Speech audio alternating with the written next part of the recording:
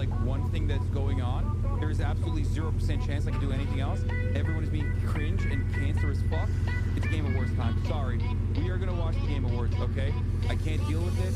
I know there's 20 minutes left, but they're already showing stuff, and nobody, and I mean nobody, wants to miss out on a single second of my fucking soy-facing ad! Oh, fuck! That's it! Save a lot!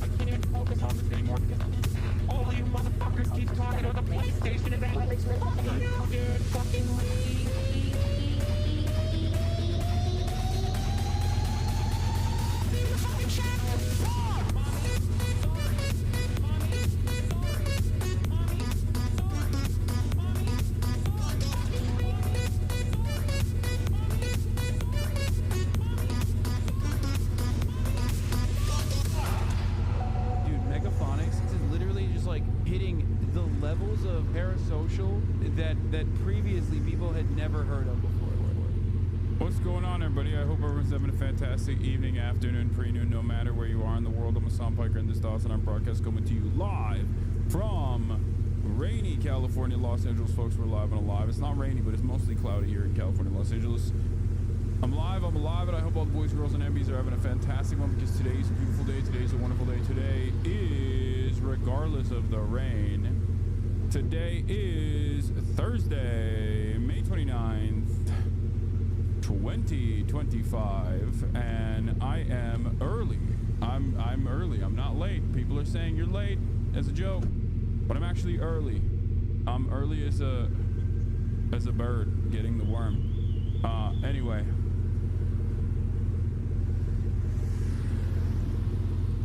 I said it's rainy, but it's actually not rainy. It's just cloudy. Hassan being early is a recession indicator. Yep, that's right. But this is part of the broadcast where I tell you about my personal news about what's going on in the world of Hassan Hasanabi Piker in between the time period where I press the stop streaming button and press the start streaming button. So help me God. Part of the reason why I'm early is because I gotta end early because we gotta do the Fear and podcast.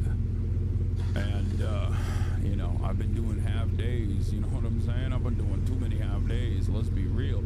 Quiet quitting allegations. I mean, 3 days in a row, I'm like hitting 7 hours. What the hell's going on, you know? Everyone in the media thinks I'm doing 8 to 10 hours a day. Meanwhile, I'm out here doing not 8 to 10 hours a day, you know? And that's messed up. So we got to fix that. We got to fix that. That's why I'm here. The boss made the boss call. That's what happened. Hold on. I'm also like,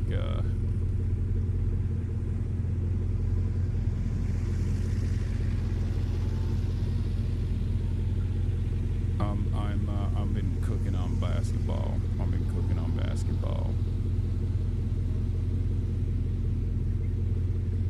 I'm just posting a basketball video because, honest to God, who you got winning it all in the NBA Finals? Knicks. New York Knicks, baby.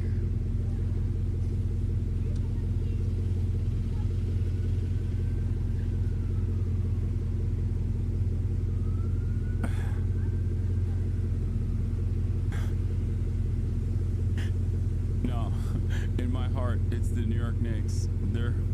There's comeback possible. They're in. They're gonna do it. What the Halliburton? What the Halle-Berry? What the hell? What the helly? Told my girlfriend if Knicks win, we go to New York for vacation in wintertime. Let's go. Yeah. Anyway. What were we talking about? Oh yeah, personal news wise, ended the broadcast yesterday, another freaking half day at 6 hours and 58 minutes. It's the shortest. People are saying it's the shortest on record. Okay, what's going on with this guy? Well, let me tell you what's going on with this guy. This guy, he's been tired. Okay, don't know why, don't know what it is. But I've been getting tired, and I do know what it is actually. It's probably because I don't do anything other than constant commentary, and I think it just like wears on me a little bit, and then I get more tired. I need to do like 4 hours of news. There was a point in time where I would do like 4 hours of news, and then I would move on and do like fun shit. But there's literally nothing fun in the world for me. Like, I look at videos, like React videos. I look at React videos that I normally would get excited about, and it's just like, it doesn't excite me. I am realizing I have become the annoying politics frog. You know what I mean?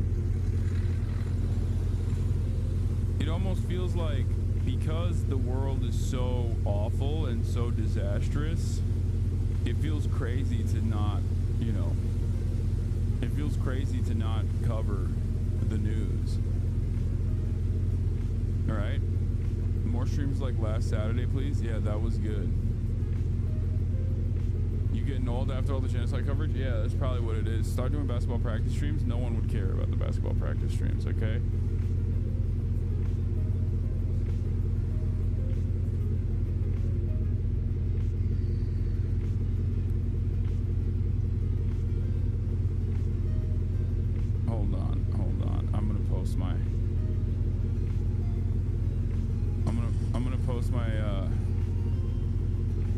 My video here. Okay.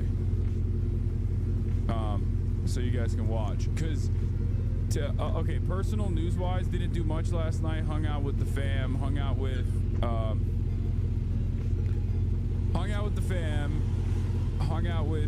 my mom, my dad, my brother. We're big chilling, you know, we're chilling big time. And after that, I watched more Andor. It is a direct analog for Palestine. I am convinced. At first, I thought from afar, when a lot of people were saying like, "Oh, this is like about Israel-Palestine. This is about Israel-Palestine," I was like, "Ugh, okay." Not everything, dude. Like, a lot of people, in my opinion, a lot of people are you know, wish casting. Like, they're trying to say this is like a one-to-one, but it is a one-to-one analog. I mean, it literally is. It's just like, I mean, it's not just a one-to-one analog for, you could say it is written by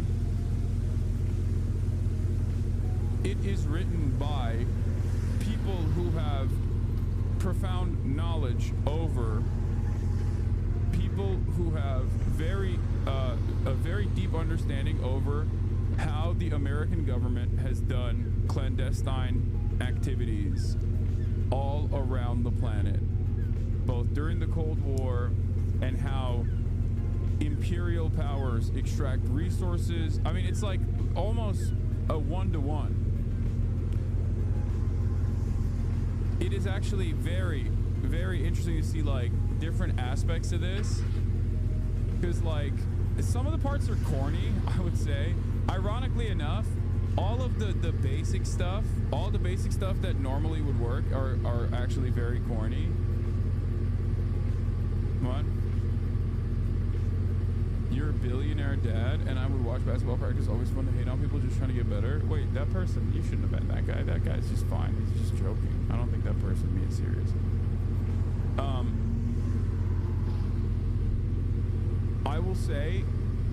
I will say that, what episode are you on?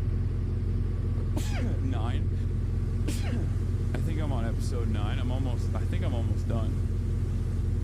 Star Wars always has been, I mean, George Lucas has always very openly said that like the Empire is America, and the good guys are tailored around the Viet Cong. Like, he's not shy about that, right? Andor obviously is written by someone else, and I really like the first season of Andor, but the second season of Andor is really really cool, because like even the sniper rifles perched up on a mass protest that is designed with like a bunch of you know, with a bunch of like fake explosions that take place to really drum up some kind of resistance force from the Empire with the ultimate goal of like resource extraction. All of that is pretty blunt. I mean, it's not even, it's very on the nose. And yes, Euromaidan protest is what came to mind when I was thinking about the sniper rifle. So I will say, I will say it was very, very interesting seeing that in an American work. But it makes sense. I mean, dude, it's great. It's a great show. It's not only a great show, but it's also very, I mean, it's like, get your liberal friends to watch it and be like, this is America. The Empire is America. And I think maybe they'll understand it better. Anywhere where the United States of America has had similar experiences to Gorman.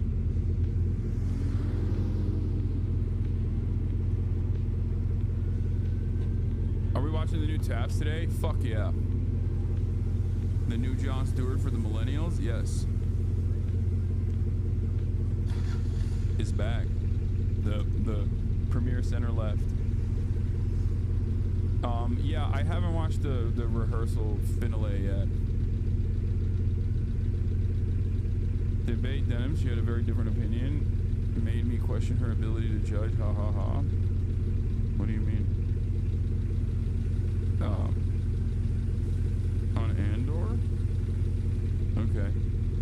But yeah, other than Andor, went to bed, woke up early, and actually took Kaya to the park early. And the reason why I did that, and I bawled early, and the reason why I did that was because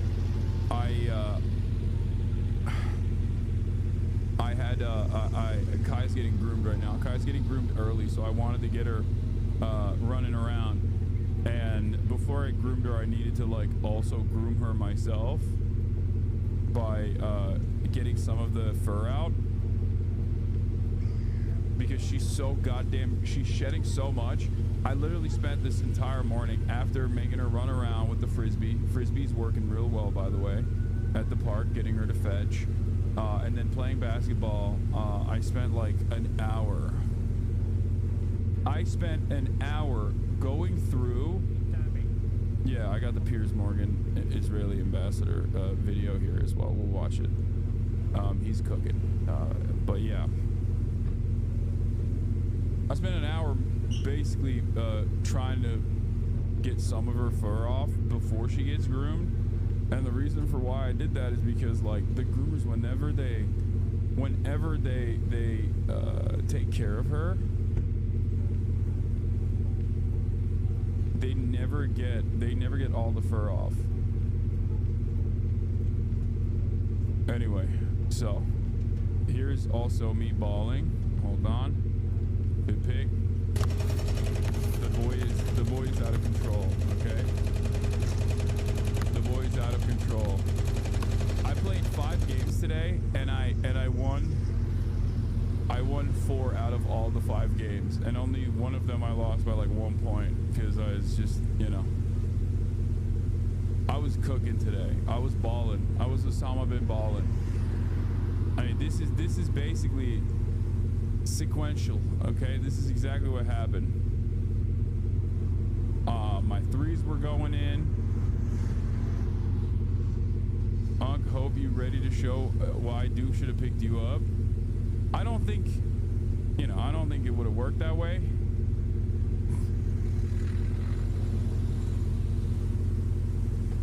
But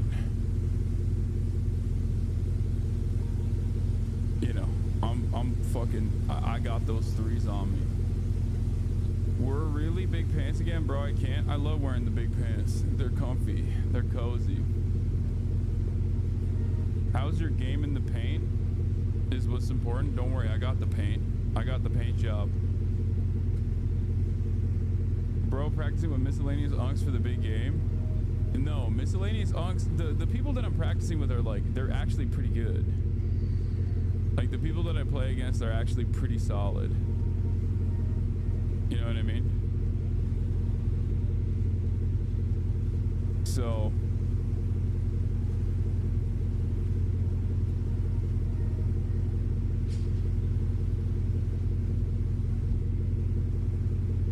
Did you see Trump's reaction to his trade policy being called taco on Wall Street? Yeah, I did. It was fantastic. MAGA has been melting down at Mothma's speech, feeling that it's targeted at them, and Trump is a self-report if they relate to the speech. There are plenty of TikToks and Reels about it. Oh, really?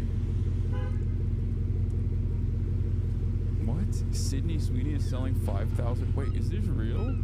Sydney Sweeney is selling 5,000 bars of soap that contain drops of her own bathwater in collaboration with Dr. Squatch. What the hell? Bro, she's like... She is an immensely famous A-list actress. What the hell? Why is she doing that? I mean, like, I'm gonna buy one, but it's just like weird that she's doing it. You know what I mean? Like, if an opportunity presents itself, you gotta buy one, right? Like, obviously. But like, still odd that she's doing that. You know what I mean? Like, when I say I'm gonna buy one, I mean, like, I'm probably gonna buy as many as I can, right? I assume there's a limit to how many they let you buy of those things, right? But like you got a cop, you have to. You have to dribble lower and tighter. You're gonna get stripped like they're throwing money at you.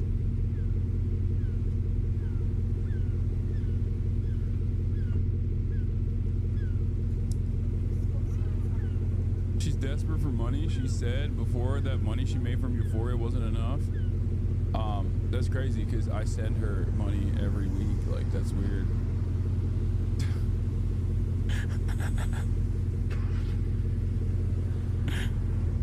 That's odd. I thought it was enough, like, with nothing in return, no demands in return, you know, just like to make sure she has like spending money, like walk around money, that type of shit. Because like, I think she should be able to have that. Like, she is a fantastic actress, and it's a real shame that we don't fund the arts enough. And I fund the arts because I'm a feminist.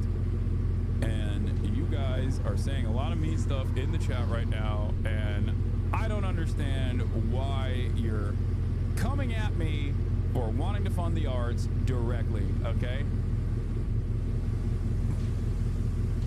That is very messed up. Some of you act like you want this socialism shit.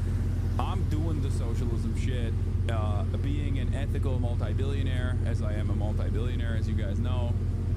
And yeah,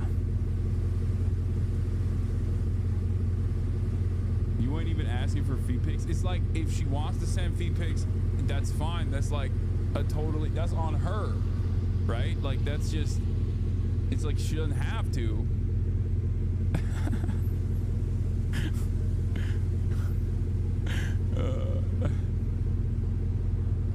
Okay, all right. In any case, let's move on. Did you forget to do something with yourself this morning? It's too early for this conversation. It's never too early. All right. How come you never do stuff like this for your fans? What do you mean? I give you feet for free.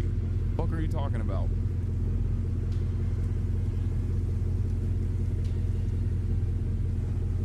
I give you feet for free. All right. That's it, though. That's all I got going on in my life. I give you armpit. I give you nipple for free. Hasan is a fraud. Okay, I don't have bath water, but okay. Second court blocks Trump tariffs as unlawful.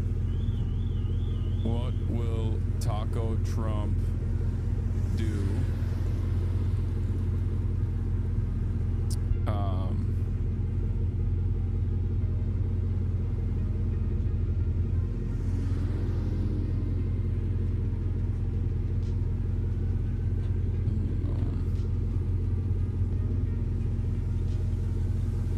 Half of chat acting shocked at first, but then saying, where? I see you little freaks. Yeah.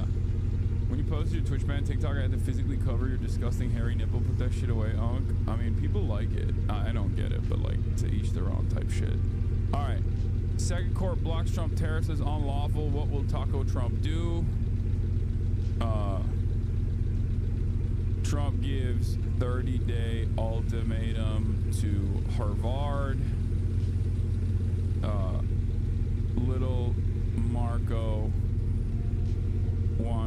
to ban Chinese uni students. Racism is alive and well in the U.S. Get in now. There's Luigi news? I didn't even see that. Any collab in DreamCon? Well, initially I wanted to collab with NMP, Nick Pollum, as I have done in the past. But unfortunately, I can't because he's not even in the country, from what I understand. Like, he was down to do it. He said he was down to do it, and then he just wasn't down, I guess. I don't know.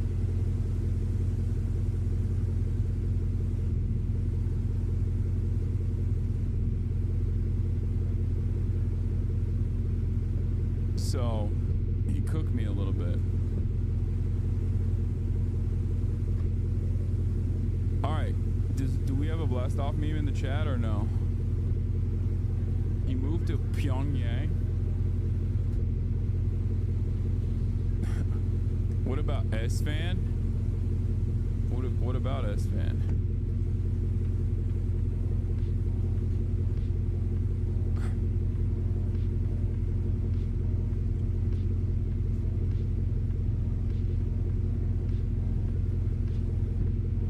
I don't think S-Fan's gonna wanna do a collaboration with me, considering that he's out there trying to farm the no politics on the website likers on Twitch, on Twitter.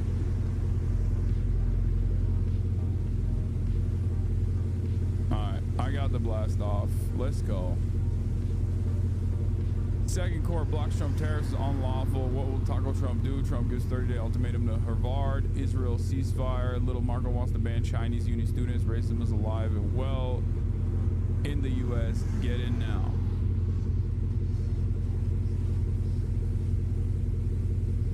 No politics, only reacts, please.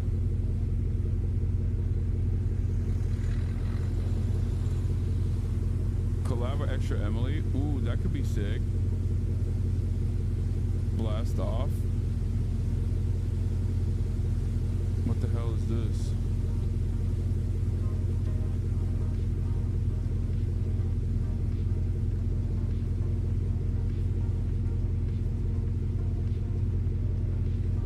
Sinner or Extra Emily, please? Extra Emily would be dope. I'm gonna hit her up, but she's probably doing stuff. These guys are all too big. They don't want to collab like that.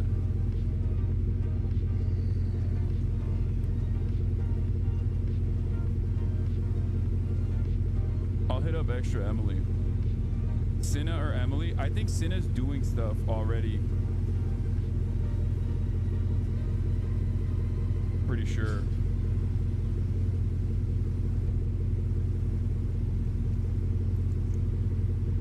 Luigi news, you need to go to San Francisco for this. Luigi the musical? No.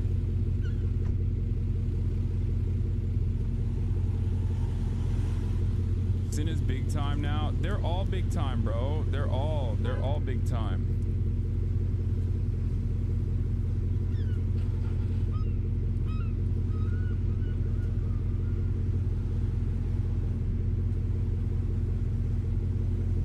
But this again, remember, DreamCon is in, like, it's not in Austin, it's in Houston, which is very far, I think, from Austin. So Sin is in France right now. It's on. No, they're going to DreamCon. I know she's going to be at DreamCon.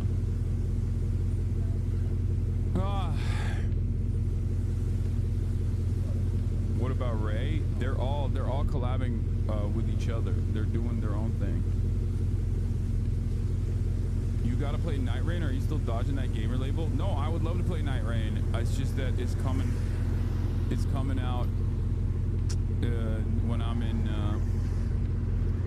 It's coming out when I'm not at my base, at my station. You know, but when I get back, I'll play Night Rain for sure. What about Nephew? I don't even know if Nephew's going. Is Nephew going to DreamCon? I think he probably is. But again, these guys are all going to be doing their own stuff. So. Oh wait, it's coming out in 4 hours, little bro. Oh, okay. I'll play Night Rain tonight.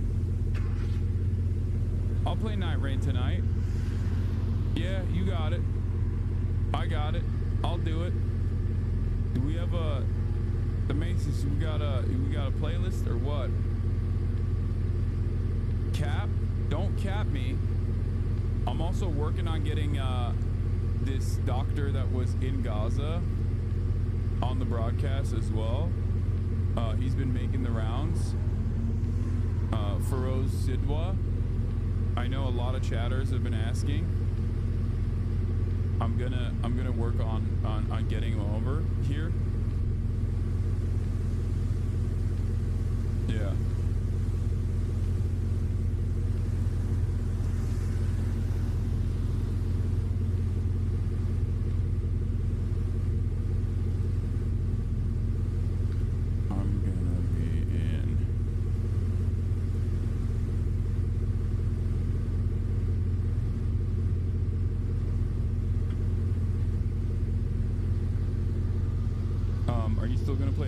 Solid Twin Snakes on GameCube, yes. On PC, it's in 5 hours, not on PS5. PS5, that's later at midnight. Never going to beat that gamer accusation now. Yeah, I mean, I'm trying to.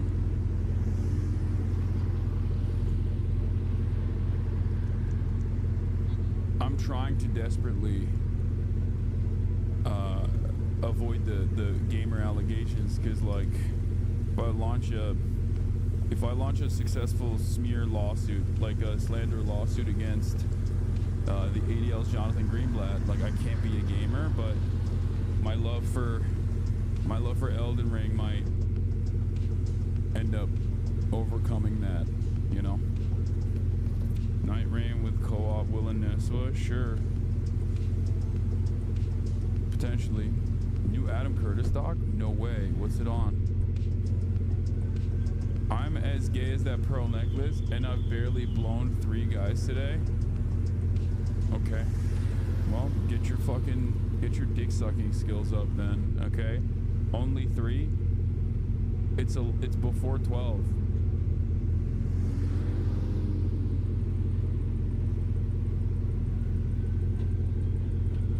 I saw bits and pieces of Anthony Weiner on TARIFFS, and it looked amazing, so I'm probably going to do that as well. New series by Adam Curtis is coming to BBC iPlayer, Shifty. Shifty shows in a new and imaginative way how over the past 40 years in Britain, extreme money and hyper individualism came together in an unspoken alliance. Oh my god, no way. My goat is back. Is this available already? Can we rip this and watch?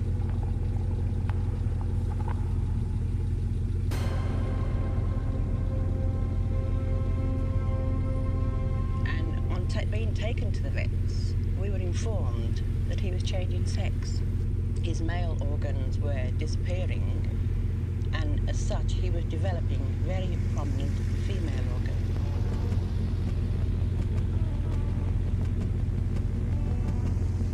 There come moments inside us when the foundations of power begin to move. No voiceover?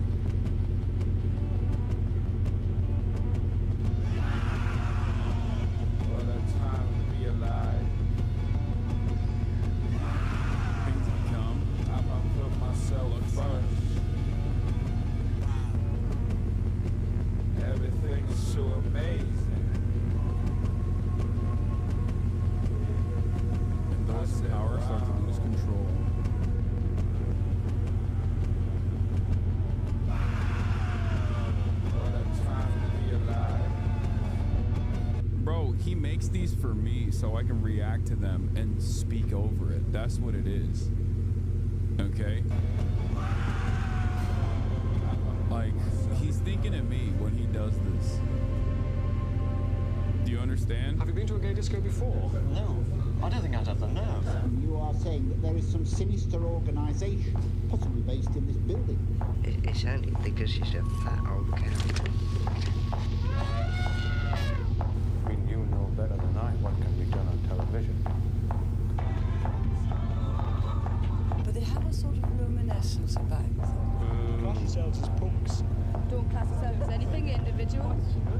the world stopped talking about. You can do anything with sound? Yes, we can do anything with sound. Anything can do anything. As soon as they find out that you're female, it's like, no. It's the people, you know, because they're trash of the trash, right? You decided not to watch Trauma Zone because it had no voiceover? Why do you have to lie again? I don't know, man. I'm just fucking memeing. Why do you have to get super serious about everything I say? Hideo Kojima offliner, like the absolute worst chatter, so consistently. Taking things way too fucking serious. Why do you have to lie again? God damn, he bro. got a shotgun and he decided the best way for all of them was to shoot them all. Oh, well, what can you name? Any of you, any suggestions?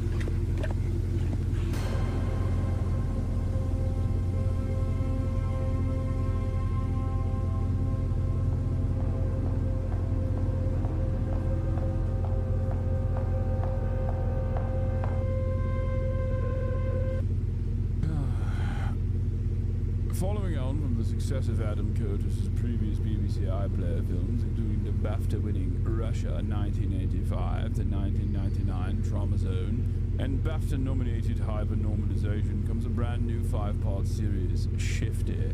The series shows in a new and imaginative way new prem story. Oh, I want to look at that too. In a new and imaginative way, how over the past 40 years in Britain, extreme money and hyper-individualism came together in an unspoken alliance. Together, they undermined one of the fundamental structures of mass democracy, that it could create a shared idea of what was real. And as that fell apart, with it went the language and the ideas that people had turned to for the past 150 years to make sense of the world they lived in. Oh my. Oh dear. Indeed, indubitably.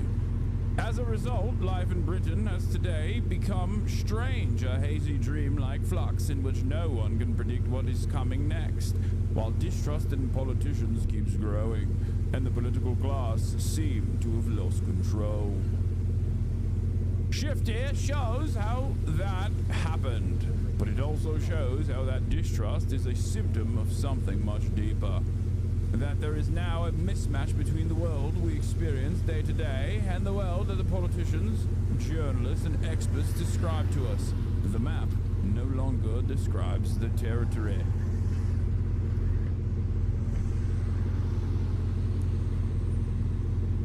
I think one day we will look back at the downfall of the USSR and how much of a self-inflicted wound it was on America itself and in the Western world itself, because its existence, USSR's existence, created a counterbalance, a counterweight, and therefore it forced capital owners to not focus on endless greed, but at least allow some semblance of welfare, some semblance of regulations to hold back the unlimited greed, because they were fearful that if they weren't able to do so, and that contradictions worsened under capitalism, that the alternative, the USSR, was right there, and it was too scary that there was a different organization of the economy the world could point to and demand.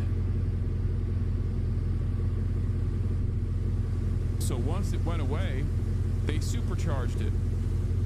They supercharged it. And here we are, living in the ashes of that unlimited greed. Ironically, it created competition in the political market. Yeah. All right. Do we have the playlist? Do we have a playlist or no? Because if not, I'm gonna get started. We got a lot to talk about.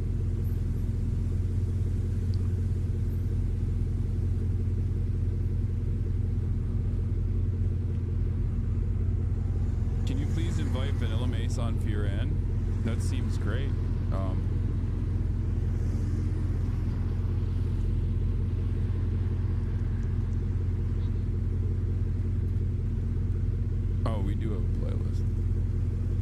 this green tea? No, it is not green tea. This is coffee. I'm drinking this coffee. A cold brew coffee. Cold brew concentrate mixture with water. Out of my commemorative King Charles III mug. This vestibule for the consumption of coffee comes directly from the heart of the British Empire. To commemorate the ascension to the throne of His Majesty, King Charles III, September 8th, 2022. That's right, look at his beautiful mug. And that is not a double entendre. I am, of course, talking about King Charles, the bloody lad.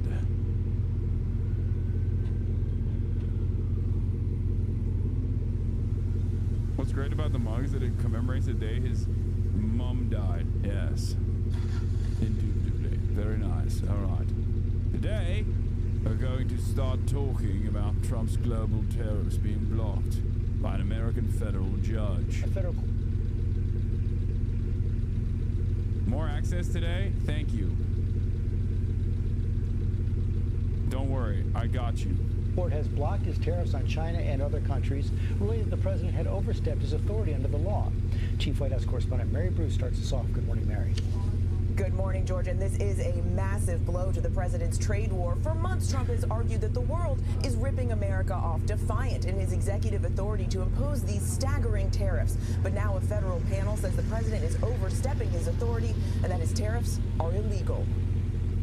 Overnight, a staggering setback for President Trump's aggressive trade agenda.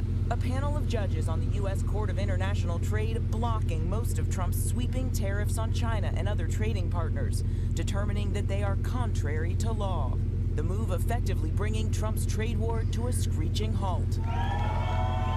In April, the president declared a national emergency to impose his so-called reciprocal tariffs on goods from every country that trades with the U.S. without seeking approval from Congress. My fellow Americans, this is Liberation Day. As markets roiled, Trump defiant. I know what the hell I'm doing. But overnight, the federal panel ruling that the law does not authorize the president to use emergency powers to issue tariffs, and that his executive orders exceed any authority granted to the president.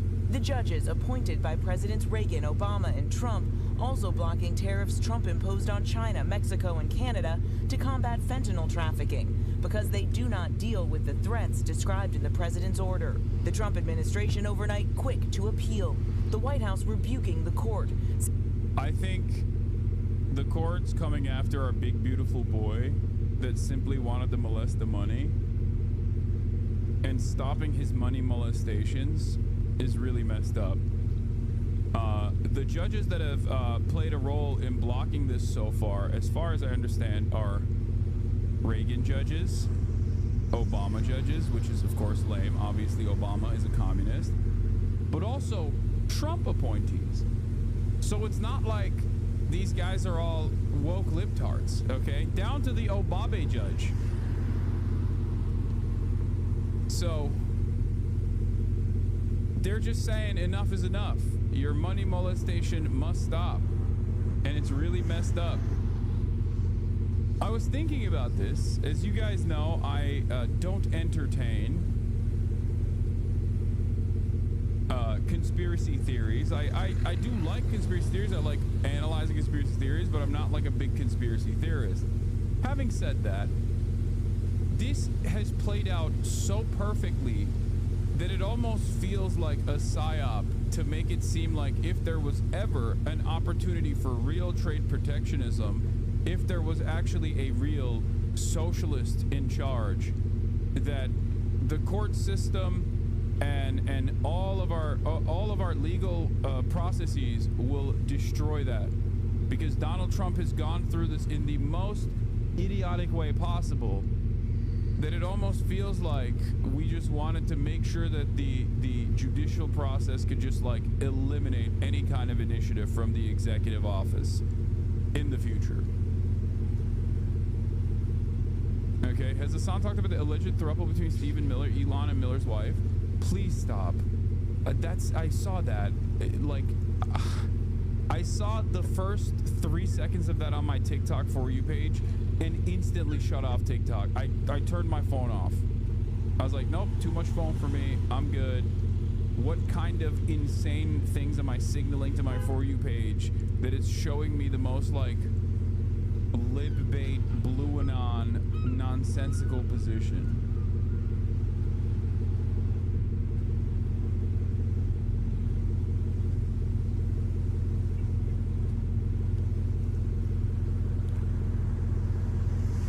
Of course, while all this is happening, the Trump administration says it will appeal the tariff ruling. This is from yesterday. A reminder to watch this play out in courts and beware the volatility that surrounds it. Also a reminder that rule of law in American court system as a balance is a huge reason investors flock to the U.S. If there's a perceived breakdown with this issue or others, it would mean a breakdown in confidence of inbound investment. An observation: for the past month or so, I've had CEOs and CIOs of major U.S. and international corporations and investment firms pull up lawsuits, including far outside of tariffs, such as Harvard's, with the briefs saved handy on their cell phones. They're watching for fairness at the end of the day to see that the system holds up. I think a lot of people don't understand how important this is. As someone who grew up in Turkey, let me tell you, okay? There are, at the end of the day, you either need to have an incredibly cheap manufacturing base so that you can offer super profits to multinational corporations like China does, or you have to have an incredibly solid, transparent legal structure so that your investments are kept safe. At least there's some sort of legal restitution that you can get. America offers a court system and a functional, I guess, like judicial utopia in comparison to many other countries. The reason why I'm making this comparison with Turkey is because when I was at Bloomberg in Turkey, Bloomberg Habertürk in Turkey, this was one of the things that came up quite frequently when I think this was like the era of privatization for Erdogan. I mean, there's never not been an era of privatization for Erdogan, but I remember vividly there was one meeting I went to with like MBA students. There's something above an MBA, I forget what it was, but the most important thing that they were talking about is like, in order to bring in foreign capital into the country, there needs to be some kind of there needs to at least be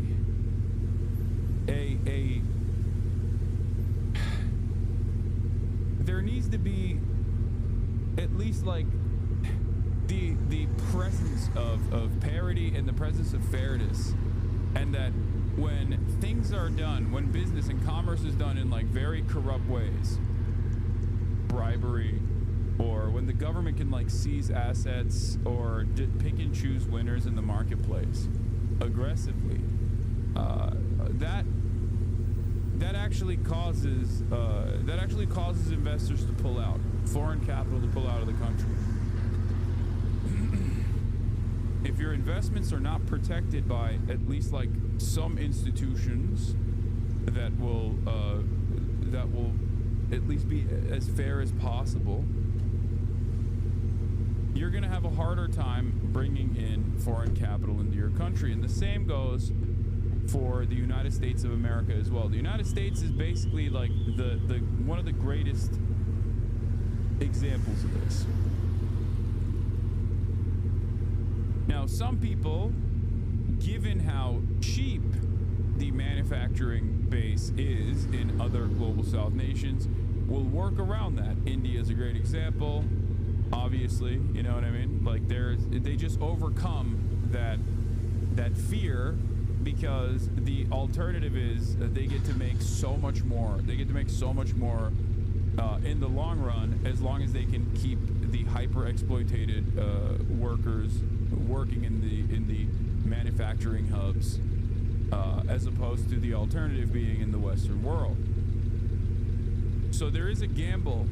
There is a risk to reward ratio there for a lot of foreign investment. But for the United States of America, we don't have a cheap nor robust manufacturing base. The only thing we have is the courts. The only thing we have is the institutions. So Trump is not only molesting the money directly, but he's also kind of molesting the process.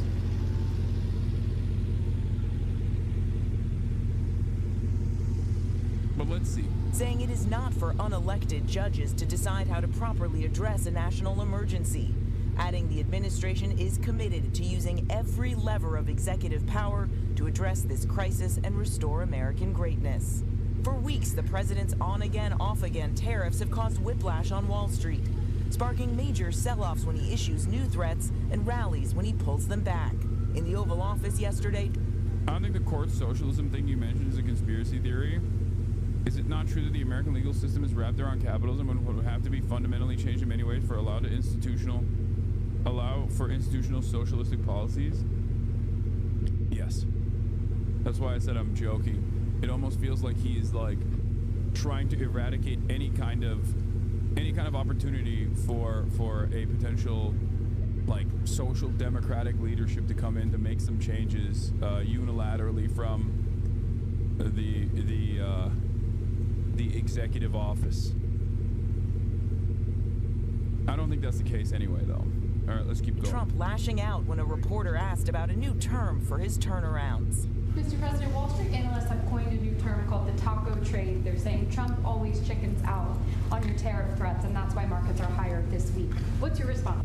I'm not kidding when I say this. This, I think, originally came from the Financial Times reporting, and Financial Times has been kind of carrying the entirety of Legacy Publishers of the West on its back for the past year and a half.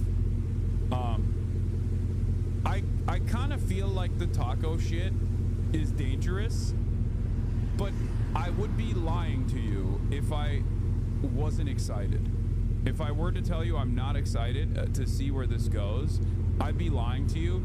And I kind of feel like a lot of people that have been, that feel as though they've been fucked over by these systems also want to see how badly Trump can blow this shit up.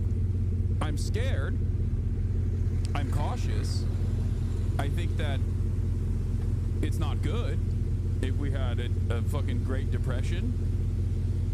But also at the same time, don't you kind of want to see where he will take this a little bit? Like, there is at least for me, there is this morbid curiosity, and I want to see, like, how badly could he molest the money? How badly could he fuck the bag up? It's almost like I think there are a lot of people who, like, deep down inside, there's a lot of people who are like, I kind of want to see where this goes. That's because you're rich, asshole. Yeah, if he fucks the bag up, he fucks the bag up for me too. What are you talking about? The rich assholes are the ones who are freaking the fuck out over Trump's money molestation policies. What do you mean? The rich assholes are literally the people who are like, do not fuck this up for me. I am making so much money right now. Who do you think? Who do you think is more freaked out? I know everyone is saying that's because you are a rich man, you are privileged, you won't end up in the streets. But like, chatters. I know. That's why I'm saying I'm cautious. That's why I'm saying it's like, that's why I said it's a morbid curiosity, and it's almost like a, what do you call it? It's almost like a, like, you know, it's bad. It's like the call of the void, okay? It's like, you know, when you step next to the ledge and you're like, you know, there's just like a brief moment where you're like, that's crazy. It's the call of the void. So I know it's bad. It's an intrusive thought. It's an intrusive thought, exactly. But it's funny when people go, you are privileged, but it's like, it's the most profoundly privileged people on the planet that are literally actively trying to stop Trump from fucking the bag up, or them. Do you see what I mean? Like, on the one hand, I recognize Trump nuking global trade is destructive, as I've covered extensively. On the other hand, there is this like, this system is so fundamentally flawed. On the other hand, there is this like weird little inkling inside of me, this weird little voice that's just, you know, an intrusive thought that I'm being perhaps a little too honest about, that goes, how far could he take this? Like, how far? What would he do? What could he get away with? Do you see what I mean?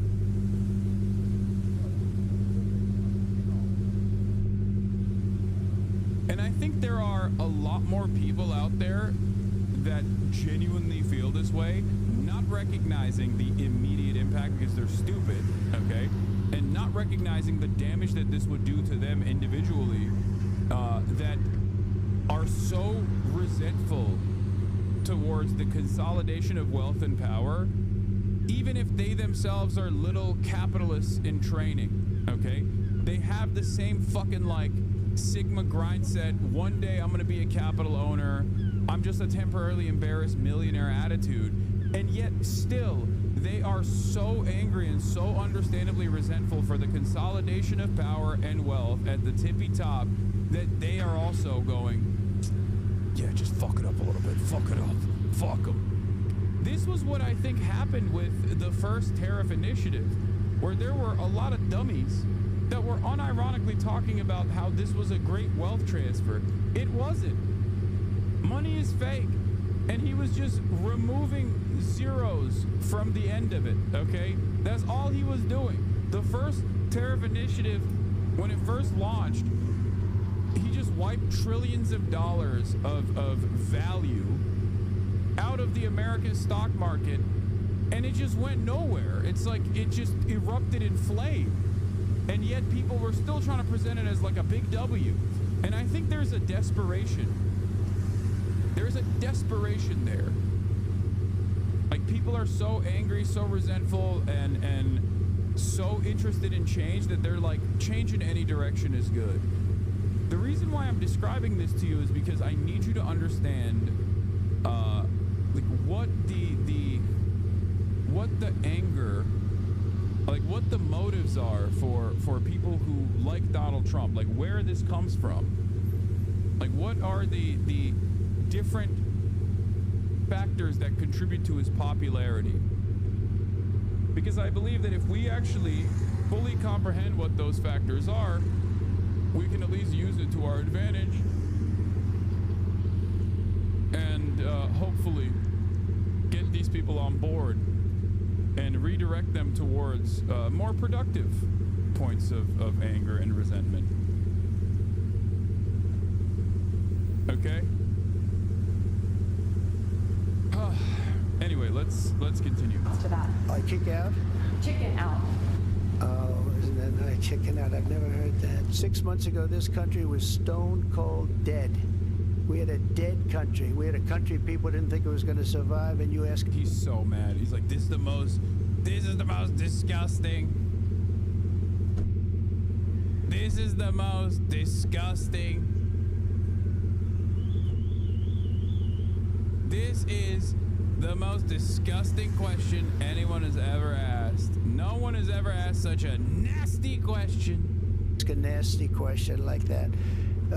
It's called negotiation. The court has now given the administration 10 days to halt these tariffs, and the Justice Department is now appealing, setting up a legal fight that could soon reach the Supreme Court. George. And Mary, the Washington Post is reporting that this Qatari plane deal, which the Defense Department had said had been finalized, actually hasn't gone through. Yeah, and despite those claims from the Defense Department, the Washington Post is now reporting that the U.S. and Qatar have not actually finalized a deal for the transfer of that. They won't even let me have my jet. It's messed up. They won't even let me. They won't even let me have my jet. You don't want me to have nice things. They don't. The Democrats hate you and they hate me. They don't want me to have nice things. That $400 million luxury jet that Trump plans to use as the new Air Force One before being transferred to his presidential library. Now, according to the Post, Qatar still wants to clarify the terms of this deal, including making it clear that the transfer of this jet was initiated by the Trump administration. None of this, though, is expected to derail this deal. The plane's already in the U.S., but it is sure to continue and to spark those legal concerns about this transfer, George. It's all about those legal challenges.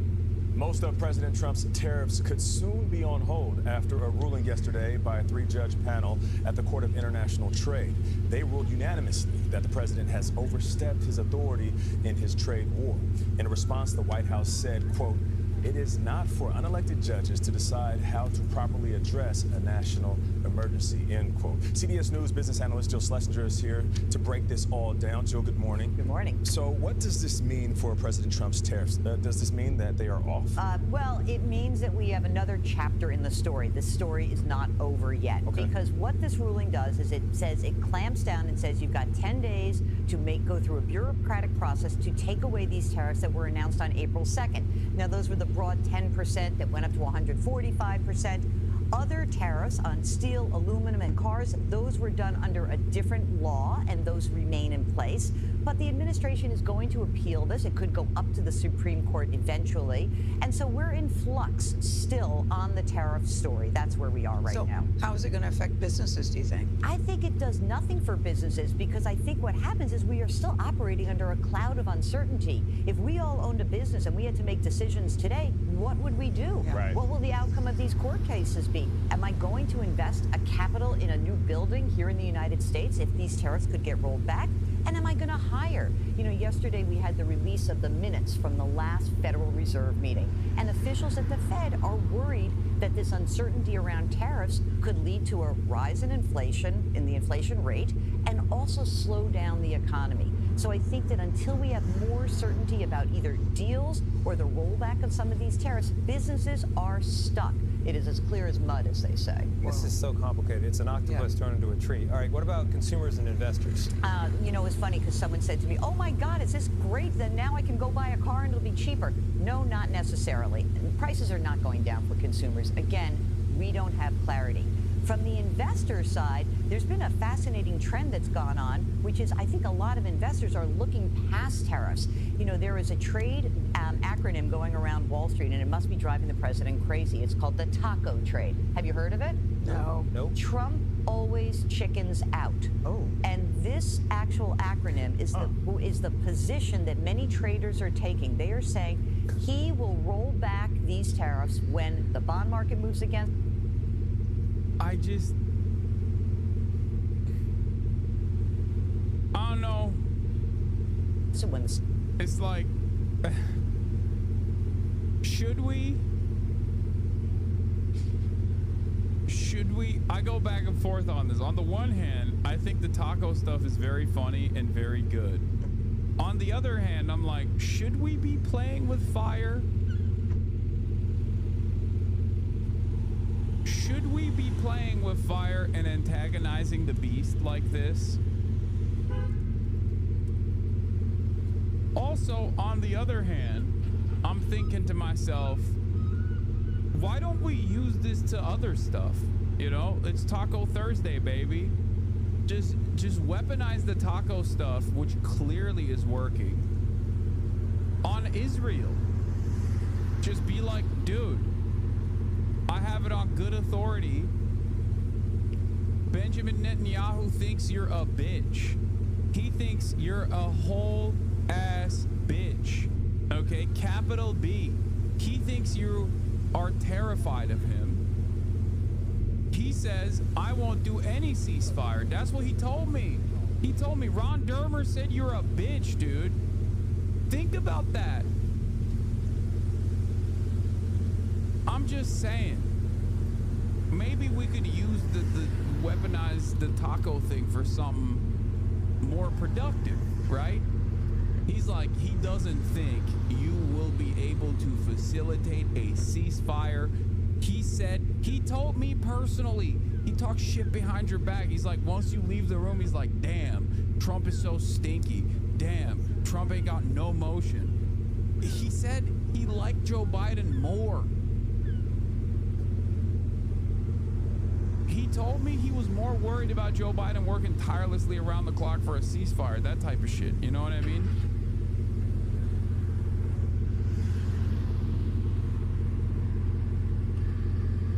I'm out of options, man. I'm out of options. Okay, you know, do you have a better alternative? I don't think so. Do you have a better alternative other than manipulating the fucking fragile ego of Donald Trump?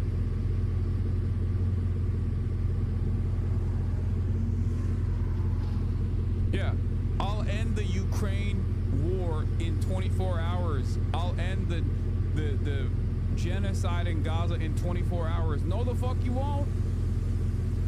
Taco shit, dude.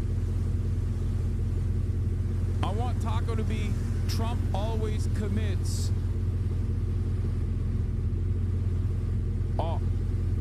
Openly. Trump always commits openly. Yeah, not Trump always chickens out. That's what I want. Stock market moves against him. And so we are seeing stock futures rise right now in the pre-market. But what is clear is investors believe the tariff story is in the rearview mirror. We don't know if they're right yet. We just know that that's what they think. Never heard that phrase. Taco trade. Yeah. Always chickens out. I hope Trump doesn't hear about that. Yes. He knows about it. It's from a Financial Times columnist. All right. Dr. Navarro, welcome back to the programme, sir. First of all, I think we've got to get into the ruling overnight. Have you spoken to the president? And ultimately, what's his reaction to what we heard? Haven't spoken to the president yet, but... This is the libbest you've ever been, maybe? Because I'm desperate, man. I'm desperate, okay? I'm desperate. What are you talking about? It's literally the same reason why I was like, look, man, I don't really care. Obviously, it's a bribe that Qatar gave Donald Trump a $400 million plane. Like, it's not... That's a bribe. Like, everybody knows that's a bribe. This is just how he operates. If that bribe moved him even marginally in the direction of a ceasefire in Gaza, like, I don't care. It's awesome. I'll fly to Qatar right now, you know, and kiss the feet. Do you see what I mean? It's more so coming from a place of desperation rather than joking. You're spot on that anything that drives him insane is great. Yeah, I mean, that's funny. It's funny that it drives him insane. But it's also like when you're that desperate, you'll use whatever you can to your advantage. Why is the view count so low? What's going on? I started early today, and when you start early, it just like cooks. I've trained my audience to basically watch me after 11 a.m. And instead I started at 10, which implies that it probably doesn't send out notifications to many people. Many people on Twitch.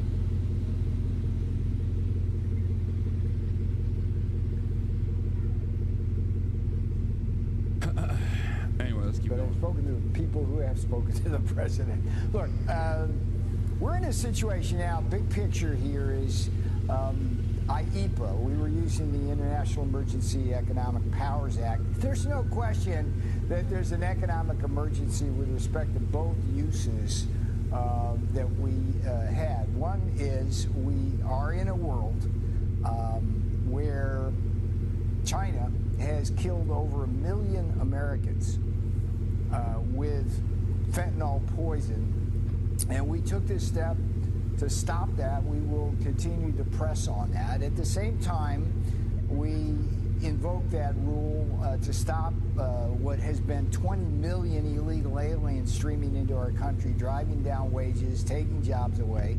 That's an economic emergency. And on top of that, the world continues to steal about $1 trillion a year as measured by the trade deficit. And that's an economic emergency because it's transferring our wealth abroad. So we think we have a strong case. Yes, we will immediately appeal and try to stay the ruling. But at the same time, the court, interestingly enough, basically said we were right, just use different rules and laws. So nothing has really changed here in that sense. We're still, as we speak, having countries call us and tell us they want a deal. So these deals are going to... I want to close my eyes for a moment and imagine, like, I want to put myself in the shoes of a guy who hears Peter Navarro say this and then believes it. You know what I mean? When virtually everything that you can observe is going against everything that these guys say. Like, I want to know what kind of, like, who is the type of dude that watches and goes, hell yeah, they're doing so many deals, dude. They're doing so many deals. America's on the up and up, dude. Trump brought in $100 gazillion, dude. And you're like, Dad, that's not a real number. You just heard that on television. Like, what? Who told you this? Nah, you don't understand. America's on the up and up. It's the hottest it's ever been.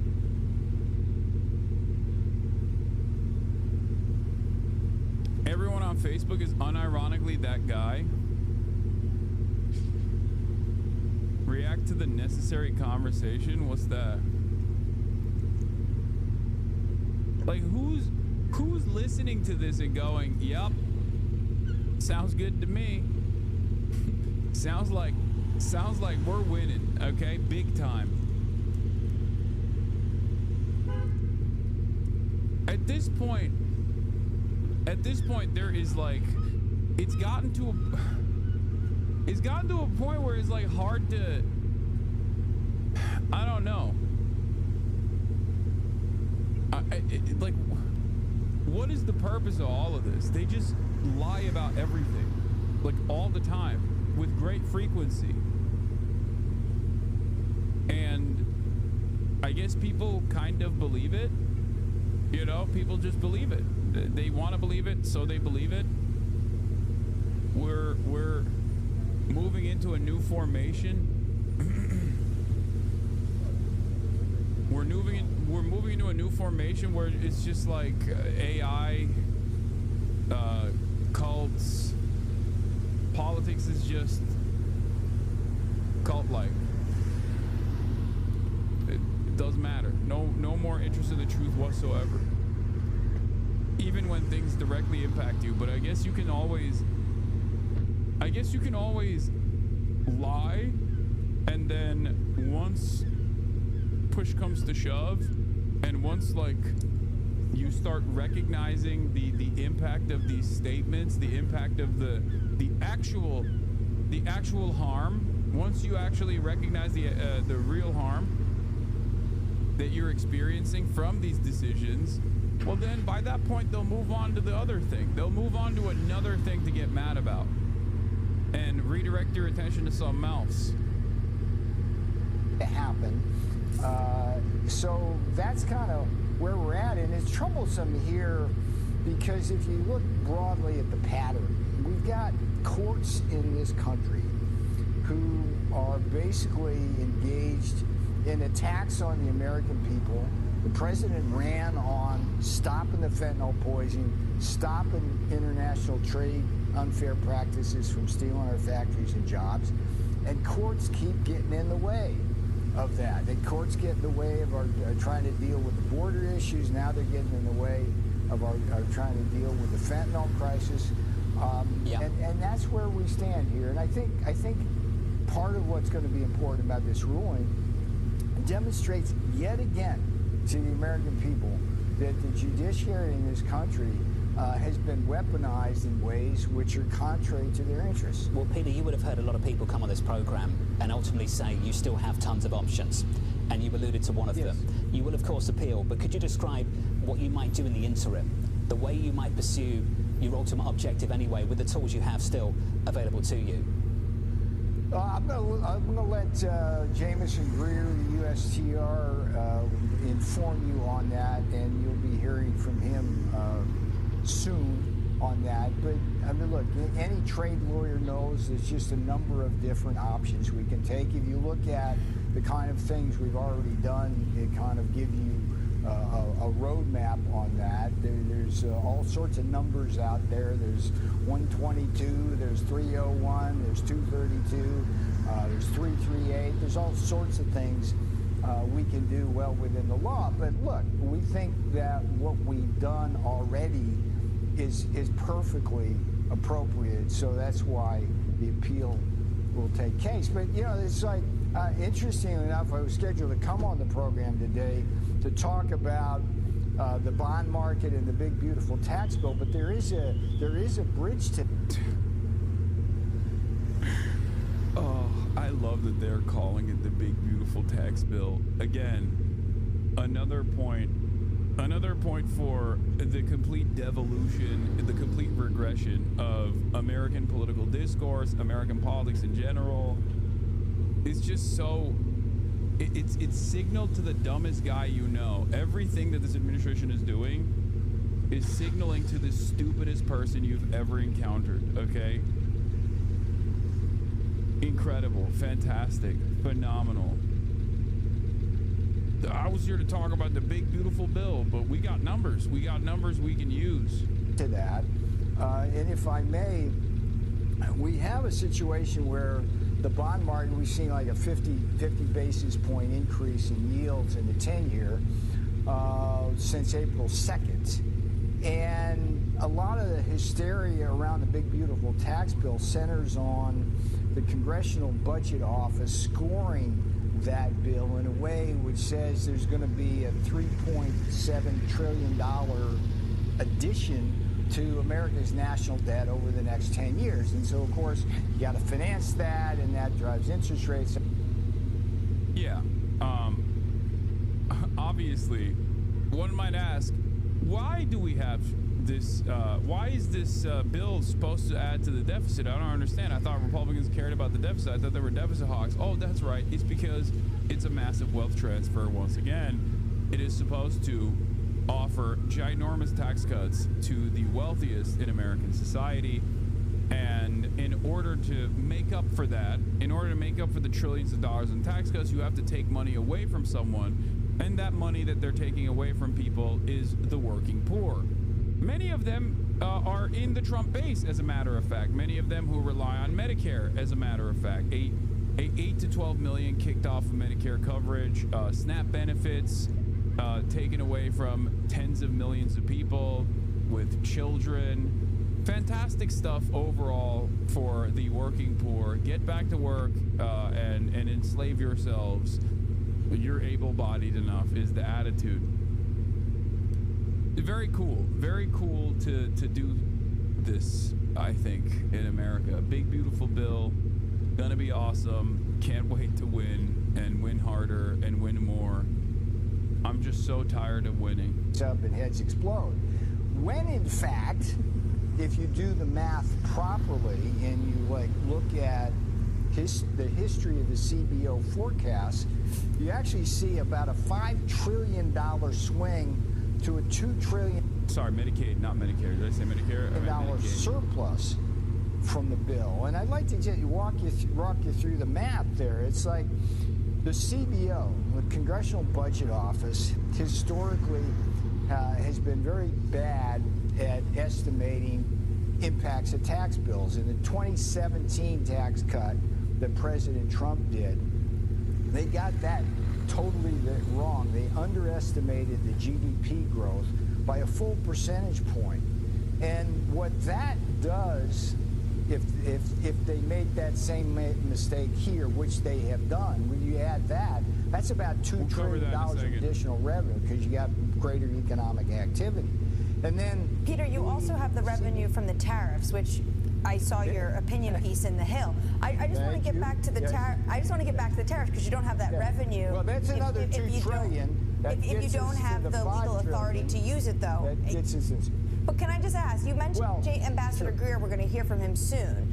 Are we going to hear from USTR about the bridge, potentially what John was talking about? If you can't use IEPA, potentially you're going to come out, the administration say we're going to use 122 in the interim. Well, the court did in some sense tell us to do that, which was interesting. But look, here's the thing. fentanyl, I just, people need to wrap their heads around the fact that every day here in America, people die because communist China puts 50-gallon drums full of these chemicals that come over to the Mexican cartels and then are made not just into fentanyl. They use the fentanyl to spike heroin, to spike methamphetamines, to spike ecstasy, and they're even putting it in prescription drugs like Xanax and Valium. And people are dying. It's been over 1 million people, 1 million Americans. And it's an economic emergency because a lot of those people are prime age working force here in America. So this kind of court ruling, the judge, I mean, look, the lead. Does anyone believe that the Trump tariff stuff is for fentanyl? I feel like obviously they wanted to do this in a way where they could declare a national emergency so that they could have even more power. Because normally, a lot of the tariff stuff, especially if it's directional, especially if it's like industry specific, is usually left up to the executive authority. Congress has historically allowed the executive office, the White House, to make decisions on tariffs. But Donald Trump knows, or at least Donald Trump's advisors know, that he can't make these broad declarative, and not industry-wide, but broad declarative tariffs on every single country in the way that he has. Obviously, as the courts also have ruled, you do not have that kind of power, right? And therefore he had to find, like, I guess his advisor to find a devious way to give him this awesome power, this extraordinary power, right? And part of that comes from declaring things a national emergency. If you declare something a national emergency, then the White House has more power than it did prior, okay? So in order to declare something a national emergency, or in order to use the tariffs as a weapon to wield, he basically said, like, oh, this is the fentanyl. It's because of fentanyl. Fentanyl's coming over the border, and that is a national emergency. Too many people are dying because of fentanyl. And then he turned around and said, that's why we're tariffing fucking Canada. And I feel like when he just did it on Mexico, it was one thing where most people are like, yeah, it is coming from the southern border, even though ironically a lot of the tariffs are, a lot of the fentanyl is coming from China by way of regular points of entry, okay, through, normal routes of commerce, okay? But having said that, when he was like, oh, that's why we're actually putting a tariff on Canada because of fentanyl, everyone was like, what the fuck do you mean? Like, it's just, none of it makes sense. None of it makes sense. It doesn't, like, I don't know why he's even, like, who believes this? Who's like, yeah, this is actually a great way to deal with the fentanyl crisis by adding tariffs, by basically slapping a sales tax, a broad sales tax on all consumer goods. We are combating fentanyl. But if the court said, if the ruling said, Peter, and we've been talking about this, page 34, 35, they say, basically, you are in your right if you use Section 122. Why didn't you guys do that from the beginning? Well, Section 122 only gives you 150 days. So there's your answer right there.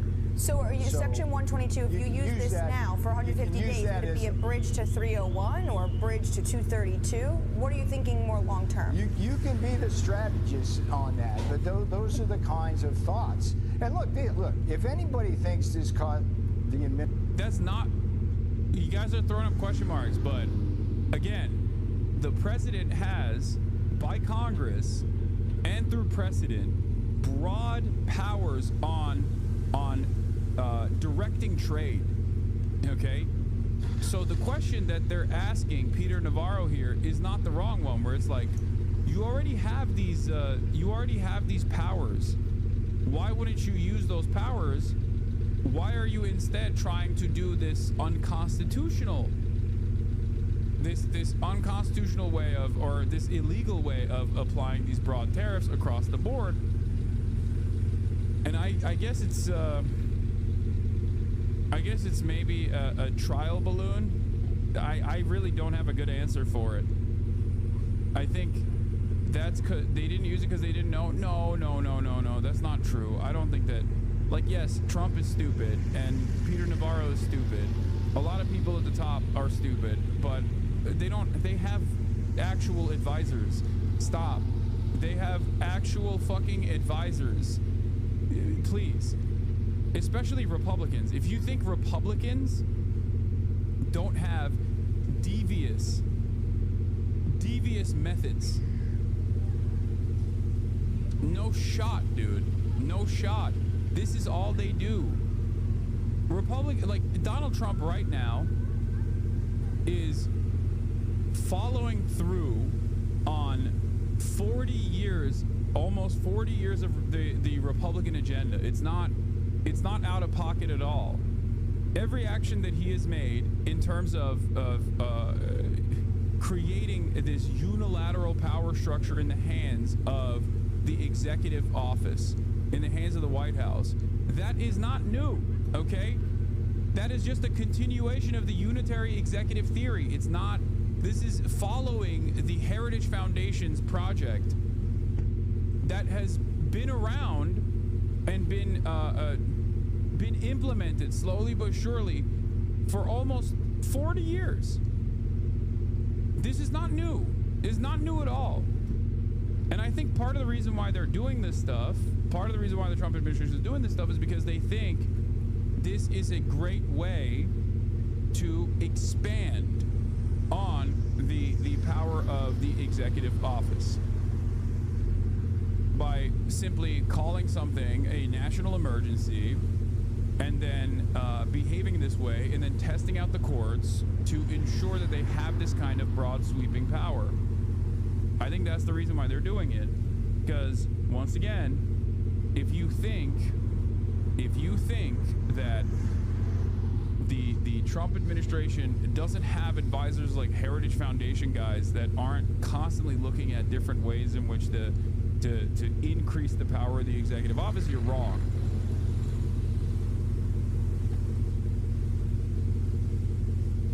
The one thing that I believe they're too incompetent to do is just like set up a false flag to greatly expand on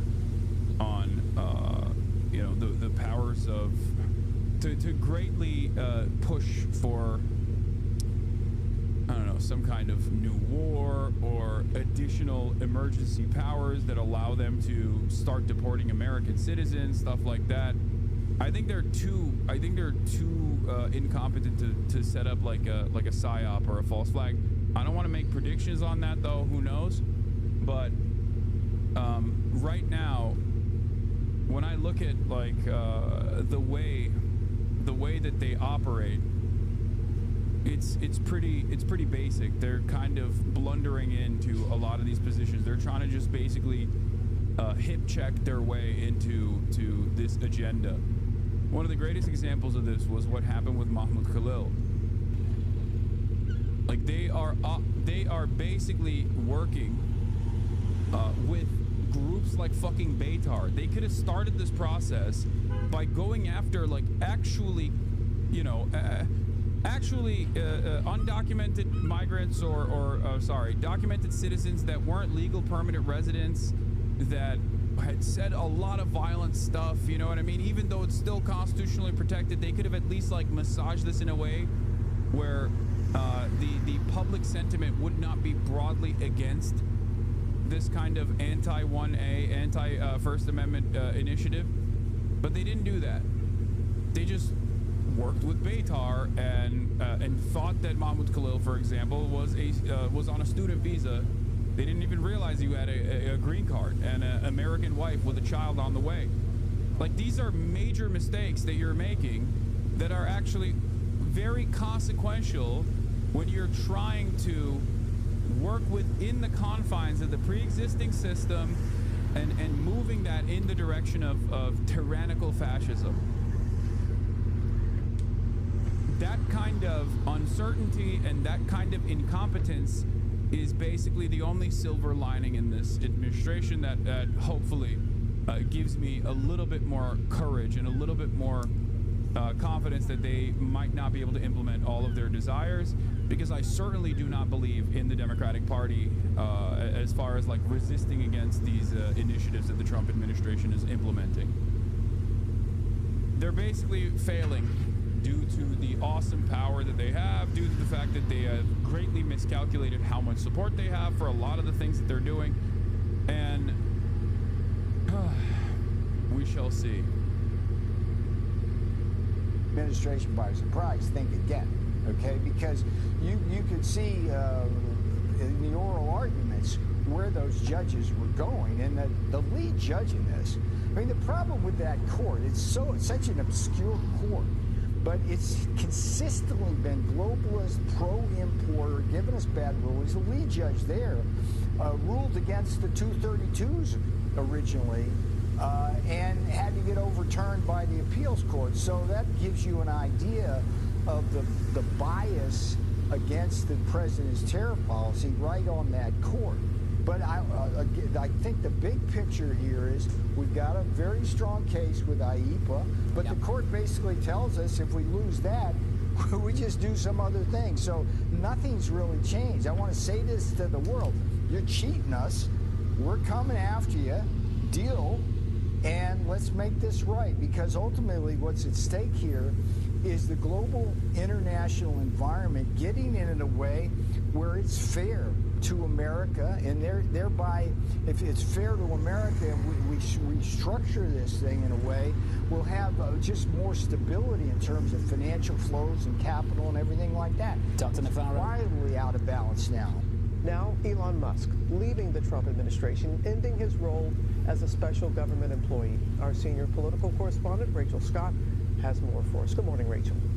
Hey, Robin, good morning to you. And he was once considered one of the president's most powerful advisors, setting up offices on the White House campus, attending cabinet meetings. But Elon Musk is now leaving the administration and taking a swipe at the president's agenda on the way out. This morning, Elon Musk is out, stepping away from his role at the Department of Government Efficiency. Overnight, posting online, "I would like to thank President Trump for the opportunity to reduce wasteful spending." For months, Musk has been working to slash agencies as a special government employee,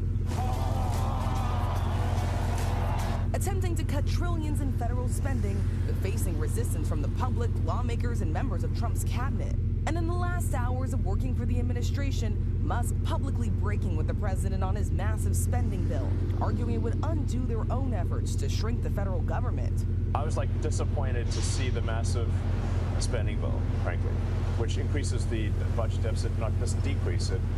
And she smells so good right now. You guys have no idea. She is little Missy over here. Oh my God. Oh my Lord. Come here. Come here. Hi. Hi. Hello. What's up with your face? You smell like apple pie. You smell so good. You smell so good. Yeah. Oh my God. Little princess is so clean. What are you looking at? What are you looking at? Yeah. Good lady. So clean. Smells so good. Kaya, read my chat. She's reading your chat. Look at her leg. Look at her leg. That's their spot.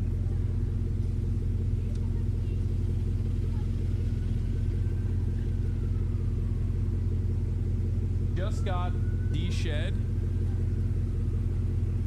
and clean, and there's still a tremendous amount of hair coming off of her. It's crazy.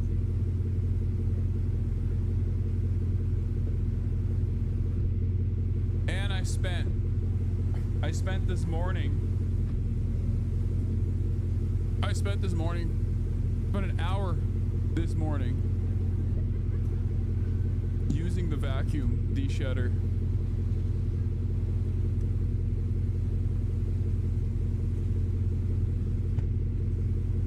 Little lady. Hi. Good girl. You're a good girl.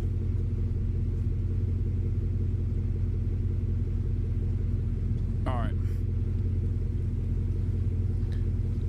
Elon Musk ends role as special government employee, as we were talking about. Hell yeah. That reminds the work that the Doge team is doing. The president not publicly going after Musk, but arguing the bill couldn't cut too many programs. Dog, get an equa groomer as a de-shedding brush? Brother, not only do I have a de-shedding brush, I have a de-shedding vacuum with a de-shedding brush head attached to it. Okay? I'm on the cutting edge of de-shedding technology, and you're over here trying to educate me on how to do this, okay? Trust, I know. Dogs with undercoats are the worst shedders. Honestly, everyone always yells at me for saying this at the gym and all around. They claim that Gaia sheds like crazy year round, but no, she only sheds twice a year for 2 months out of the year. But because she sheds so much in that time frame, people actually think that she's like constantly shedding.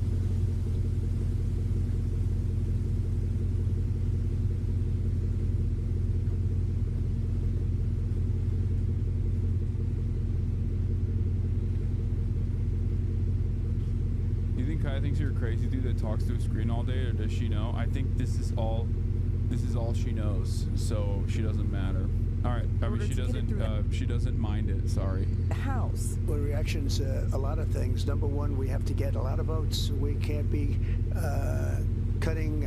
We need to get a lot of support, and we have a lot of support. We had to get it through the House. The bill Republicans just pushed through the House, officially called the One Big Beautiful Bill Act, does promise to slash federal spending by $1.5 trillion, with major cuts to Medicaid and food assistance programs. But the nonpartisan Congressional Budget Office now estimates it will add $3.8 trillion to the national deficit over the next 10 years. The bill has divided Republican lawmakers, and even the president says it's not perfect. I'm not happy about certain aspects of it, but I'm thrilled by other aspects of it. But Republicans back in their own home districts are now forced to defend the bill and other actions taken by the administration. I'm going to do the very best job I can on your behalf. At a town hall in Nebraska. No, you don't. No, you don't, Michael. We watched this yesterday because we're obviously following. We are obviously following the media is obviously following my notes, but this was a wonderful, fantastic town hall. Shouts out to my Nebraska Maoists.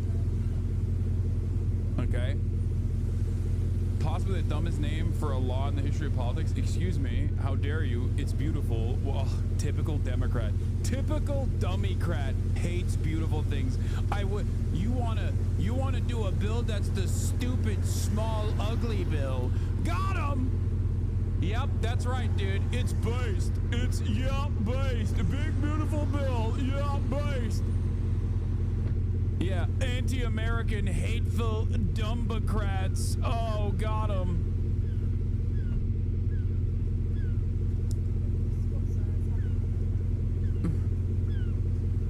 Didn't the GOP say to stop doing town halls? Yeah, this guy didn't get the memo, apparently. Big mistake for him. I legit believe they got an intern watching you and taking notes on shit, especially since Dems want to put money into growing an online presence. Yeah, they're taking notes and going, okay, he talks quite a bit about how Israel sucks and how much he hates Israel and how angry and resentful he is towards the Democrats for constantly propping up Israel as the most moral democracy.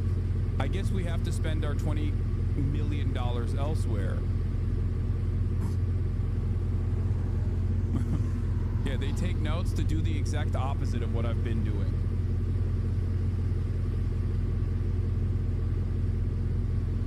What would you say as civilians we could do to stop this big, beautiful bill from passing? What's the most impactful way to make a change? Protest, call your representatives, continue going to town halls, continue making a big fuss. I don't think it's going to pass in the current ways it has been presented in the Senate regardless. But Democrats are... I am not seeing a lot of motion from the Dems right now. I have not seen any major Democrats on television talking about this idiotic bill. It's like shocking. Very little anger and resentment over this otherwise completely fucking insane completely insane bill. I don't know what's happening. Cory Booker, I guess, is too busy writing a book about his filibuster. So Schumer said he isn't voting for it, so it probably already has the votes. No, it does not. No. Don't be crazy. It does not. Part of the reason why it doesn't is because Republicans in the Senate, being insane, think that the bill doesn't fuck the poor harder. Like, there are Republicans in the Senate that are like, I'm not seeing enough death and destruction to the working poor. We need to cut more. Okay? Think about how insane that is. There's also the Trump side of this equation, which is why Trump will say there's good parts of the bill, there's bad parts of the bill. The reason why Trump is saying that and not going, I love this bill, it's the greatest bill of all time, we should do the bill in the way that it is presented, even though he goes back and forth on that too. Don't say bless you. We are not blessing anymore. Science you, okay? Logic and reasoning you, okay? Empirical evidence you. I don't want to hear bless you. This is an anti-Christian space.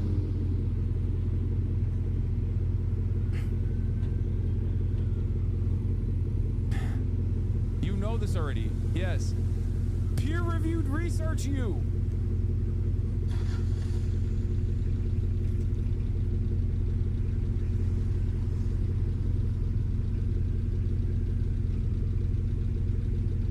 I'm not welcome here. Yes. Christian Saint Dior. No.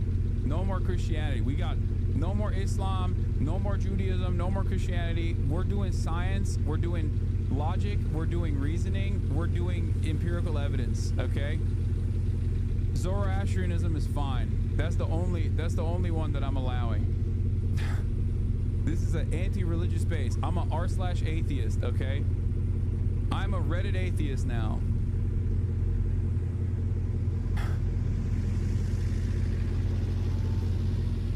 The only one that's allowed is Zoroastrianism, nothing else. Only because it's badass and pretty crazy. Like the Towers of the Dead is a wild concept that I learned in Theology 101, and that's it. No Scientology either. Republican Congressman Mike Flood admitting he wasn't aware of everything that was in the bill when he voted for it. That's like that's so gross. That's so gross. Oh, sorry. I didn't realize there was a poor child annihilator provision in the bill. My bad. Is insane. It's like, you got one fucking job, asshole.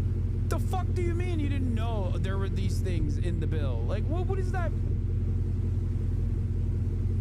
Oops, all austerity. Didn't read it though. No, he did read it further. I mean, he knows the broad strokes of it. Okay. That's why he came into the town hall being like, we got to cut our spending. We got to cut our spending. We got to be fiscally responsible. We got to be fiscally responsible. And then people that actually read specific provisions of the bill that were like, hey, why do you want people who are poor? Why do you want children who are born into poorer families to die or to not have access to food? Because that's what you're cutting. He was like, I don't know. It's just, we're fiscally responsible. Fiscal responsibility. This provision was unknown to me when I voted for the bill. And in Iowa, Republican Congresswoman Ashley Henson booed out of town hall as she touted the bill. I was also proud to vote for President Trump's One Big Beautiful Bill last week. This is a generational investment. So as for Elon Musk, his role in the government was intended to be limited, but in recent days, he has said he spent too much time focused on politics as his businesses took a hit, George. Okay, Rachel, thanks very much. It's now official. Elon Musk is leaving his role as a special government employee in the Trump administration, with a White House official confirming to me tonight that he's going to start the offboarding process this evening, which essentially includes paperwork. It's not totally clear what else.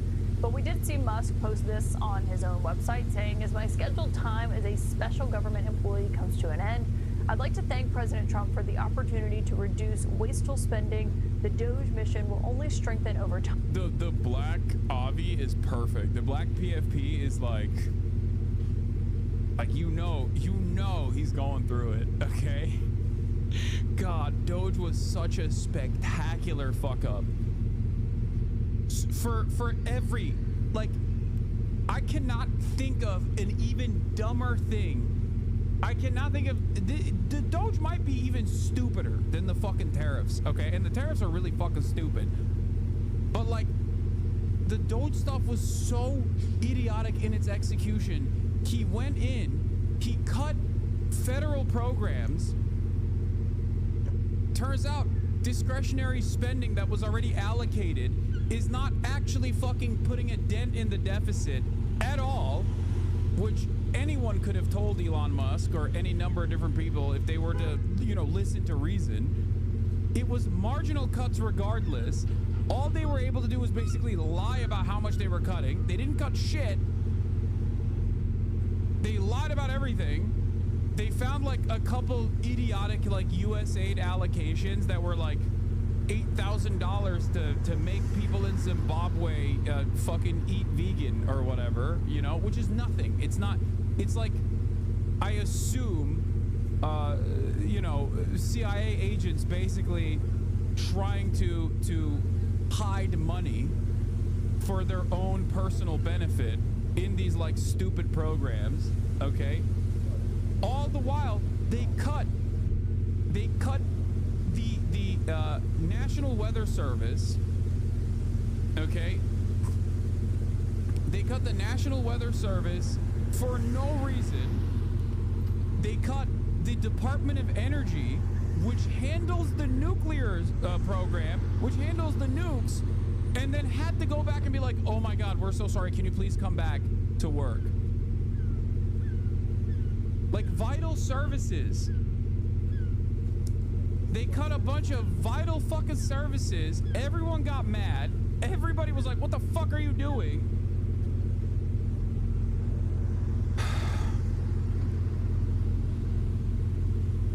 Doge is literally one of the most popular government initiatives in history. 73% of Americans say they support cutting government ways. Trump borrowed the smartest man on earth to do it. The left destroyed Elon for it. The GOP will vote on it. I can't believe this. Did my best. Sigh.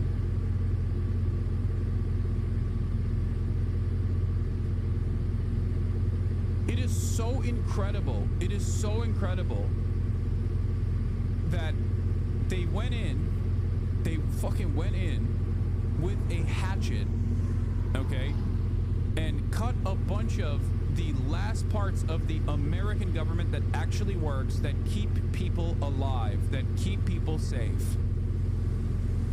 And they did this in this haphazard manner in broad daylight. And the person that was supposed to communicate this initiative is, I'm sorry, this is not ableism, the most autistic man on the planet. And on top of that, he's not even like cool autistic in the way where it's like, oh, he's brilliant, like, you know, let the maestro do his thing, but also insanely repulsive on top of that, okay?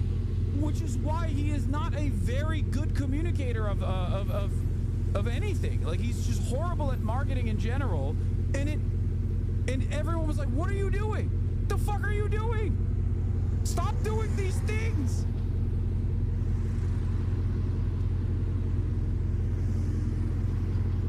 He just fucked it up so poorly, so bad.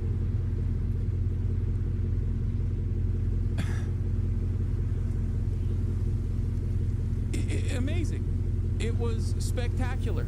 An incredible failure. Just a fucking failure from start to finish, you know? And now he had to leave in disgrace after everybody was like, we hate you. You are the least popular figure in the administration. Hasan, you're so ableist. You might be the most ableist person. It's true.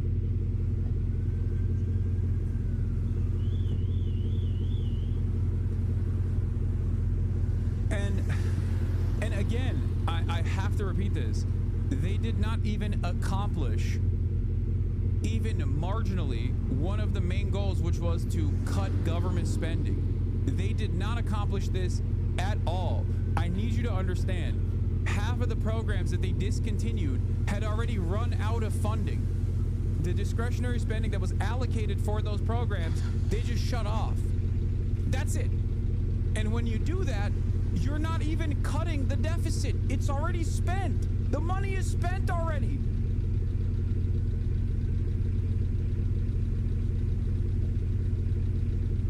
So yeah, it didn't work. Of course it didn't work.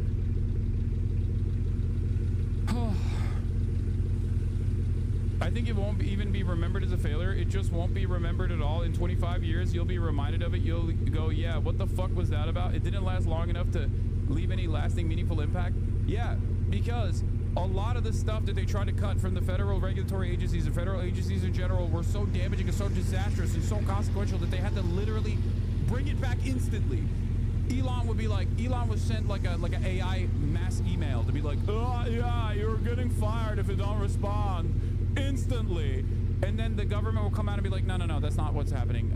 Sorry, he doesn't know what he's saying. We just brought him to work today. Sorry about that. All the value that Elon was able to cut, all the money that he was able to cut was from the fucking Tesla valuation. That's it. The only thing he was able to burn was Tesla stocks in the process, because as the key man, he is associated with that brand. And he was inevitably going to have to pull out regardless, because now he was associated with this like incredibly unpopular policy that was trying to fire unceremoniously hundreds of thousands of federal workers in a country where there's like a 23% underemployment crisis, and these are the last fucking real jobs that exist for the middle income Americans.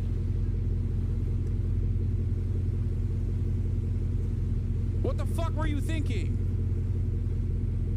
Problem is, he wasn't. I guess the only thing he accomplished in the process was like take, at least for a moment, control over all of the regulatory agencies that were up his ass. Okay, you Gopnik, Twitch, thank you for the raid. Hope you had a good stream, comrade.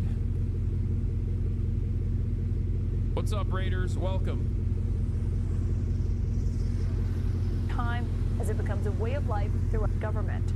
This is all coming as Musk has recently tried to distance himself from the administration to a degree, including when he criticized the president's big, beautiful bill, something the president was asked about today and essentially shrugged off. Well, reactions, a lot of things. Number one, we have to get a lot of votes. We can't be cutting, we need to get a lot of support, and we have a lot of support. We will be negotiating that bill, and I'm not happy about certain aspects of it, but I'm thrilled by other aspects of it. That's the way they go. It's very big. It's the big, beautiful bill, but the beautiful is because of all of the things we have. Here's what Elon Musk had to say about that bill, which the Congressional Budget Office has estimated would add more than $3 trillion to the federal deficit.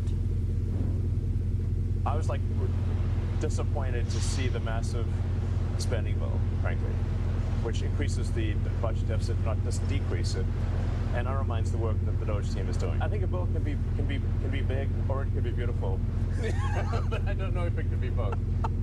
My personal opinion. My source on all of this tonight is the veteran tech journalist, Kara Swisher. And Kara, it's great to have you here. What do you make of Elon Musk officially leaving his role that he is tonight? Wow, it's a long goodbye, isn't it? I mean, he seems to be leaving and going out. He needs to work on his company.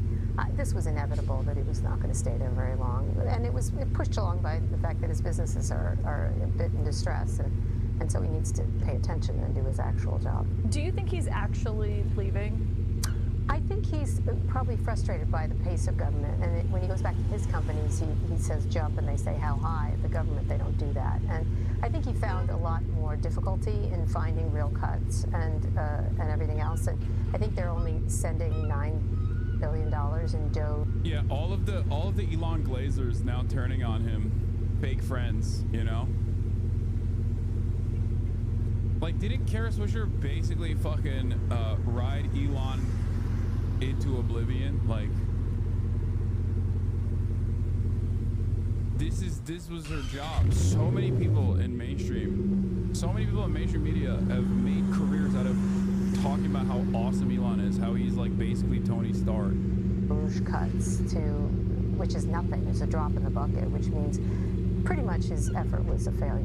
Yeah, that's what they're planning to send up to the Hill based on what we know so far. But I mean, $9 billion might sound like a ton of money to someone who's watching, but when you think about his stated goal of $1 trillion to cut coming in. $2 trillion at first. $2 trillion initially, then that was halved to be more realistic. Yeah. I think that puts it more in perspective of how much there was this high bar that they did not reach. No, it's what they spent on paper clips. I mean, it's really not a lot. And he didn't find it. He was able to do it because he made cuts in particular areas, some of which were regulating him, like foreign budgets, maybe attack NPR, attack things like that. But it wasn't significant cutting that they were talking about, which is reforming government extensively. And as he correctly pointed out, you can't have a bill that's big and beautiful. You can have one or the other. And, Musk can do math, I think, and he understands the deficit. This $2.3 billion or more raising the deficit is very dangerous for this country, which was something I think he genuinely wanted to help fix.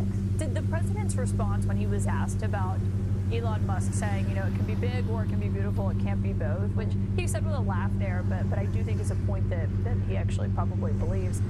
Were you surprised that Trump didn't have a stronger response to that? No, because he was just saying, yeah, that's the way it goes here up in there. Like, I think he was acknowledging that this is how it happens, this is how the sausage is made, and I think Elon thought, because the way he runs his own companies, that he could just come in and trample everybody, and I think that was one of the problems. I think he bullied cabinet members, I think he ran over things, he took a lot of lion's share of the attention, the whole chainsaw thing, which is...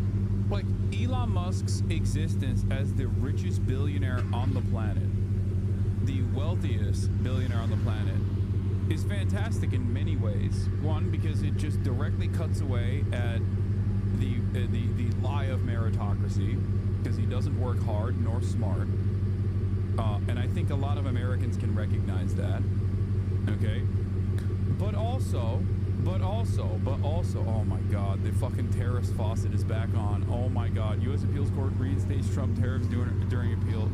Jesus Christ, dude, we are the dumbest country on the planet. I swear to God, it's fucking hilarious. Okay, yep, money molestation continues. Okay, listen to me. The money molestation continues.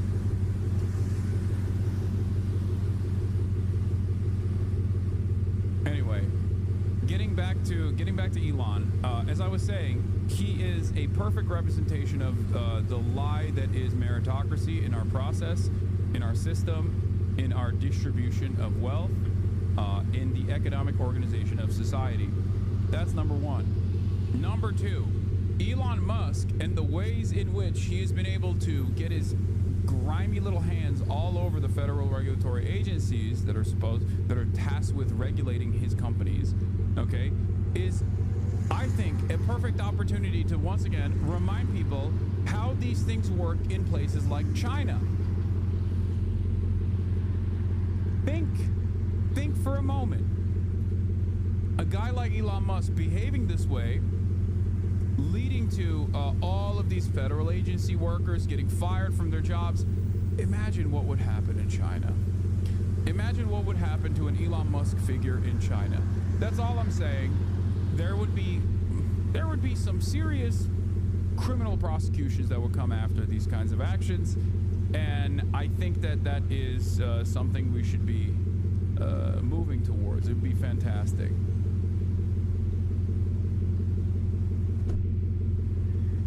Just, thank God, a distant memory.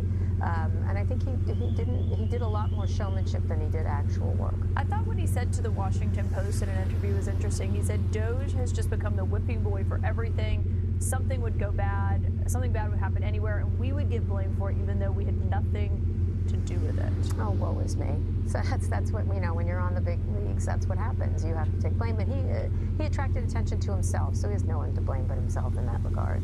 I mean, he wanted the attention, he wanted the power, he showed up in cabinet meetings, and then he was mad that people didn't agree with him, and then started to complain about him, either on the record or off the record. So he's whiny like that in lots of ways. Everyone's out to get him, whether it's Sam Altman or people who don't like Teslas or Elizabeth Warren. It doesn't matter. He's always got some victimization thing going on. Did it stand out to you that he wasn't wearing the typical hat that he's been donning in a lot of the cabinet meetings, the MAGA hat or anything about Trump, and instead he's wearing the Occupy Mars. He wears that a lot. That's actually something he wears a lot. No, I think he'll still be around. I think they'll still want him for the money. There's very few people who can write a check that big for particular things. There's a lot of rich people, possibly a lot of easier to deal with rich people, I guess.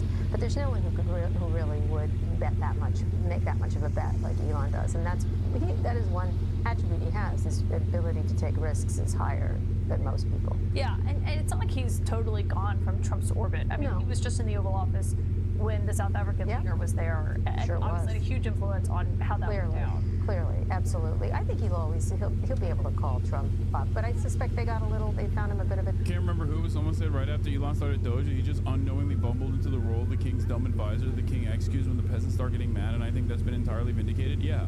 No, I presented it as that as well. I said, like, Elon Musk is going to be the foil. He is going to be the inevitable fall guy, because Trump hates losers. And the moment that he falls out of favor, which he did, Donald Trump cut him out. He also does not have like the charisma to be able to navigate this space anyway. It would already be very difficult for anyone to be able to operate as the responsible figure for all of these insane cuts. But Elon is also repulsive. Like, he's gross. I don't know how else to explain it. He just has no aura. He's awful.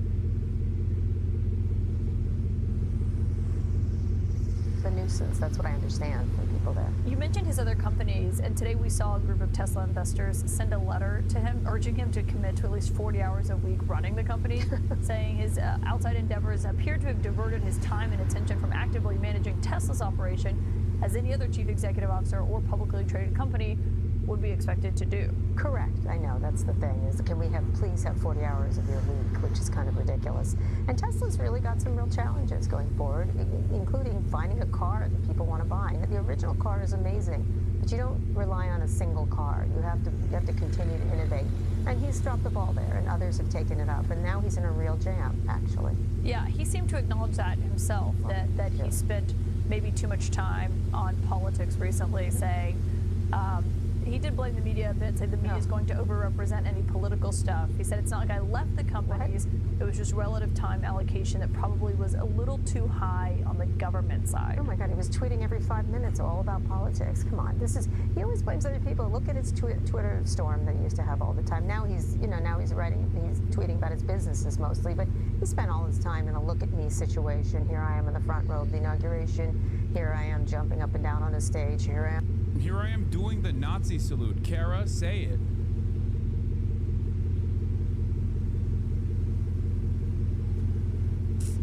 I feel like we kind of just brushed past that far too quickly. I don't know why the media is not even entertaining that. That was a very consequential moment for a lot of Americans. I would go so far as to say that played a big role in resentment from a lot of Americans, and then that resentment carried over and snowballed into the additional resentment that they had with all the cuts that came afterwards.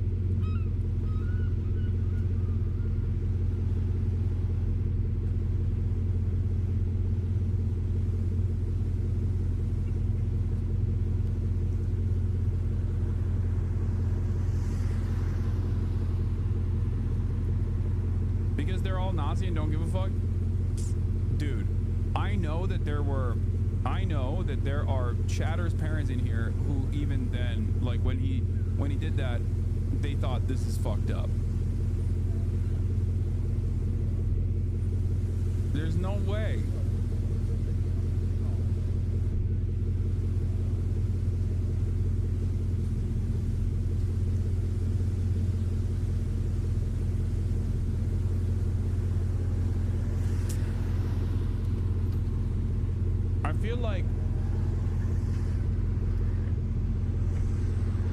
I feel like that was a pivotal moment. That was a pivotal moment for a lot of people. I think you're discounting for the average people, like for the average boomers. I think you're discounting how much that image actually played a role in them going, nope, I'm out.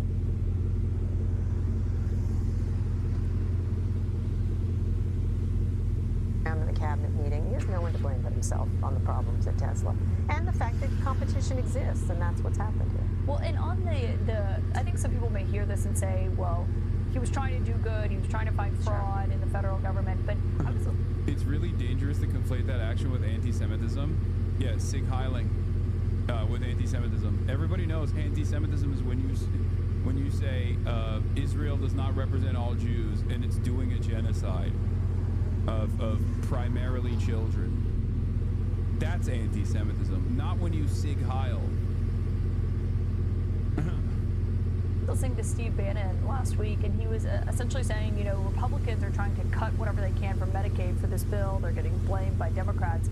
He's like, where is DOGE? They were supposed to go after that or go after the Pentagon budget. Instead, they went after smaller projects that didn't net, you know, the huge fraud people were expecting. I think he's right. It was a lot of jazz hands, and exhausting jazz hands, and he sucked up all the attention. And so if he was going to act like a heat shield, don't be surprised that you get burned. That's my feeling. And, you know, one of the things, he's still going to be a successful business person. One of his companies, Neuralink, just got a big funding. People, you know, I wouldn't bet him out in the car business, although he has a much tougher road there.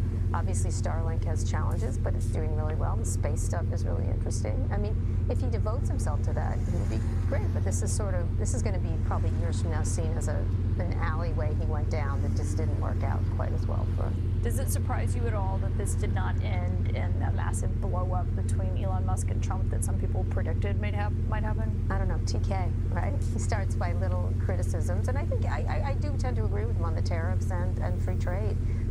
Again, he can do math. Deficits are a real problem for this country, and here we have this big, beautiful bill that's going to raise them rather substantially, which is mortgaging. Oh my God, yeah, that's the big problem with the big, beautiful bill, is that it actually raises the deficits, and not because it's a ginormous wealth reallocation to the top, while causing the working poor to suffer even more. Oh my God. Oh my God. Ay, ay, ay. The motherfucking Democrats and the liberals in media. What are we doing, dude? What are we doing? This is literally a gift. This is a unique opportunity for every liberal to go on television and be like, they want to kill the working poor. But they don't want to say that. And the reason why they don't want to say that is because liberals also want to kill the working poor. Here's my plan to dismantle the deep state and reclaim our democracy from Washington corruption once and for all. The people voted for major government reform. Elon Musk has left the White House. Having taken his chainsaw to the US Capitol, what did he actually achieve? Just something we've got to fix. Did he deliver the war on waste Americans were promised? And what, if anything, was in it for him? Why don't you care about the deficit? It seems like a pretty big problem that we'll have to face eventually. Because as long as America is the global currency, the global reserve currency, as long as America has 800 military bases, as long as America is the hegemonic superpower, it literally doesn't matter, okay? And I'll tell you how it doesn't matter. Because both Republicans and Democrats don't give a fuck about the deficit when it comes to additional military spending. They only care about the deficit when it comes to the expanding of social safety nets. That's it. They don't care about the deficit when it comes to tax cuts for the wealthy. They don't care about the deficit when it comes to deregulation, or not even deregulation, but tax cuts for the wealthy, or expanding the military budget. Endlessly expansive military budgets. Okay? All of those things also are expenditures. All of those things contribute to the deficit in very meaningful ways. Okay? It's bullshit. Here, I'll give it to you. I'll give you the greatest example. Okay? Aside from the fact that, you know, America is the country that keeps this global capitalist economy running. Okay? The government is also, even if you were to look at it like a business, but it's not, okay? Even if the government was run like a business, you gotta spend money to make money, okay? Every business in this goddamn country runs on debt. So it's not a wonder that the United States also runs on debt. Okay?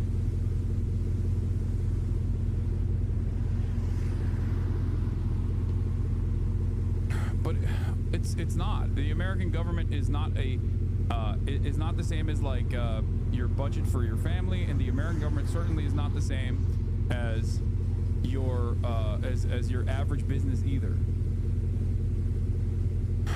I take the reverse position.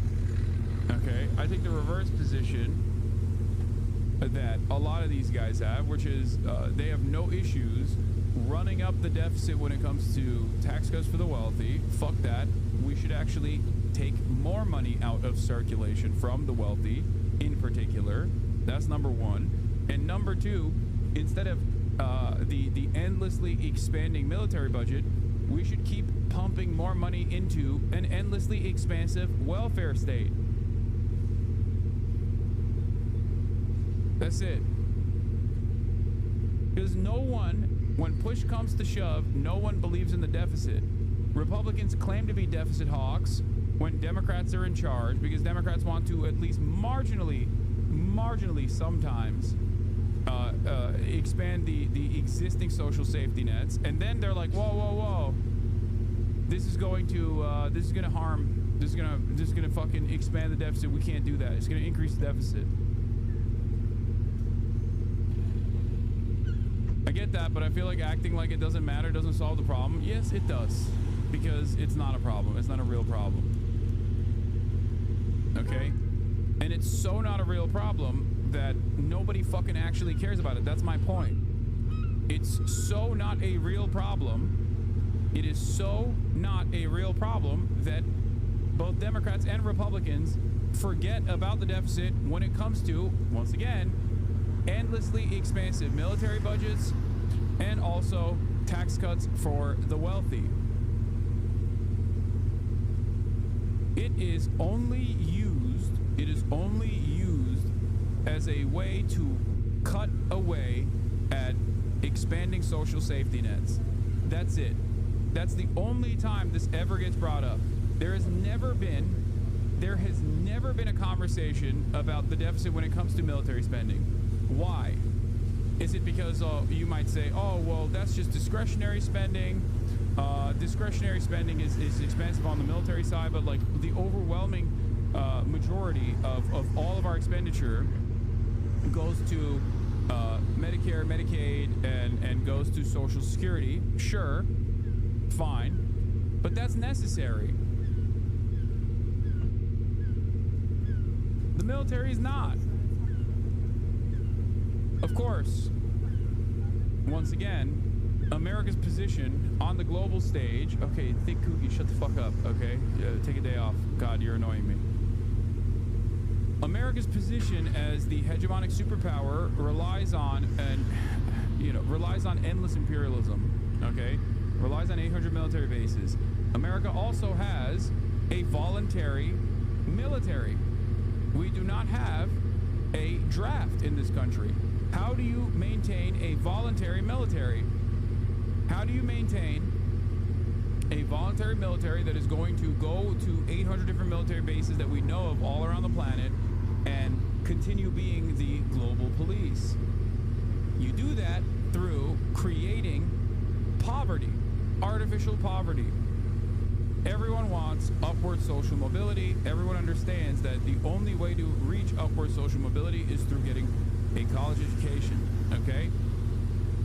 And the only way to get college education, or the only way to even get health care, is by joining the fucking military. That's it. That is how you keep a massive military, and that is how you that is the only way that you can maintain a massive voluntary army, rather than offer these social safety nets unconditionally to every single citizen, Because if you were to do that, who the fuck would join the military? Who? No one.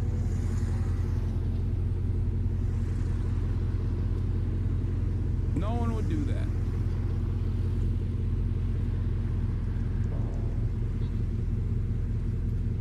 Musk's DOGE, Department of Government Efficiency, made big promises. Conservatives like Mike Gonzalez were delighted. In the case of Elon Musk, this guy is what we used to call the wunderkind, a very high IQ individual who has succeeded, like really succeeded. Nope. That's just marketing that you guys fell for. In many different areas. So I think that to use his very high intelligence and his willingness to help his country, his patriotism in a sense, to channel that into this one area that we really need help with, I think is brilliant. Perhaps you've heard of it. This noise that Mr. Trump is generating, there's something happening under that noise. Take defense spending. No one doubts that in the corridors of the Pentagon there were huge savings to be found. A man like Rob Storch was a natural Elon Musk ally. As Inspector General, it was his job to identify waste, and he found billions of dollars of it. We identified approximately $10.8 billion in monetary savings for the Department of Defense.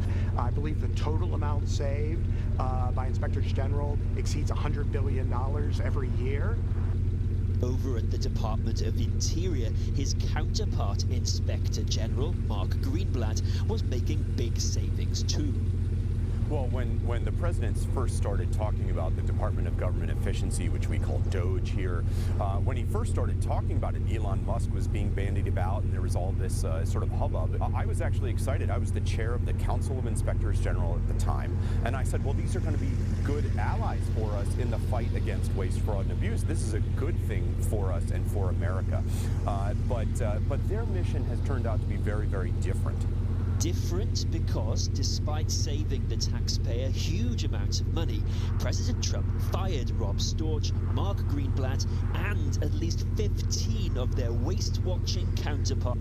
How could we have known that the Department of Government Efficiency would be inefficient? Well, I don't know. Maybe because there already is a pre-existing government office dedicated to... There is already a pre-existing government watchdog that is dedicated to, cutting inefficient spending.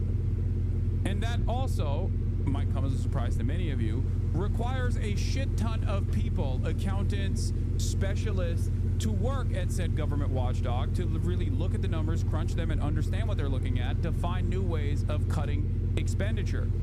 You can't just go in there with a fucking hatchet with like 8 losers hopped up on Adderall and with AI to get in there and be like, yeah, we're just gonna cut everything.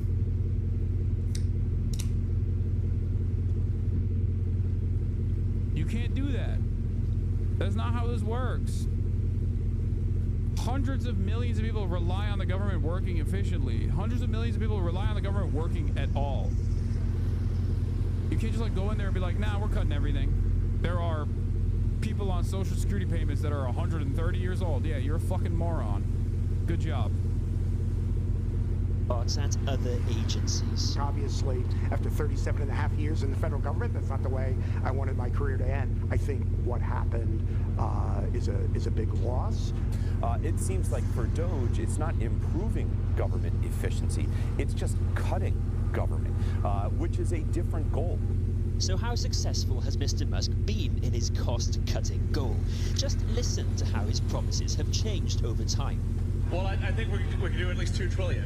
Yeah! That we can actually find $1 trillion in savings. Thank you. $150 billion. What happened? What happened, dude? I thought you had it. I thought you had that dog in you, man. That's crazy. I really thought we were cutting trillions of dollars in spending, dude. I'm so surprised. Sick of that. Yeah. It's 160 now. Yeah, I know. And at what potential cost has this come to Washington's system? Also, I can't stand how much we reward loser shit when it's like a rich person doing it. Like, if your broke ass was this incompetent at whatever broke ass job that you have, you get fired. Like, can you imagine? Can you imagine, like, what's the equivalent of, like you're supposed to do at McDonald's, you're supposed to, I don't know, whip up 50 fries a day. And you're like, yeah, I'm gonna do that. I'm gonna do 50 small orders of fries not a day, fucking, I don't know, 50 orders of fries, let's say one fry order per minute, 60 an hour, okay? Or 50 an hour. Let's do 50 an hour, okay? Not a day. 50 orders of fries an hour. And you come into that job and you're supposed to be doing 50 orders of fries an hour, and instead you end up whipping up 3 orders of fries an hour. You get fired. You would get fired so fast your head would spin. They'd be like, what the fuck are you doing? There is a pileup of cars a mile long. Button up your privileges showing, my guy. What?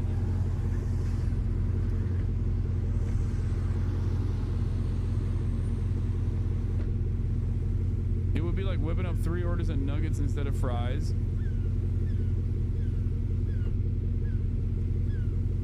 I'm just saying, like, they let you do so much when you're rich. When you're already rich, they're like, yeah, he's just a little guy. He's just a little crazy. He doesn't know what he's saying. It's fine. Wait, what? Isaiah Thomas? Man, when I'm on these flights, I'll be farting so much law, especially these overseas flights. It's all bad if you sit by me.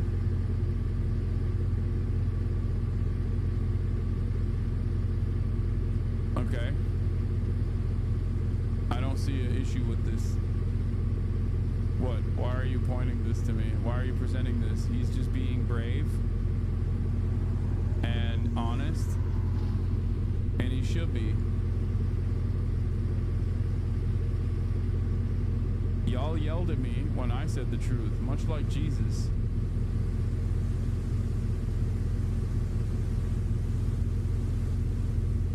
Just saying. Of checks and balances. Here's the former head of the U.S. Office of Government Ethics. The gutting of agencies and personnel with decades of experience and expertise, it really takes us back almost to the 19th century. The legal system that we have in place to govern against conflicts was one of the many ethical reforms that took place in the wake of the Watergate scandal in the 1970s. It takes effort on the part of the government officials involved, and it takes a certain amount of goodwill and norms of behavior, which the Trump administration, in both its first iteration and in the first 90-plus days of this administration, tends to ignore. With such privileged access and power, could Musk really disentangle his business interests? His supporters say he's a patriot, not a profiteer. Take Tesla. Despite money can't buy advertising from his boss, the car maker's performance has hardly been stellar.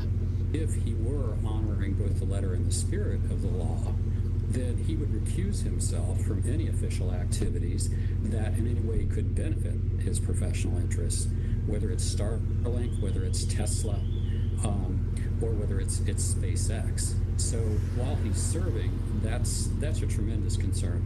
Starlink? Starlink is Elon Musk's satellite internet business, connecting hard-to-reach places around the world. And some in Washington say it's a prime example of where his business interests conflicted with his government role. Why, for example, did the Trump administration make cuts to a multi-billion-dollar project to provide broadband to some of America's most rural communities, including big Trump-supporting areas? The man who ran it is deeply skeptical about their reasoning. After the confirmation of Secretary of Commerce Howard Lutnick, we received instruction that we were to rewrite the program rules, which rewrite is still occurring, to increase the amount of satellite usage and decrease the amount of fiber optic connectivity. The practical outcome of the changes that the new administration has pushed forward will be that more people will get worse connections and more money will be pushed toward Elon Musk's Starlink program. This certainly appears improper. America. What are you going to do? He's, you know, the wealthy are too powerful. Inside access. Inside access, baby. What are you going to do? It's all, dude, they are getting way more open and way more brazen with their rampant corruption, where it's just like, it's all might is right politics all the way down. It did vote for change in Washington, but with Doge's figurehead now leaving the building, its achievements unclear, and with no let-up in opposition from the courts, Democrats, and sacked federal workers, has the president got the stomach to finish Elon Musk's job?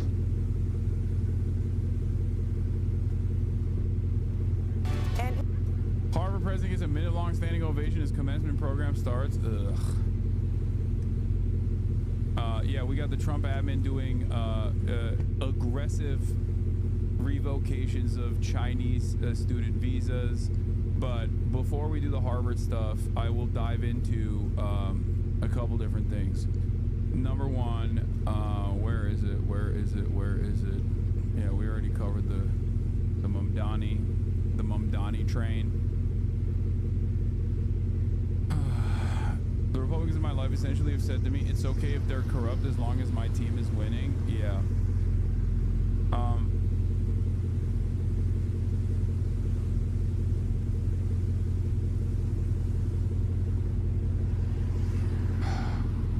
There's a couple different things I want to talk about. Number one, Israel accepts new U.S. proposal for ceasefire with Hamas, says Israeli official. And lo and behold, this is yet another instance where there is real Brandonization taking place. Before you celebrate, understand that this new Israeli proposal is not a real proposal. Once again, Hamas on Thursday said it was reviewing the new Witkoff proposal and was responsibly studying it in a way that serves the interests of our people, provides relief, and achieves a permanent ceasefire. The Israeli official told CNN the proposal calls for the release of 10 living hostages and 18 deceased hostages, as well as a 60-day truce.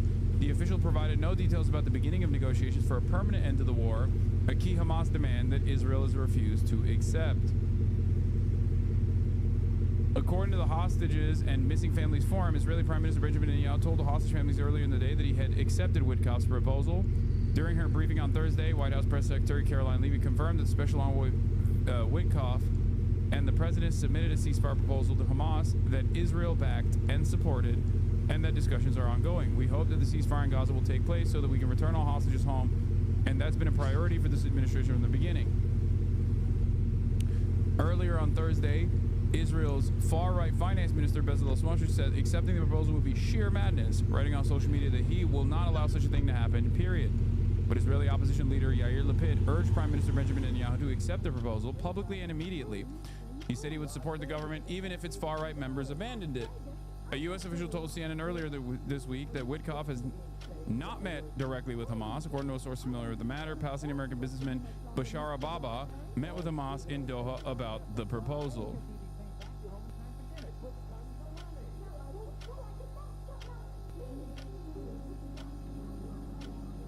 Baba, who led the group Arab Americans for Trump during the 2024 presidential campaign, has been working on behalf of the administration. There is a full text and also the Hamas statement, obviously. A senior Hamas official criticized the Witkoff term sheet, telling me it abandoned commitments to the U.S. Made to Hamas in direct talks. The proposed deal from the Israelis through Witkoff is extremely difficult to accept, he told me. There is no talk about the ceasefire deal from January 19th.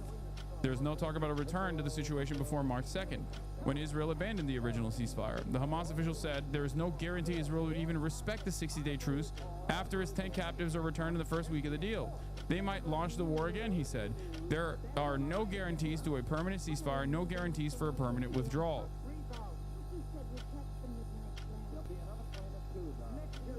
Yeah. Full text. Framework is 60-day ceasefire. President Trump guarantees Israel's adherence to the ceasefire during the agreed upon period. Release of the hostages, 10 Israeli live hostages and 18 deceased hostages from a list of 58 will be released on days 1 and 7. Half of the living and deceased hostages, 5 living, 9 deceased, will be released on day 1. The remaining half will be released on day 7. Not the last day, but day 7. Okay? Implying that they don't even want to do a 60-day ceasefire. They just want to do a 7-day ceasefire and then go back to the unlimited bombing campaign and unlimited starvation campaign as they were doing. Humanitarian assistance. Aid will be sent into Gaza immediately once Hamas agrees to the ceasefire agreement. Whatever agreement reached on aid to the civilian population will be respected through the course of the agreement. Aid will be distributed through agreed upon channels that will include the UN and Red Crescent. Israeli military activities. All Israeli offensive military activities in Gaza will cease upon this agreement entering into force. During the ceasefire period, there will be a cessation of aerial movement, military, and surveillance in the Gaza Strip for 10 hours daily or 12 hours daily during the days when exchange of hostages and prisoners take place. IDF redeployment. On day 1, after the release of the Israeli hostages, redeployment in the northern part of the Gaza Strip and Netzarim corridor in accordance with Article 3 regarding the humanitarian aid and based on maps to be agreed upon.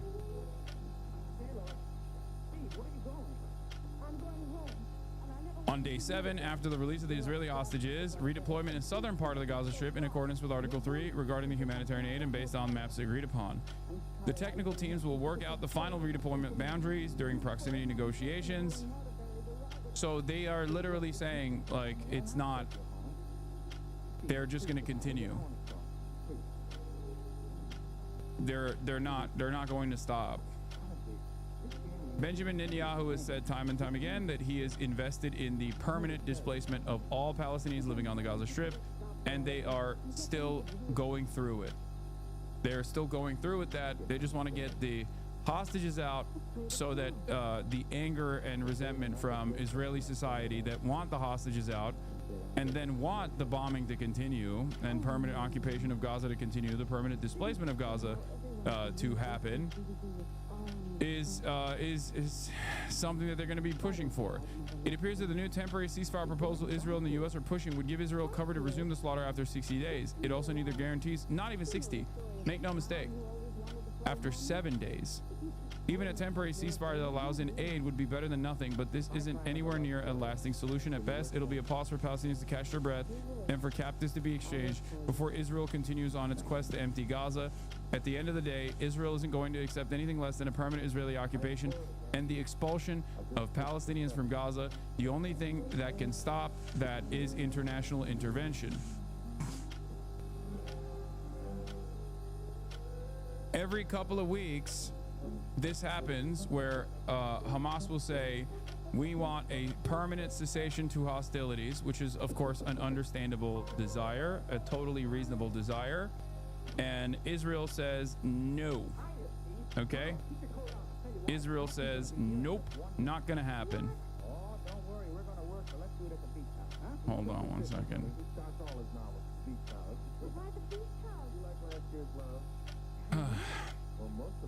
As you know, as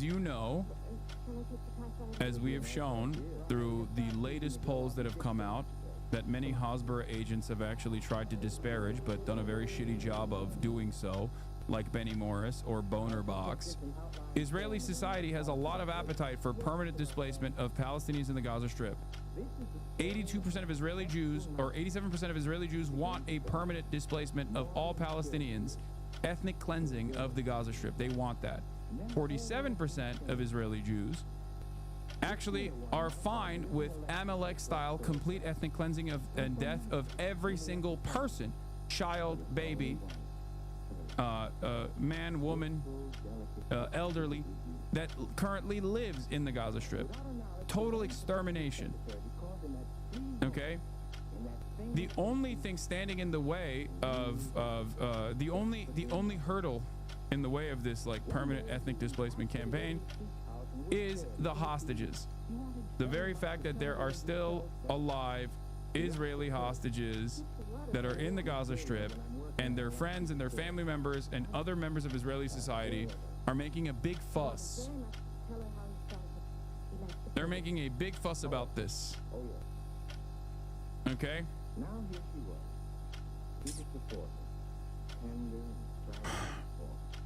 It's not about the genocide. It's not about the live streamed Holocaust. It's not about the victims of said live streamed Holocaust. It's simply about the Israeli society's resentment towards Netanyahu revolves around, one, immediately after October 7, not being able to secure and actually defend Israel when that veil of security was penetrated. And then shortly after that, the anger and resentment was because Benjamin Netanyahu was just like killing their family members and their friends at a rapid clip with Israeli bombing campaigns, sometimes directly shooting and killing them. 3 of the Israeli hostages that had escaped literally got shot by the Israeli military with small arms. Like they shot them point blank. So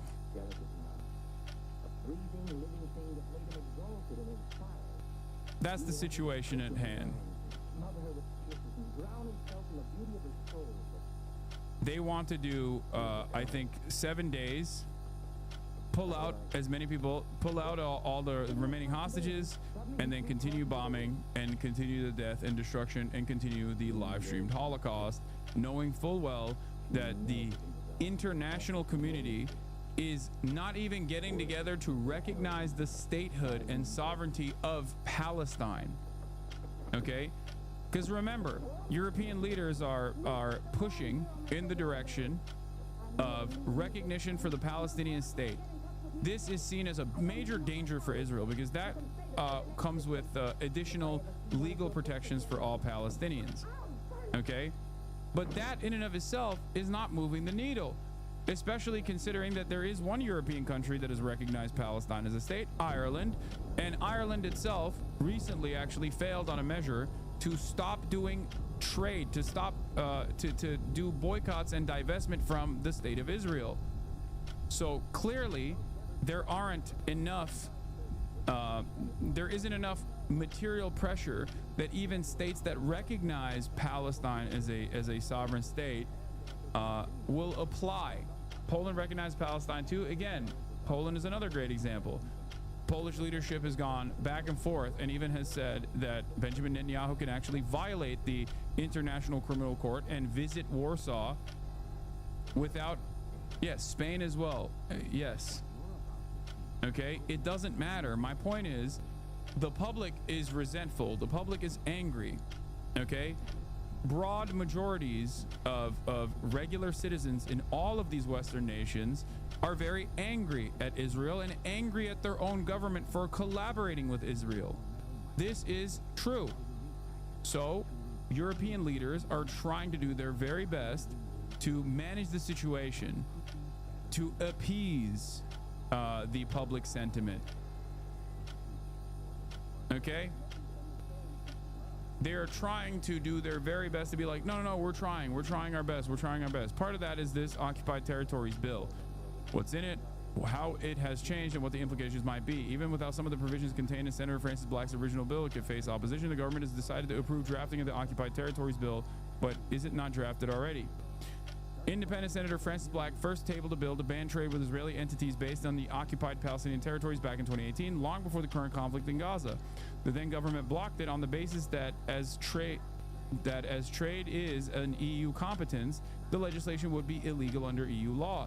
Last year, however, in light of the conflict in Gaza and a decision from the International Court of Justice about the occupied territories, the government had a rethink, and the Attorney General advised the legislation could now be possible. Officials will proceed the draft, the heads of the bill, a summary of what each section of the bill contains. The bill basically bans imports originating from the Palestinian territories that are under international law illegally occupied by Israel. It's like, it's the bare minimum basic like BDS provision. It's huge if it goes through, because it actually causes significant economic harm to Israel. Okay, and other nations could potentially follow suit. But the reason why I'm bringing this up, even though they hardly do any trade with the occupied territories in Ireland regardless, even then, this basic bare minimum push is a bridge too far, and it's already, even if it was implemented, it's one might say it's too little too late, you know, a day late, a dollar short. But it's crazy that even this day late, dollar short provision is still seen as impossible to push through.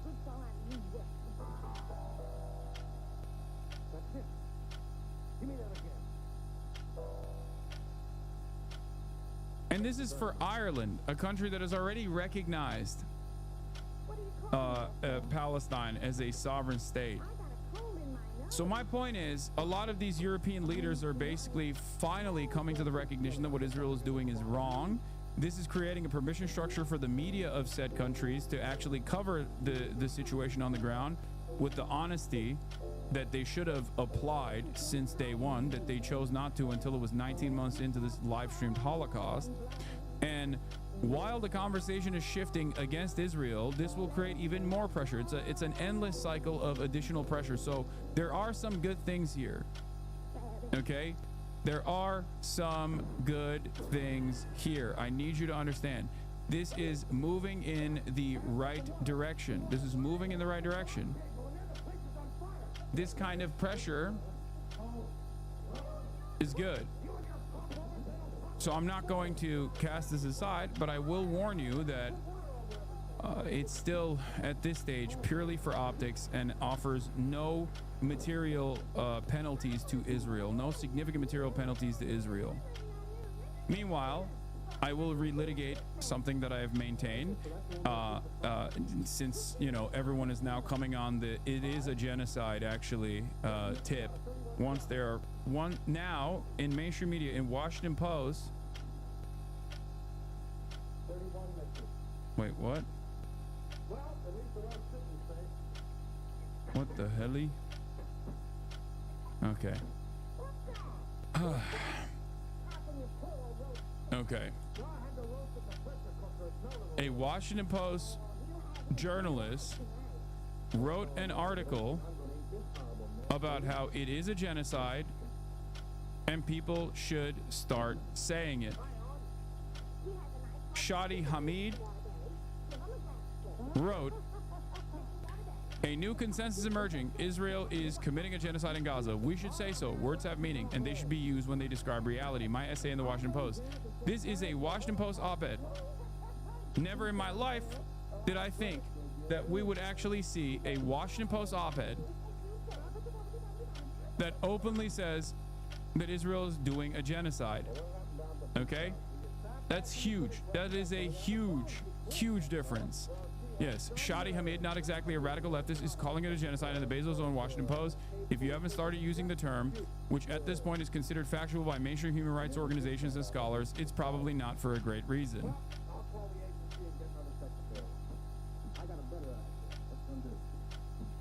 A tide shift is happening.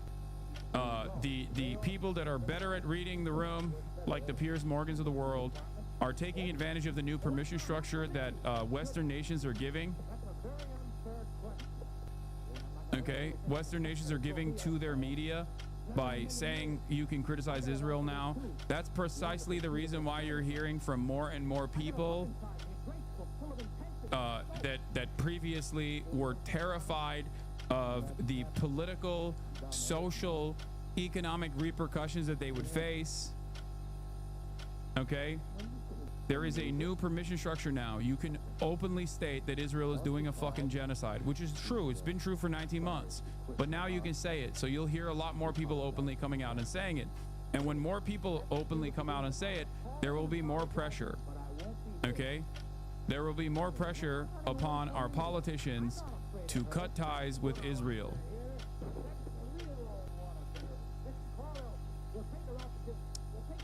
Remember that. Ethnic cleansing has become the official policy of Israel. The nation's leaders are admitting it without apology. There was barely a pretense before, but now there's not even that. And these admissions combined with mass killings on the ground point to something even more horrific: genocide. Ms. Rachel was the tipping point on our rally. No, it's not Ms. Rachel. It's every single person that has gone out and protested. Every single person has played a role in this. But more importantly, I think that, like, I'm angry, I'm resentful. I want to say, where the fuck were you for 19 months? Okay? But instead of saying, where the fuck were you for the past 19 months, we should look at the silver lining of this, okay? Even if it's a PR initiative, remember, that should cause you to be skeptical of these people in the future, okay?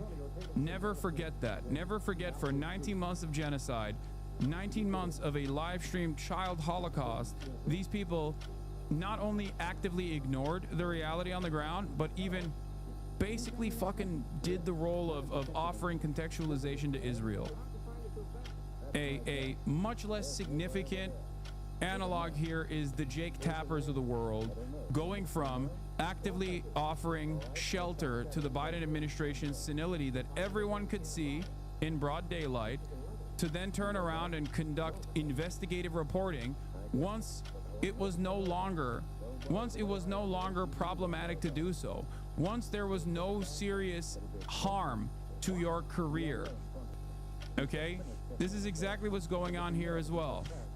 But this does not mean that we should cast aside these people, not the Jake Tappers of the world, but I mean, like, the people that are now coming out and saying that it is a genocide. We should be skeptical of them. We should be critical of their intentions, but ultimately it's still a good thing because it opens up a new pressure valve. Okay? Yeah. Abby Wilkinson says, I have a mental catalog of public figures and people I know personally I'll never respect or like ever again, but I think we want to make the barriers to acknowledging and speaking against the ongoing genocide as low as possible. Welcome people through gritted teeth is exactly my point as well. It also does help increase the pressure on the government of the US, UK, Germany, and other Western states, and the only way this can be ended is if those governments are under so much pressure they have to act. There's records of people's complicity and cowardice. That Zadie Smith article isn't disappearing. There's time to litigate this in the future. Yeah.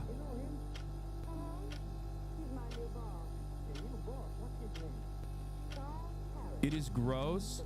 It is disgusting that it took almost 20,000 dead children for people in the Western media to finally say, I think there's too much death for me. Okay? But a barrier has been crossed. It is very clear. So when you see people that are also now taking advantage of this new permission structure, don't immediately fucking behave like a gatekeeper or a hipster, okay? I say this as someone who has suffered unimaginable career penalties for this, okay?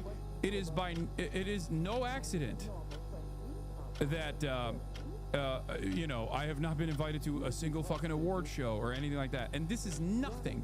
This is ultimately inconsequential, okay? Tremendous amount of revenue cast aside, losing a third of my audience initially after October 7. But none of that is meaningful, okay? That is all utterly meaningless, as opposed to using the existing platform that I had to speak the truth every single day unconditionally, okay? This is why I don't make a big deal, a big show out of all of these things. It is utterly inconsequential, okay? It is utterly inconsequential. So if I'm not complaining about all these people that are coming in after once they have more allowance to say the truth, you shouldn't make a big fuss about it either.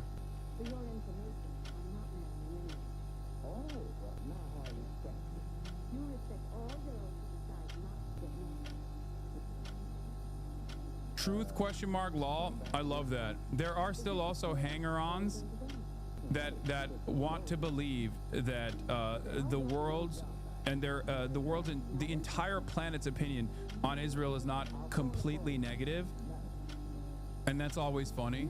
Like the Asmongold followers, the Ethan Klein followers that still are basically operating on this like completely lost boundary. Okay. Hasan, what of accountability and justice? So many of those who are going to mea culpa are some of the worst catalysts for this genocide. Oh, make no mistake. That's later. That comes later. Right now, the goal is to keep up the pressure. Okay? Don't fucking worry about that right now. Do not worry about that right now.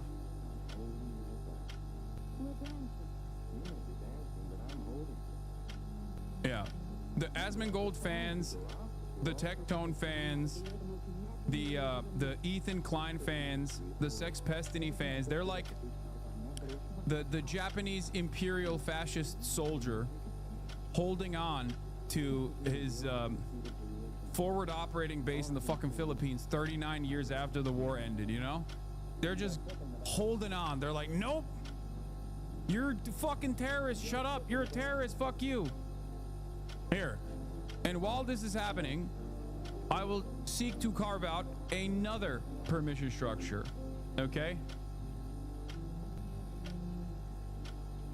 As I've said time and time again, I will repeat it.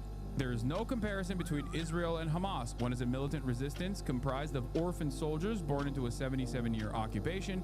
The other is an ethno-religious supremacist apartheid state with nukes doing a genocide backed by the United States of America, the most powerful nation on the planet.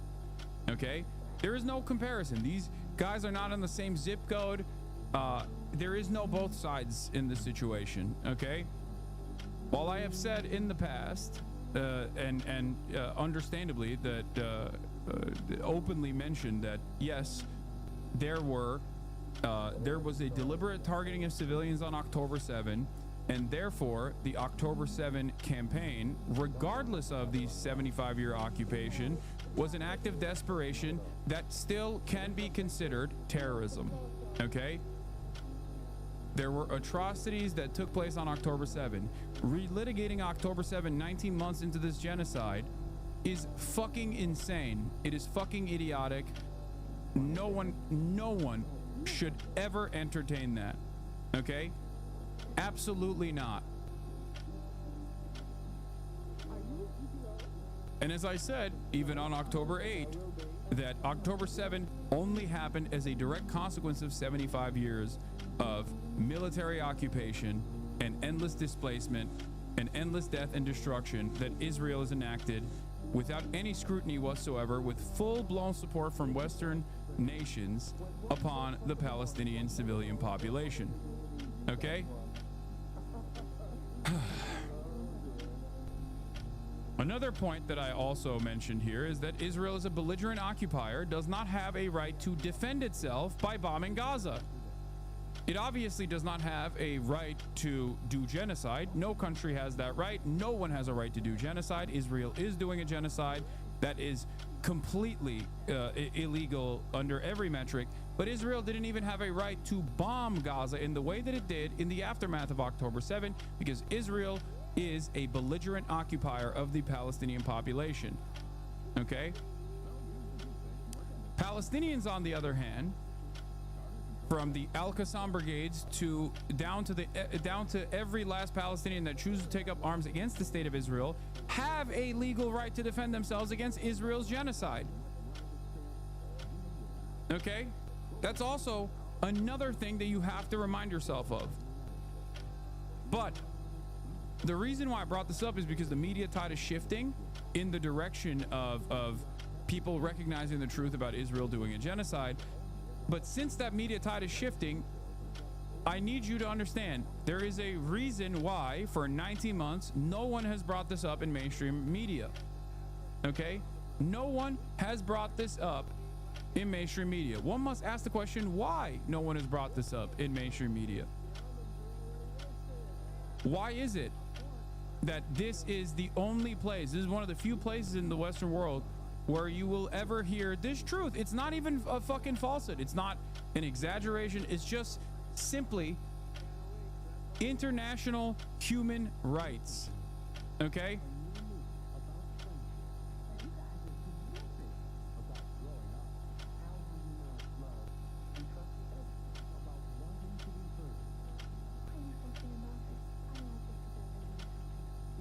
What would have been the proper response to October 7 in your opinion? I mean, I've already said it. Dissolve the apartheid instantly on October 8.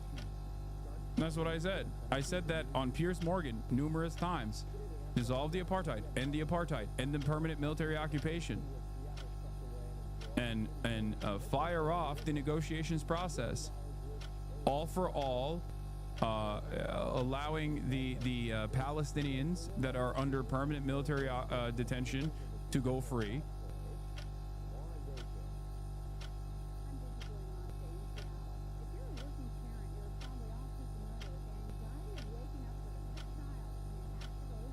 You say numerous, a weird amount? Okay.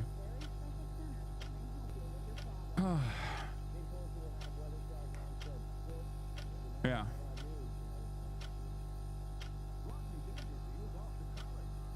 Anyway, so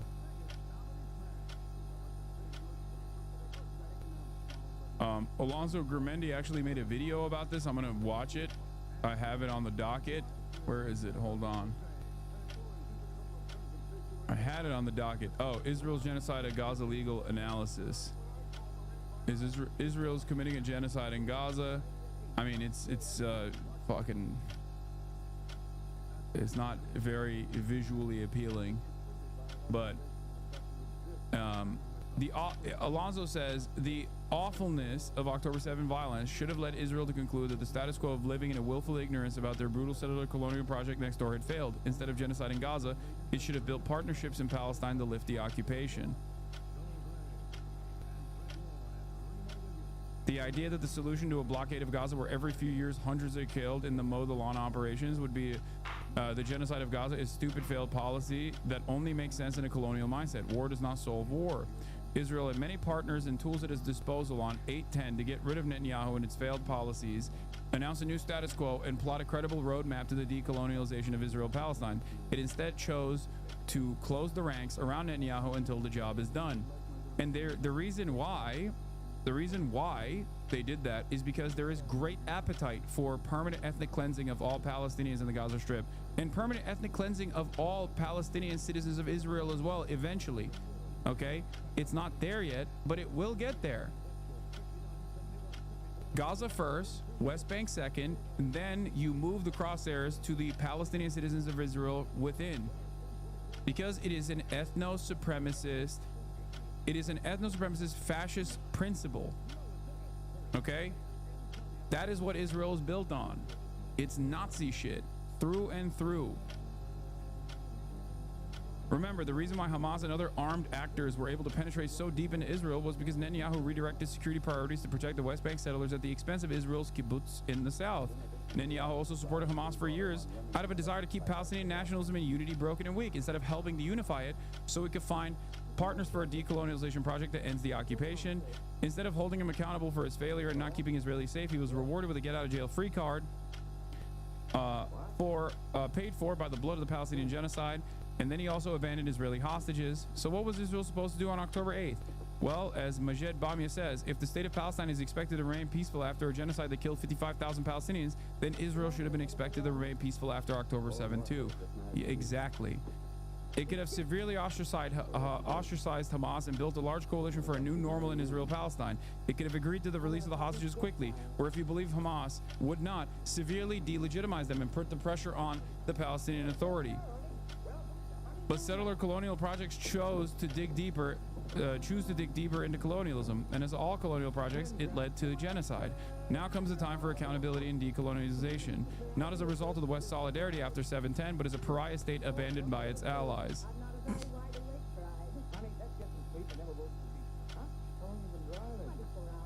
It's that simple.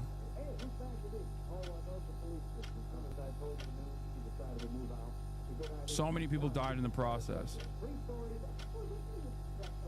And the idealist in me wants to fucking yell about how many newcomers there are that are finally openly saying the fucking truth. You have this Benedict Cumberbatch, Dua Lipa, Rizwan Ahmed, Nicola Collin, and more than 300 other public figures have signed Choose Love's letter demanding Keir Starmer and UK's complicity, and the UK's complicity in the horrors of Gaza. Yeah. Now, some of these people are active in the pro-Palestinian movement. Okay, many of them are. So I'm not going to say that they haven't done enough. Okay, but there are plenty of newcomers into the fray as well. Obviously, there are a lot of people still that have been actively protesting against their governments, actively protesting since the beginning, and maybe even, I mean, and far before October 7, as a matter of fact. Okay? But remember, these lists will keep coming out and public pressure will keep building, partially because there is a permission structure that comes with this. When you see more and more people, when you see more and more people come out, more famous people come out, then there is power in numbers. People are no longer afraid that they will be cast aside, fired. Like Melissa Barrera, who was fired from the project Scream 6, right? I think it was Scream, right? She was fired from her project initially because in the early days of October in 2023, she had the audacity to post Israeli Holocaust scholar Ross Segal's work in the Jewish Currents magazine that said, "This has the makings of a genocide." She was fired, and they said she was fired specifically because of her anti-Semitic statements, anti-Semitic posts on her Instagram. The post that they were referencing was her reposting a Jewish Currents magazine article from an Israeli Jewish Holocaust scholar, Ross Segal, saying what Israel was doing was a genocide. Think about how fucking insane that is. There were plenty of people who lost career opportunities in the process. There were plenty of people who fucking there were plenty of people who were punished instantly in an effort to silence those in an effort to silence the onlookers, in an effort to say there is no permission structure to say the truth right now. Fuck you. And yet people still fought.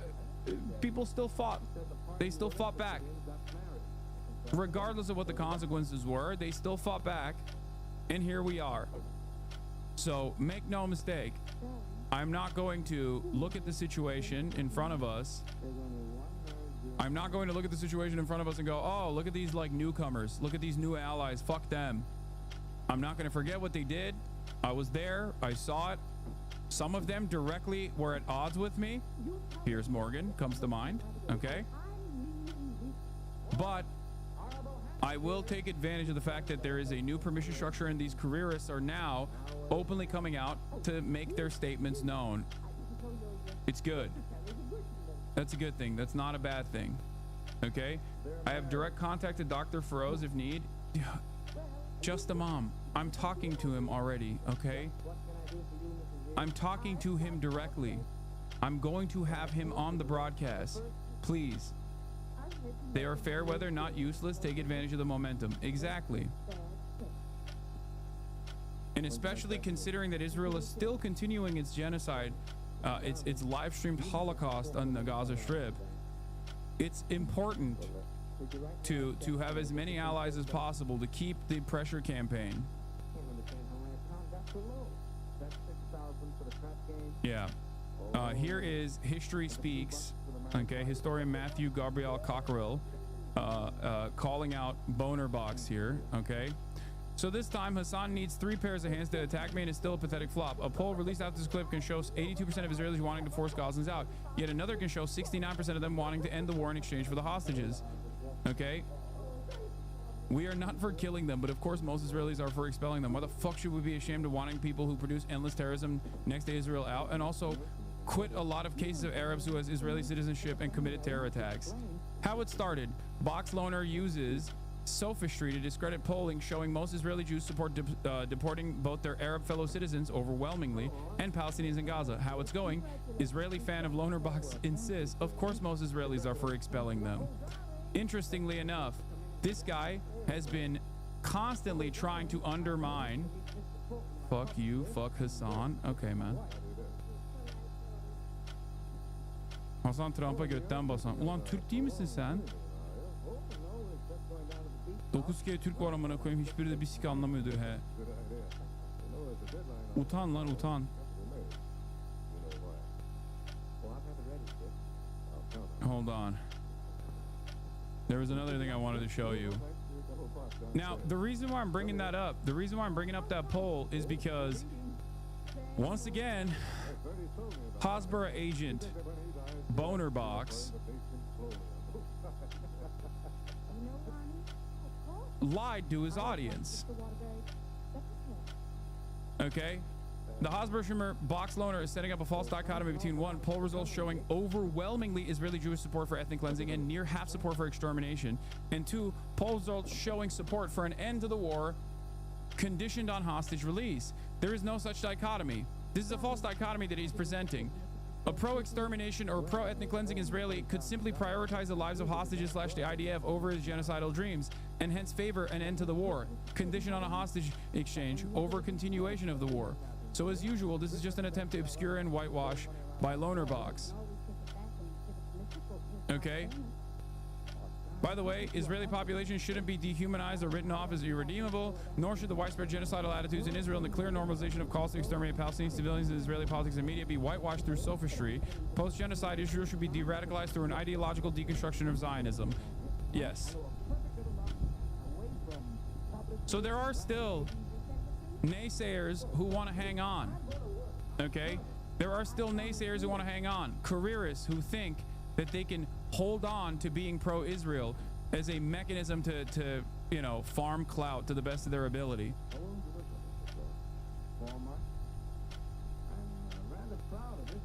So if you want to be resentful and angry, redirect your attention at those who are still refusing to read the room, as opposed to those who are now jumping off the ship, recognizing that the ship is fucking sinking.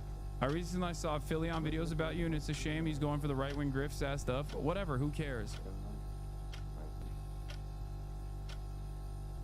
I don't think Loner is pro-Israel. He's definitely against the current campaign. Beta Wolf, you've done this a lot. Okay? I'm not willing to entertain your stupidity any further. Okay, I miss the MasterChef days. Anyway, I just don't get why it seems that the PA would work with Israel, but Hamas is a hard no. I want to hear a good response, not just genocide in air quotes. In life, unfortunately, both sides need to be considered to come to a deal, or we are just left with indefinite fighting. Please don't evoke Nazi comparisons or call me a Zionist. I want peace for these people already. You are one of the most annoying fucking chatters that is consistently doing this like mealy-mouthed bullshit, okay? Over and over and over again. Over and over and over again. Don't just say genocide. Of course, it's not an accident that you think Boner Box, who literally fucking flew to Israel with Sex Pestany, who once famously fucking said that he wants Israel to finish the job and do a genocide of the Palestinians. Boner Box, who literally went there and did a tour of Israel with Elon Levy, okay? With Elon Levy, did a tour of Israel with former propaganda minister Elon Levy. That guy is not pro-Israel, even though seemingly he finds himself defending falsehoods with regular frequency, including attacking me and claiming that I'm misrepresenting information that's coming out of reputable polls in Israel about the attitude that Israeli Jews have in Israel towards exterminating the entirety of the Gazan population. I think at this point, if you still believe that this person is not invested in, here we go again, seriously though, what do you mean here we go again?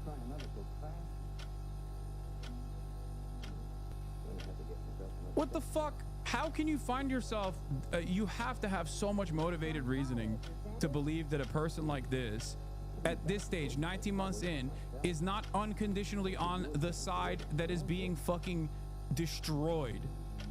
and instead still offers credence to the side that is doing the death and destruction. You don't have this kind of fucking attitude towards the Nazis, right? I can't tell if this is you holding on to a crumb of faith that Israel is not a Nazi country because you don't want it to be true because of your previous social conditioning, or if you're that much of a fucking libtard that you are so permanently wired in a way where you're like, well, you know, it's a state ally, you know, it's not an adversary, so they can't do any wrong, right? And if they're doing wrong, it must be a mistake. And those who are defending Israel are also probably defending them because they feel the same way that I do.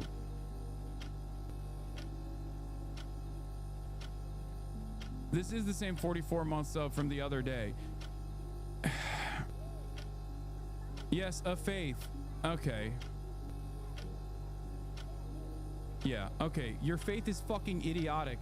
It's so idiotic that it actually comes across as you being, you know, it comes across as you running cover for the Nazi state of Israel doing a live streamed Holocaust of mostly children.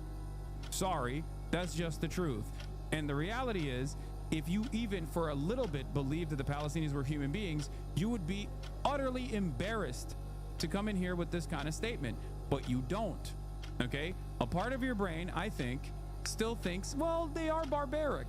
You know, you have to kill that part of your brain that says, oh, they're a little parasitic, they're a little barbaric, because the moment that you recognize that every single Palestinian that has been slaughtered by the Israeli state is a real fucking human being and not just like a part of a collective hive mind that is simply trying to fuck over Israel because they hate Jews, is the moment that you recognize the depravity of Israel's actions. And unfortunately, that is the primary motivator for a lot of people, the inability for them to see the true horror that Israel has conducted. That is precisely the reason why so many people can like take this weird ass position where they're like, well, you know, Israel is doing a genocide, but also no one should really resist against that. Israel's doing a genocide, but like, how can we trust these Palestinians? I mean, they did October 7. Israel's doing a genocide, but you know, the Palestinians are also a backwards people. You just simply don't believe that they're human beings that are worthy of dignity, worthy of sovereignty.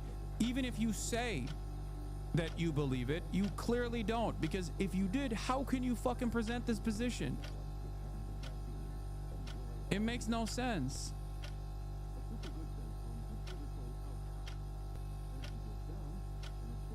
And you will find yourself, nah, dude, it's not a racist thing. I do think they are. I never said anything about that.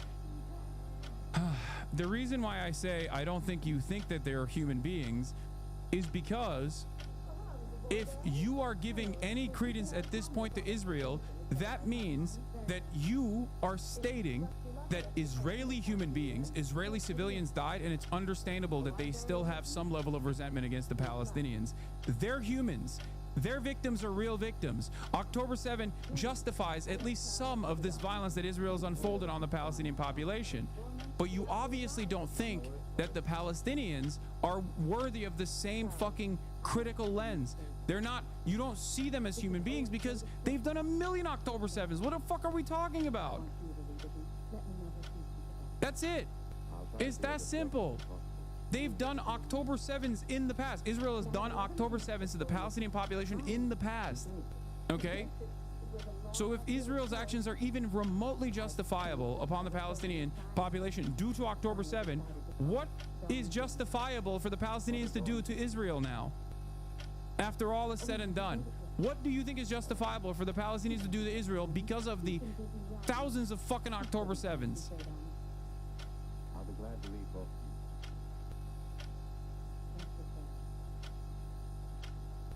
Do you think that a reverse genocide is justifiable?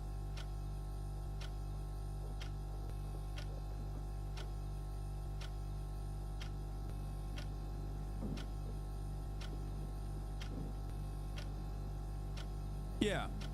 Even Bonerbox and those fucking dipshits will recalculate. I saw a clip of Sex Pestiny even being like, I don't really talk about Israel Palestine as much anymore because they know the writing on the wall. And also, all of the things that they said Trump is and defended when Biden was doing, Trump is also doing. And they have to turn around and act like they're against Trump. They have to position themselves against Trump. So now they're just, you know, shamelessly moving on as though they did not do unlimited amounts of propaganda for Israel by directly going to Israel. Okay? There is no comparison.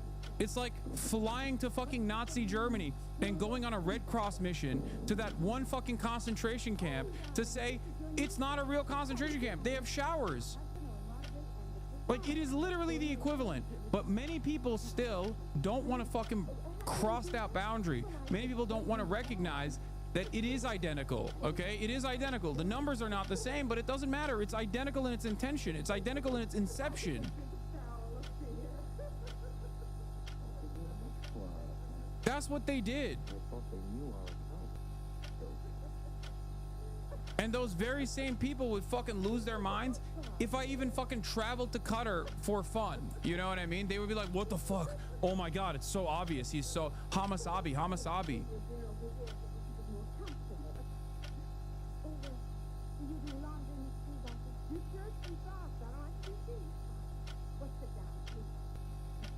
Lonerbox justified the recent Israeli occupation of Syria, doesn't oppose military aid to Israel, also said the U.S. was a moderating force during the Israeli invasion of Lebanon. I didn't get this from clips or bad empanada, but by directly watching him. Yeah.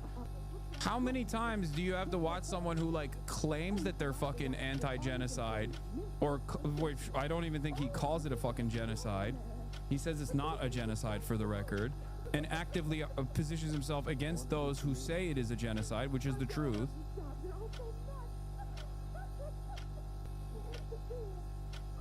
Okay, Israel's fucked up. They need to stop. I just don't see a way of fighting for the Palestinians logically. I'm against Israel for what they're currently doing.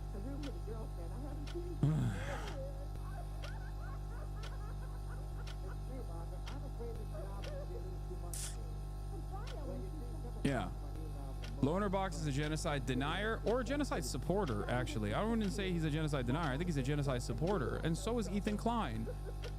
Just because someone says that they are that they agree that it's a genocide, or maybe it is a genocide, and then sometimes they actually don't say it is, doesn't change the fucking reality of your entire output as a content creator, as a commentator with a fucking massive audience, not Lonerbox, but at least for Ethan Klein, is around attacking people who actually correctly call it a fucking genocide and demanding their deplatforming. Then you're not actually an advocate for fucking Palestinians. You're a goddamn piece of shit.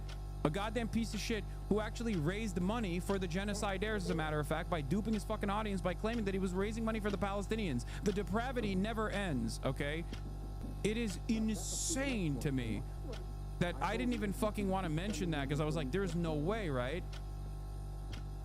There's no way, right? Nope. Turns out the one time that he had another fucking supposedly pro-Palestinian voice on was that one guy that works for the fucking Atlantic Council, who unironically is a token, by the way, okay?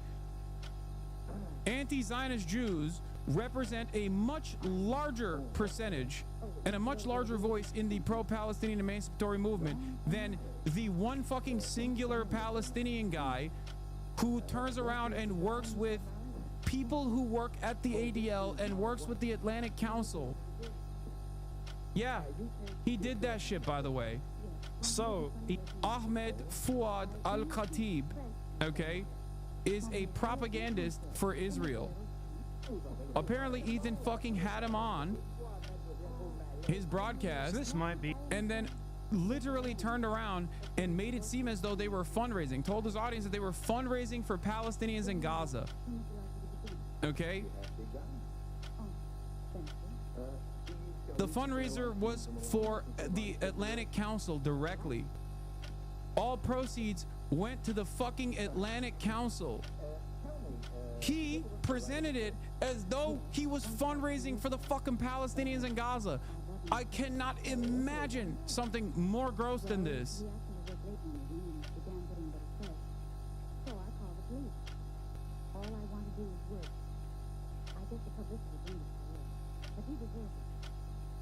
It is crazy. Yes, I do.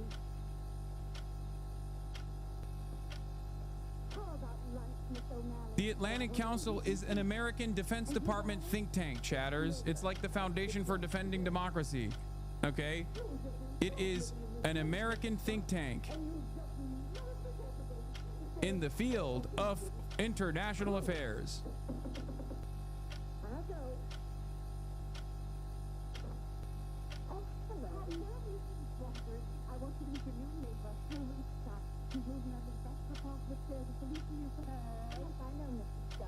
Unimaginable, dude. And yeah, from what I understand, the funds were directly going to the fucking, like, here's the email. Thank you for reaching out and for your question. The donations page on our website goes to support our work through the Atlantic Council. This includes helping Ahmed and our team and to allow him to be able to do many of the media appearances he does, to meet with policymakers and do all the writing and things that have helped launch the work for Realign for Palestine. I hope that answers your question. Happy to hop on a call to discuss if that would be helpful. Thank you, Melanie. And from what I understand, I think this person used to work for the ADL too, by the way. No, John's father objects. John has no father. It's not a charity. The donate link does not mention being a 501c3. It's just straight up donating to the Atlantic Council. Well, I'm in a little trouble. You see, my secretary just got married. What are you going to do? I don't know. I could help the children. He had two charity links. One link was for aid, but the first link was for Atlantic Council. That's right. You would. Marriage with a bonus. Oh, when did Luke again? Why don't you just say, This is what Ethan was doing fundraisers for, by the way. The Realign for Palestine project.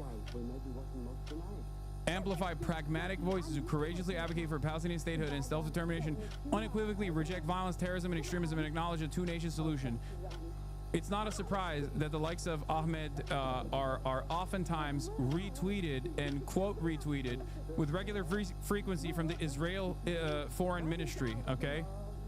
The Israel Ministry of Foreign Affairs. They are working in unison. An American think tank that works with the American foreign policy apparatus in the State Department is obviously going to be fucking pro-Israel. And of course, those people that work there, regardless of their background, are still absolutely working in collaboration with the state of Israel. And yes, Israel killed his entire fucking family, by the way. Yes. why don't you make it a year? But I haven't even begun. Oh, that's all right. You get paid just the same. Insane. Oh, any old time. Suit yourself. But I don't understand. Well, how about noon? Plus a mention of working family parties as an afterthought, even though they needed donations. Wait, WFP? A World Food Program. As an afterthought, even though they don't need the donations out of all organizations, they just need the blockade to open, but it was like an afterthought anyway. He presented them both as if they were equally important.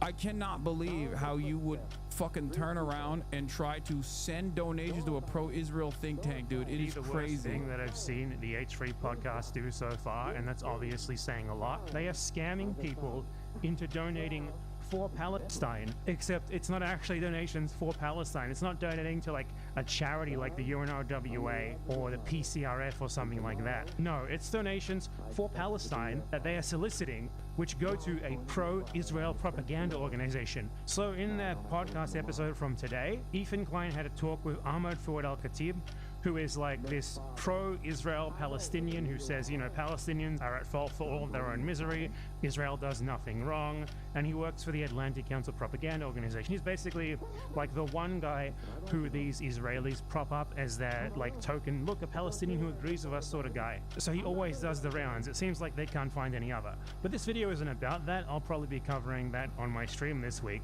This video is about something that's even worse than that, if you can believe it. There's a part of this stream, timestamped and called Donate to Palestine, in which Ahmed solicits donations for a project of the Atlantic Council, which is explicitly actually pro-Israel. And Ethan Klein is calling it Donate to Palestine. And Ahmed himself also tried to imply this was donations for Palestine, rather than literally just throwing your money at a fucking pro-Israel think tank / propaganda organization. So here's that segment. See, donate to Palestine. What's he got to say? Let's check it out. I work at the Atlantic Council, where I am a resident senior fellow, but also I run Realign for Palestine through the Atlantic Council, and I have a we have like our own standalone website, realignforpalestine.org. There is a donate button, and yeah, so like you're certainly folks can donate there, but also I would encourage folks to. By the way, I need you to understand, Ahmed Al-Khatib has written for Barry Weiss's The Free Press. Israel killed 31 of my family members in Gaza. The pro-Palestine movement isn't helping. Over the last 2 decades, Western activists have only made things worse for my people. Barry Weiss also, again, is an agent of Hasbara. This person basically works for the fucking state of Israel. Maybe not directly, but pretty much as directly as you can get, okay?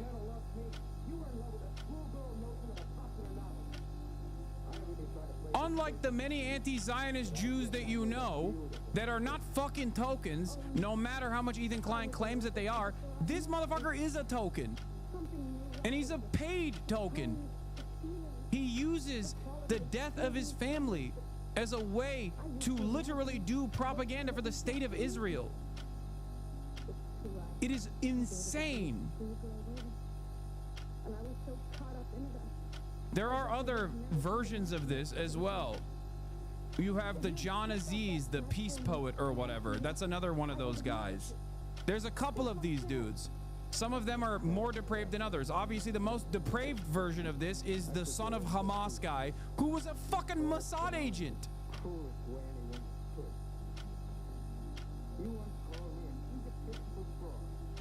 Yeah. Ahmed Al-Khatib, the Azagazan, I Love Israel Gazano, who gets paid by the Israeli lobby and is a literal torturer of Palestinians, wrote a deranged screed calling me a Nazi and implying I'm some foreign agent. Let's be absolutely clear. Ahmed Al-Khatib is a disgusting Zionist Gazano asset, but loved by Western media because he launders their Zionist propaganda with a Palestinian face. And unlike his deranged smears, I can easily prove this.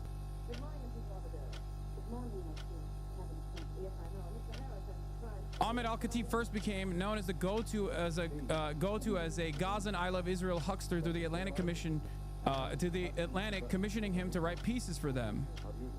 Okay, this is the Atlantic. Jeffrey Goldberg's prison. Norman Finkelstein writes for the Counterpunch. Okay. The Atlantic is run by, if you guys remember, Jeffrey Goldberg, who you might know his name because he was recently in the news because he was in that fucking group chat on Signalgate. And if you recall, I told you very much about his background as an Israeli concentration camp guard. Okay. Anyway, Ahmed Al-Khatib keeps getting invited to CNN, MSNBC, The Atlantic, and other Western liberal mainstream media to be their little pet as a Gazan boy to launder all their grotesque smears, and he got his entire career as such from a literal Israeli torturer and killer of Palestinians who writes about Palestinian children being killed with utter genocidal glee and joy. That's Goldberg that Z is talking about.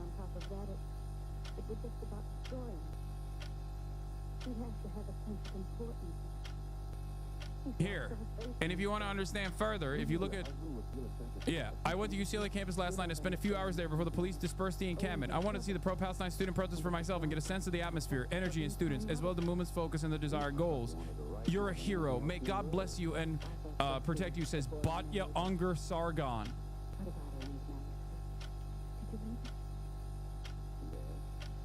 It isn't bad, it's good, but it doesn't have a this has. This has greatness. To consider the World Food Program has a Gaza Appeals page that is dedicated just for here.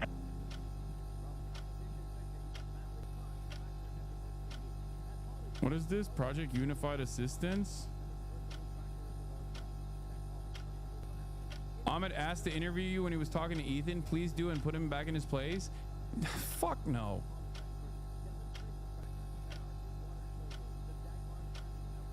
Yeah, dude. So that they can fucking cut more propaganda to be like, Hasan talks down the Palestinians who don't love Hamas.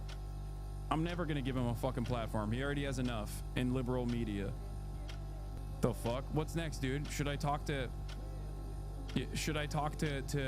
members of the Israeli state as well and fucking normalize their positions too? Get the fuck out of here. Project Unified Assistance is a non-profit organization based in San Francisco. Primary focus is a proposal to establish a humanitarian UN-operated airport in the Gaza Strip. PUA believes the lack of an airport in Gaza infringes on the human rights of Gazan citizens to move freely. Okay, this is correct. I don't understand. Like, this is, he founded it as an American humanitarian activist who left Gaza in 2005 as a State Department-sponsored exchange student and was not able to return due to border closure and political instability. Read organization. I mean, this is ironically enough, this is one of the goals of Hamas, for the record, is to have an airstrip again.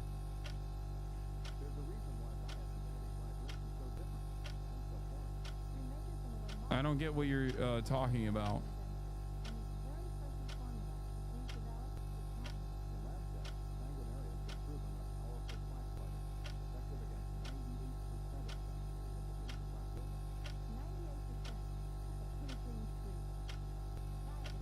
You don't find the timing suspicious? Read organization.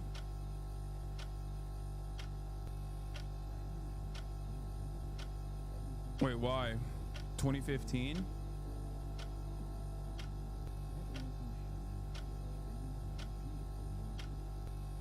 I don't know.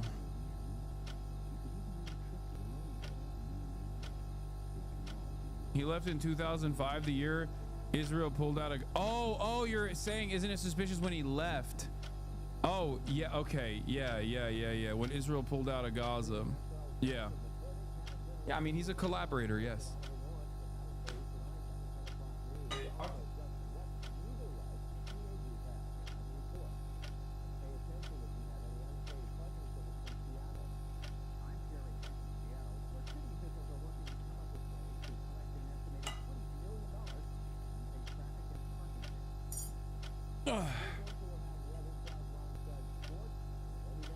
I mean, he writes for the fucking the Free Press. Like, yeah, he is a collaborator.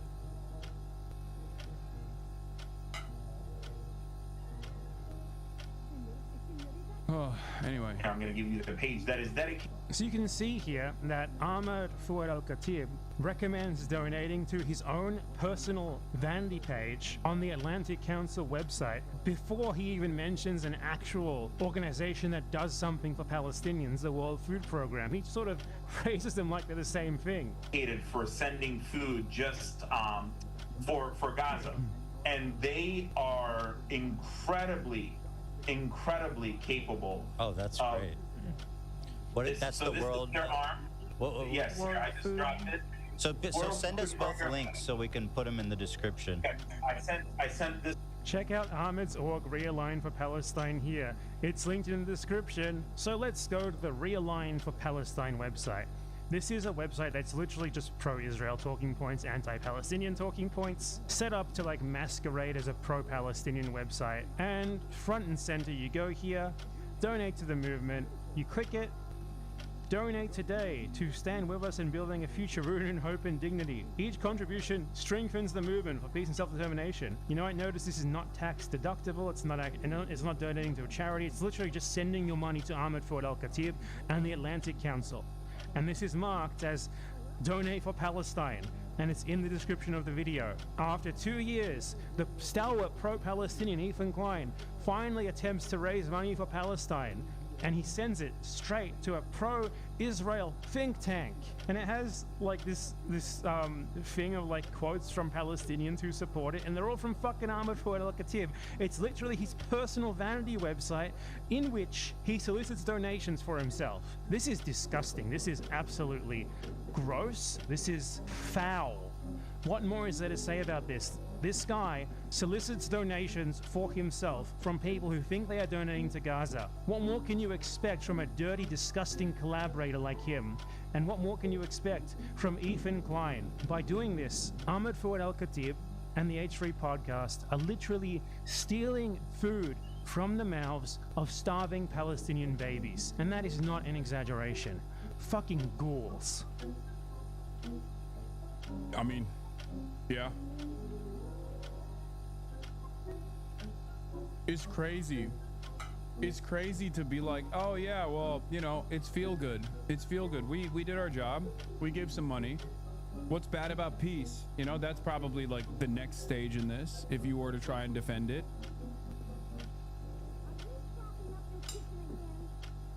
I'm giving your popovers another try.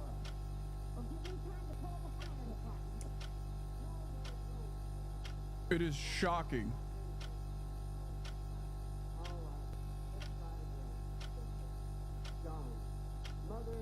Genocide, genocide, genocide, genocide. I don't like this report. Mother, but I like him. That's all that matters. John, as your son, Anyway, now that I've shown you the fucking depraved side, here is an opportunist who is moving away. Here's an opportunist who is at the very least moving away from the wrong side as he sees the writing on the wall. As he sees the attitude shift from broader Western public, Piers Morgan is now taking to task members of the Israeli state as though they are Hasanabi Piker in the early months after October 7. Never did I think I would see this day where Piers Morgan would be, by way of you know, by way of being a careerist, but still, Piers Morgan would be on the right side of an issue, and Ethan Klein would be on the fucking wrong side of said issue, and the issue being Israel doing a genocide. It is incredible. get rid of this guy. You want me to call the police? I am the police. What situation? Like Malonzo. 50,000 Hamas. Others have put the total figure at around. Yeah, he's outflanked Bernie Sanders, by the way. 5,000, which begs the question, if after 18, 19 months now, you have been waging this ferocious war against 25, 26,000 terrorists, and you still haven't defeated them, your strategy is failing. How many children have you killed? Pierce, Israel is not killing children. Israel is not killing children. Hamas is using them as human shields. Israel is killing children every single day. And what you're trying to do is be very weaselly with your words. No, I'm not. The truth is, you are killing a lot of children. You would argue you're doing. Why it's caused? Hang on, let me because finish. Hamas is using them as human shields, and you know that. Let me finish my question to you. You are killing a lot of children on a daily basis. That is indisputable. My interesting question for you is, how come you know exactly how many Hamas terrorists you've killed, but you have no idea how many children you've killed? Several key points in the war on Hamas. Former Israeli Prime Minister Ehud Olmert has denied that Israel would kill civilians deliberately and denied the charge of war crimes. He now says this. The statements made by Israeli cabinet ministers, the leading cabinet ministers, that say we should starve Gaza. What is it if not a war crime? I mean, how can a serious person representing the Israeli government can spell it out in such an explicit manner that we should starve Gaza, that there should be no supply of basic fundamental humanitarian needs to a couple of million people living there. They are terrorists that we need to fight, but this is not a war against Hamas.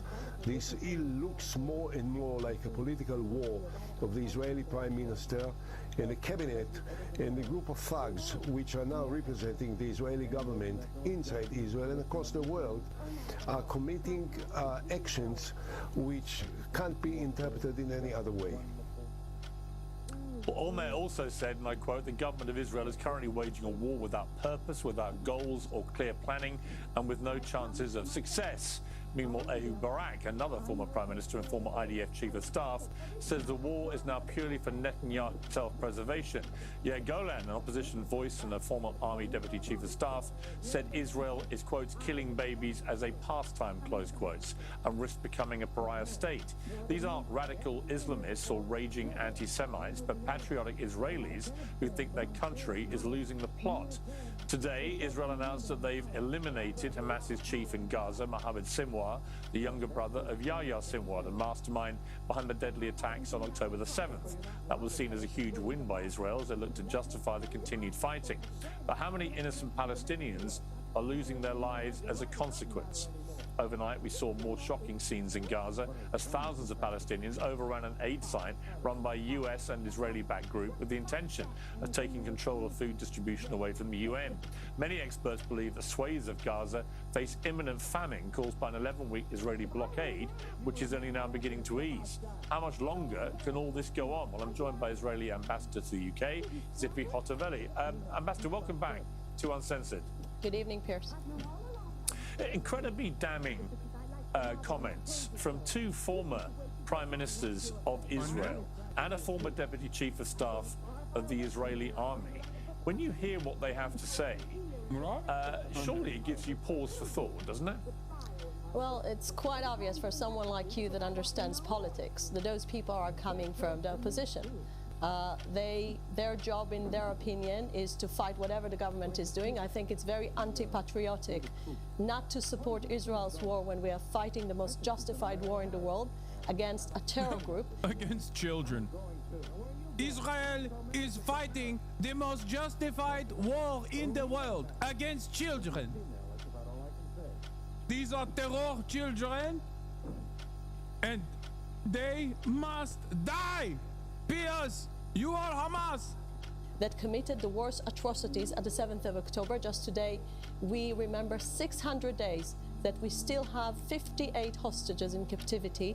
And I'm afraid to say, nowadays in Israel, you can't find even one leader that will say he's willing to live with Hamas on its doorstep. So if those people have any criticism, they should offer a plan how Hamas will be removed from the Gaza Strip, from controlling the doorstep of Israel, not committing the 7th of October again. I didn't get to hear that, not from European leaders that are criticizing Israel, and not from those opposition former leaders. So I must say that in the end of the day, Israel has a serious threat on its security. You will agree with that. No one wants to see people being massacred in their homes like we've seen at the 7th of October. And in order to do that, the aims of the war are still relevant. We want to bring back our hostages, and we want to make sure Hamas won't control the Gaza Strip. Every leader in the world, in the Western world, agrees on those two aims. You know, you and I have spoken regularly on a number of occasions throughout this war. I've always said from the start, as you know, that Israel had an absolute right and indeed duty to its people to defend itself after those appalling attacks, and my position about that hasn't changed. But I also kept asking one question, which was, what is a proportionate response? And I've got to tell you that in the last few weeks, I have found the Israeli government strategy in Gaza to be utterly disproportionate.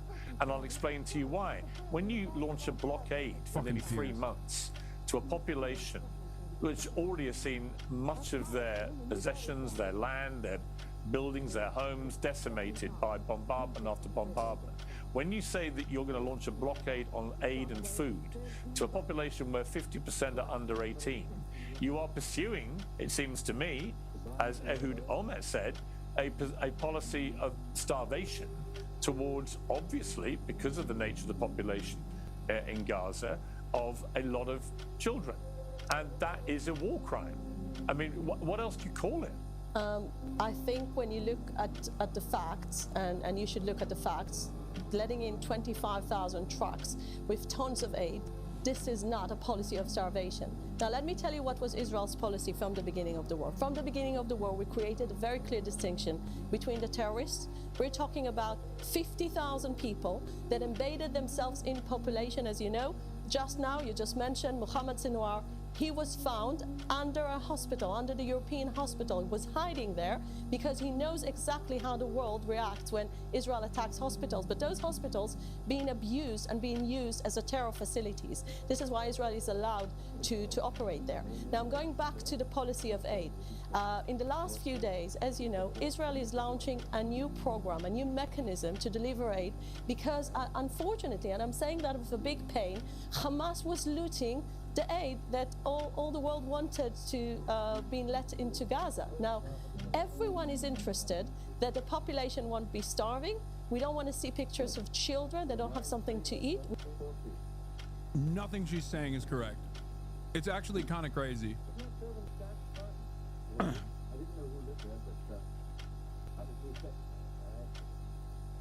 Nothing she's saying is correct. Incredible. We all share the same interest. Come on, Piers, but ask her, where's the evidence? If Hamas is looting the aid, then we are empowering the war machine. And according to the international law, no country in the world has obligation to feed the war machine of the enemy. And this is what happened in the last few months. This is why Israel had to change the mechanism. This is why American companies are involved. So we'll have a buffer. We won't have to see Israeli soldiers combating Hamas while they're trying to loot the aid. The whole procedure is much more effective. And just in the last few days, we saw Hamas putting barriers for the population not to receive this aid. This is the same Hamas that uses his own people as human shields. So we are talking about a situation that's very difficult, very complicated. Once Israel is fighting the Hamas terrorists, we still want aid to get in. And the mechanism, I believe, that Israel is putting now forward is so much better than the one that in the end of the day is empowering Hamas.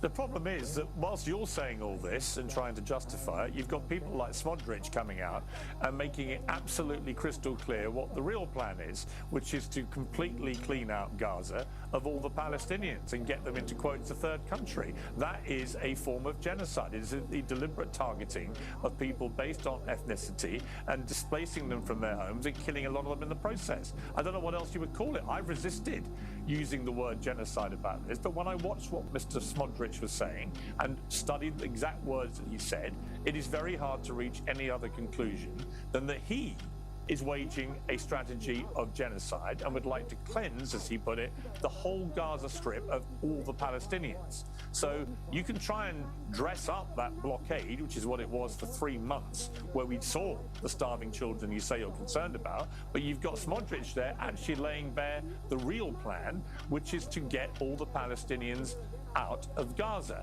And that is a form of genocide, isn't it? What else do you call it?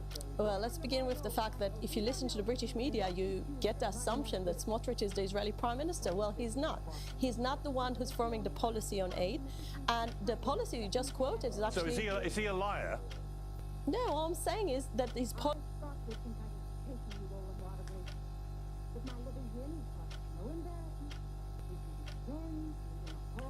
It's not just Bezalel Smotrich. Who's the finance minister, chap? Like, this isn't a random guy. He's just one of the many high-level officials. Netanyahu said the same.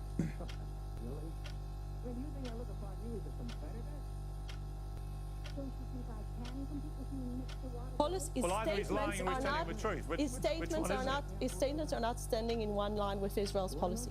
This is as a matter of fact. Now, going back to what you quoted basically President Trump's plan. And President Trump's plan is speaking about making Gaza a better place. Gaza will be a better place without having a terror hub, without having the underground tunnel city, without having people firing on Israeli cities. Just in the last 2 weeks, there were more rockets being fired from Gaza to Ashkelon, to some Israeli southern cities. We are not interested with any of that. And I just want to remind you, just in case you're so interested with finishing the war can finish today. If Hamas will surrender, if Hamas will make sure that no weapons in Gaza, if we'll see demilitarization of the Gaza Strip, and if our hostages are back home, the war will be ending today. I mean, just imagine that. All right, let me ask. Nope. I think Piers is not fucking fully on board with the movement, and that's why he's just like neutering his own arguments here. He could be absolutely fucking cooking her up like a flank steak here. Like the Bezalel Smotrich thing, it's not just him. You know what I mean? It's not just him. If that's the case, then what the fuck does like Netanyahu mean when he says we're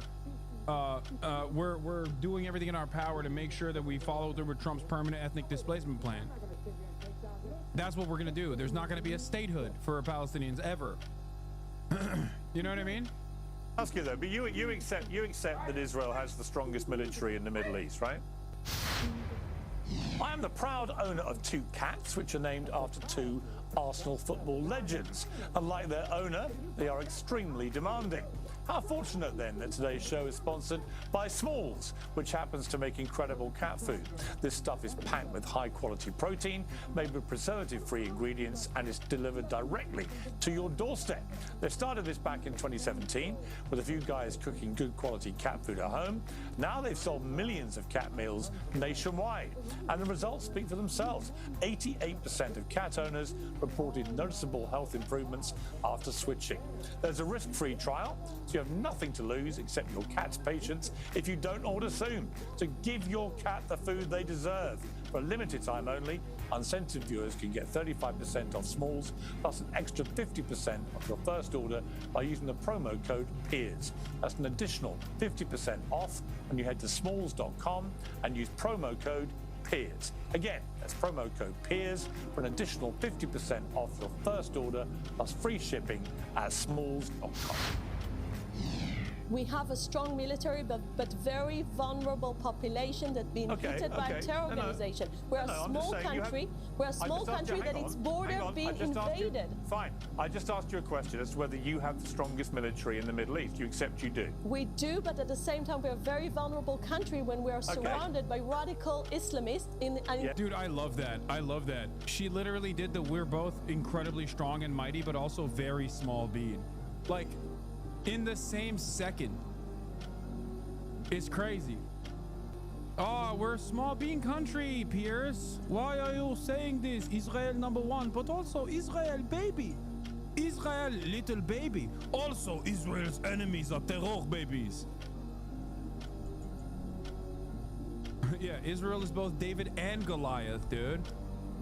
When the opportunity presents itself, it's a strong, proud, powerful nation.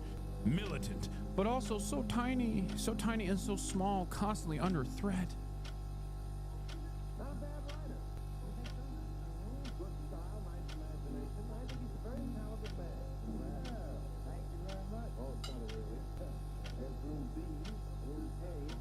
This is baby on baby violence, Piers.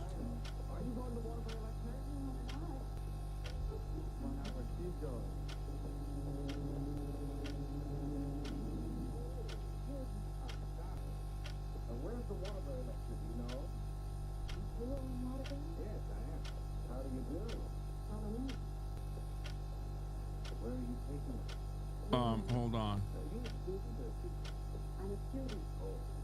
Hold on 1 second. Fuck. You look very advanced to me.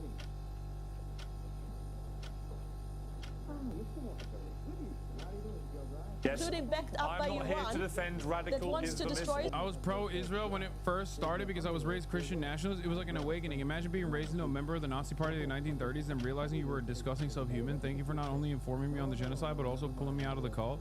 Hell yeah. I didn't do that, though. You did it. You were open-minded. You engaged in critical thinking. You engaged in something that contradicted your initial programming, and a lot of people don't do that. So I will always defend those who do and celebrate those who do. Remember, Of course, he gets most of his ideas from movies. Israel. I'm not here to defend that. I'm not here to defend Hamas, or I think a despicable terror organization. But you said there were 50,000 Hamas. Others have put the total figure at around 25,000, which begs the question, if after 18, 19 months now, you have been waging this ferocious war against 25, 26,000 terrorists, and you still haven't defeated them, you still can't get your hostages released, they're still not being released, it's clear to most people that your strategy is failing. But what you're doing is ramping up the attacks, ramping up the devastation, ramping up the clearing out of Gaza. You've got members of the cabinet openly saying they want to get... Yeah, actually fine, yeah, I don't fucking know, dude. I don't know. Why are you spamming this? Oh my god. Oh my fucking god. Dude, stop spamming. I don't know. Oh my fucking lord. I'm back on the Jesus train. You can say bless you again. This guy made me find God. Find God! Get rid of all the Palestinians and get them into another country. So it seems to... Yeah, did Israel say it? Did Israel claim it? Then it's a lie. Okay, that's my automatic lock. Now that I've made my position secure, I'm going to try to write a really good book. No more sex stuff. Fuck, dude. Will be a piece of great writing. You know, good writing. Everybody else that what you're actually doing is not winning any war against Hamas. In fact, many people think, including intelligence that the Americans have received, for every Hamas terrorist you've killed, they've already been replaced multiple times with people with the same ideology. And that would explain why you can't get the hostages out. And in fact, the hostages, the more you bombard Gaza, the more you would say that their own lives become imperiled.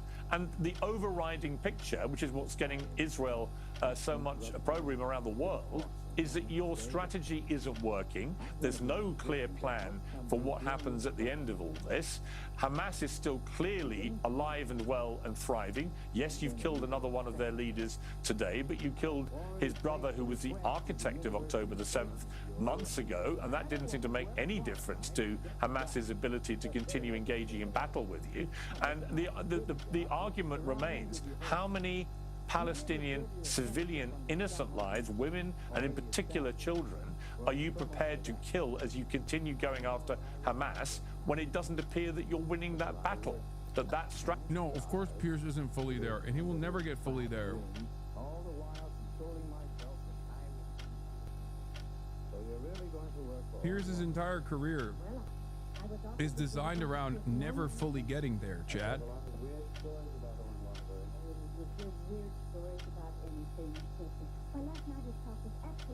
Sorry, didn't mean to spam. I'm new here. It's insane, bro. You know that. First of all, you know you're not supposed to spam because you kept changing the fucking goddamn question that you were asking. Well, you can't expect a writer to work in an office, Mr. Harris. I want to write, and I think you can show me how. Who knows? After a year with him, calm down. Strategy is failing. Pierce, how many Japanese children were killed under American attacks, and how many? Oh my god! Oh my god! German children were killed. Does anyone believe Pierce is sincere good faith? No, I was talking to a Muslim normie homie of mine about this, and I like to hear from him, like, about his perspective, because he's not like super invested in the online shit, but he loves Norm Finkelstein. Like, he fucking loves Norm Finkelstein. And he was so mad at Piers Morgan. He was like, that fucking piece of shit. He was like, that fucking piece of shit spent the first 19 months shitting on every fucking pro-Palestinian speaker, only to now turn around and act like he was with it the whole time. Is he devout? Yes. What difference does that make?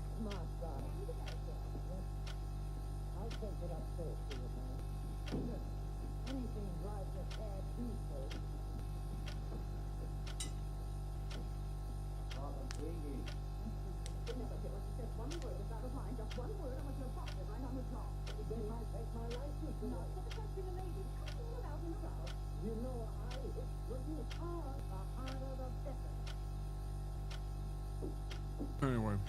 The UK attacks in the Second World War. Listen, I mean, if you want to play a fair... Piers has never stopped inviting me on a show. I just stopped going on because I was annoyed. I was annoyed with the spectacle of it all. Okay? I could probably still go on a show whenever. He asks all the time. He has tried to do a one-on-one with me. He's tried to like have me on just by myself when I was in England, outside of England. He has an eye for talent. He has an eye for what drives clicks. He knows having me on the show, it does decently well. Now he's done this switch up, so maybe I'll go back on his fucking show.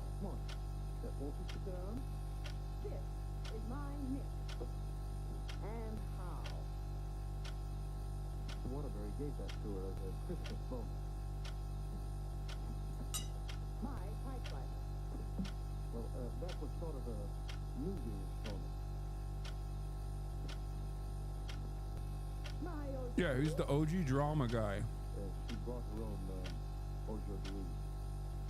If you want to play a fair game, you need to understand how Western armies operated in the past. Israel is not anywhere near to the American attacks on Tokyo that killed 100,000 civilians, and not anywhere near to what the UK was doing in the Second World War. Now, when I'm looking about a strategy, I get to hear all the people criticize Israel today, including yourself, and then I'm asking you this question. If Israel finishes the war today and Hamas stays on our doorstep, what kind of future do you promise my children? A future that 7th of October will happen and again, just like Hamas leaders promised? This is what you expect the Israelis or the Israeli leadership to accept? Hamas should not be allowed to run a Welk stall at the end of all this. They should so have how do you achieve that? How do you achieve that? Well, who's volunteering there to demilitarize the Gaza Strip?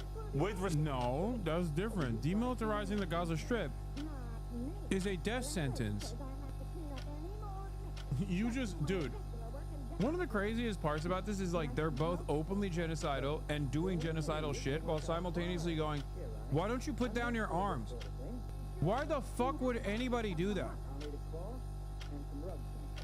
It would be immoral for Hamas to turn around and demand a demilitarization of all Palestinian resistance forces. And for the record, even if they were to say, yes, we are doing that, not a single fucking Palestinian faction, even the Al-Qassam brigades, would actually put down their fucking arms. Are you out of your mind? What kind of fantasy is this?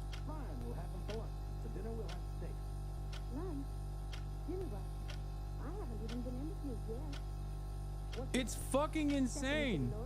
Hey, put down your arms so we can Holocaust you easier is crazy. You do laundry? My own generally. Well, you're going to have to learn to do silk shirts, 120 a minute. I'll do the cooking. And eating.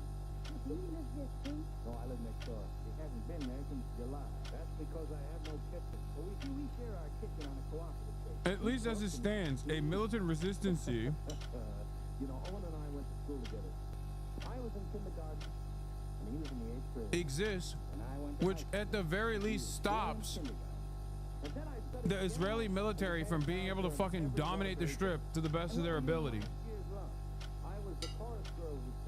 Because they're terrified that while they're in the process of scouring the underwear drawers of Palestinian women that they fucking killed and displaced, they get smoked. Absolutely fucking smoked. Why do people insist on eating on stream? I eat your mother's pussy off stream. If you want, I can eat your mother's pussy on stream too. Hey, dumb fuck. I'm live throughout the day. What do you want me to do? Not fucking eat? Suck my dick. I've had married secretaries before. Piece of shit. They were murder. His working hours are very peculiar.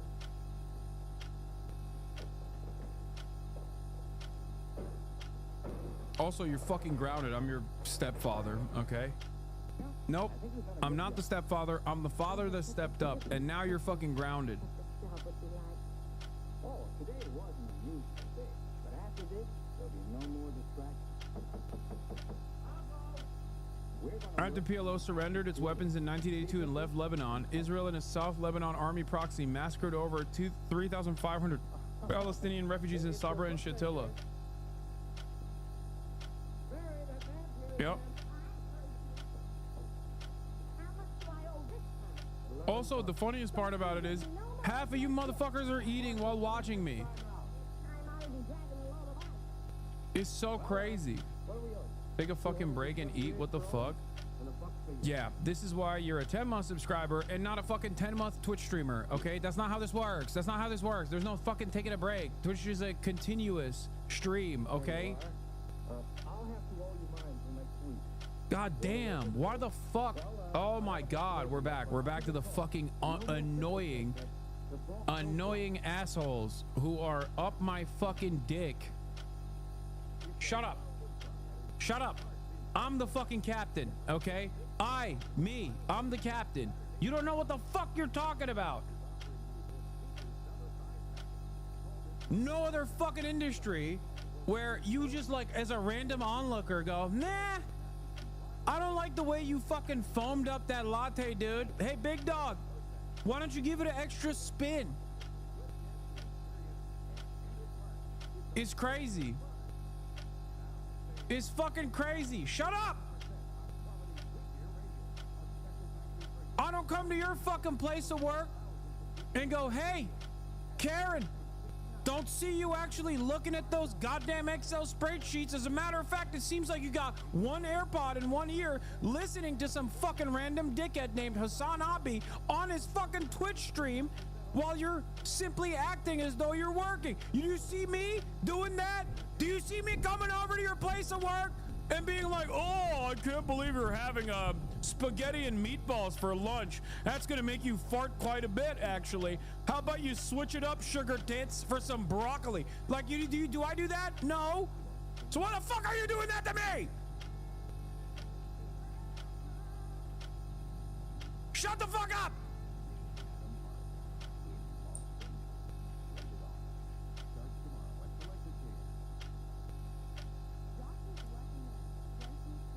Anyway, I'm not actually mad. I'm memeing, but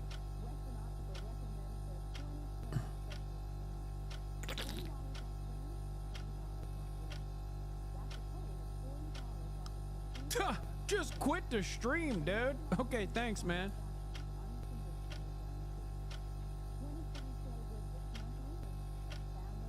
Yeah, I pay your salary, buddy. These are the exact same motherfuckers that lord over everyone in the service industry.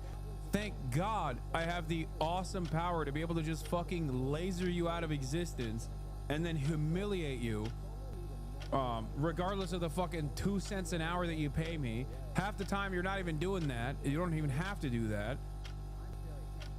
So goddamn entitled.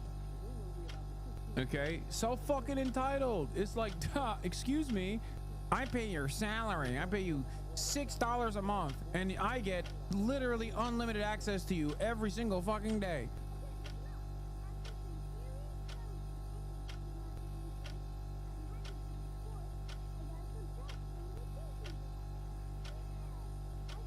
That's only a good line against cops. Yeah, also cops are the only motherfuckers who are able to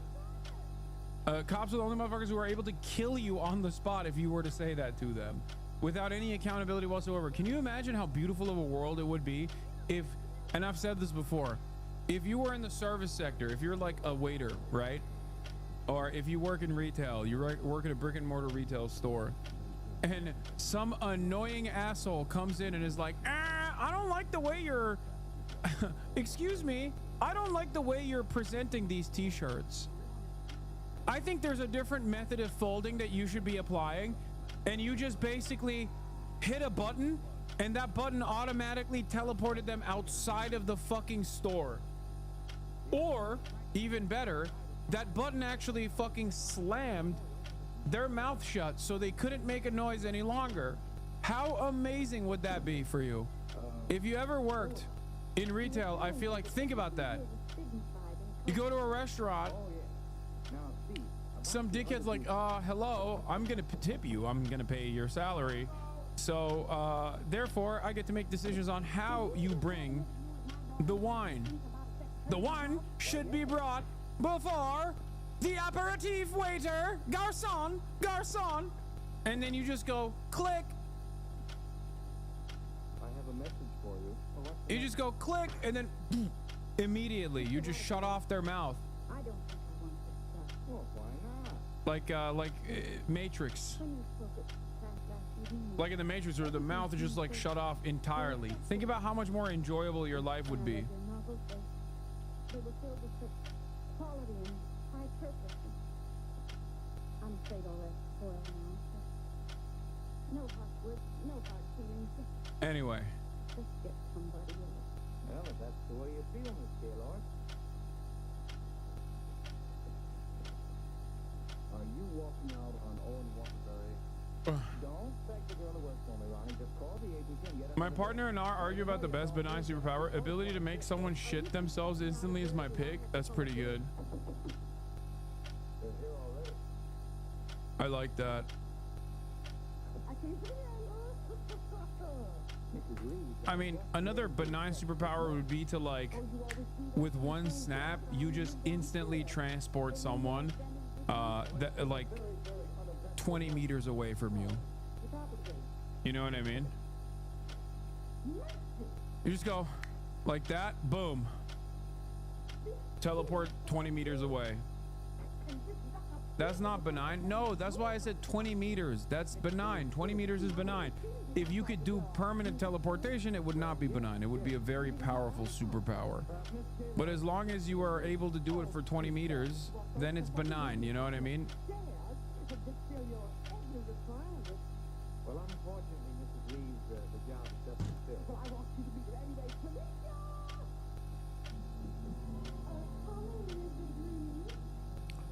All right, let's continue. Respect, Ambassador, you clearly don't achieve it with the way that you're trying to achieve it. All you're achieving at the moment is making Israel more and more of a global pariah.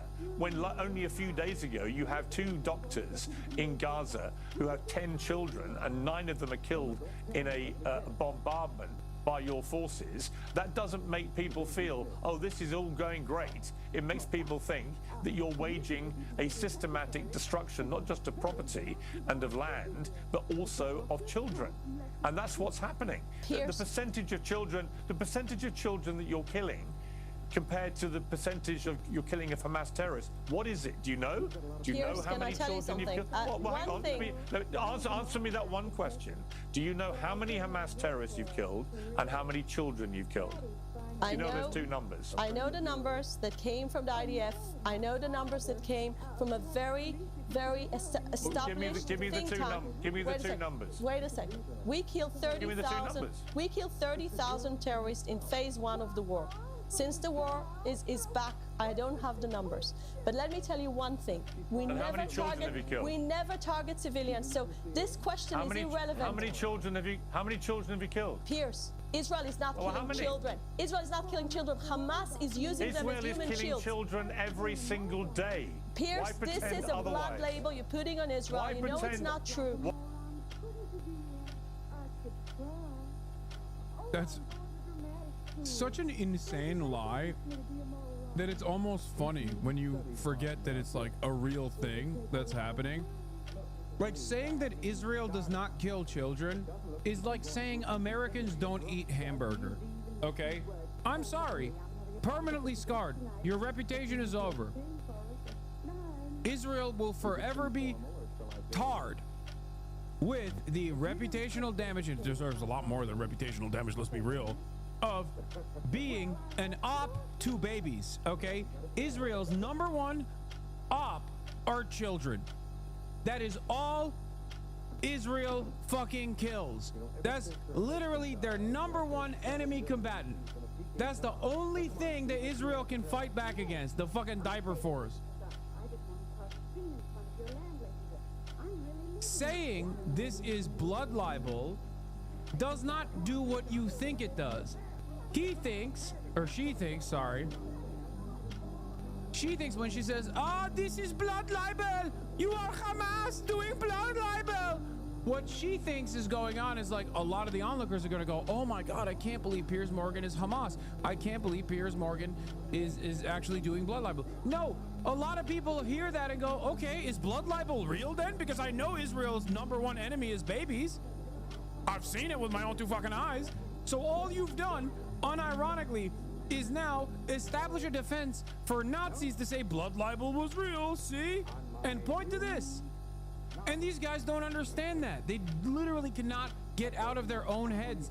They think that everyone thinks like them. They think they've surrounded themselves with incredibly vicious people that have the exact same singular focus on murdering as many children as possible. So they think they can get away with this kind of commentary. They can't. Hasanabi is at it again. Insane. Someone like this has a platform. Dude, again, the numbers that do this, the number of people that do this is diminishing by the day. Have you guys noticed that?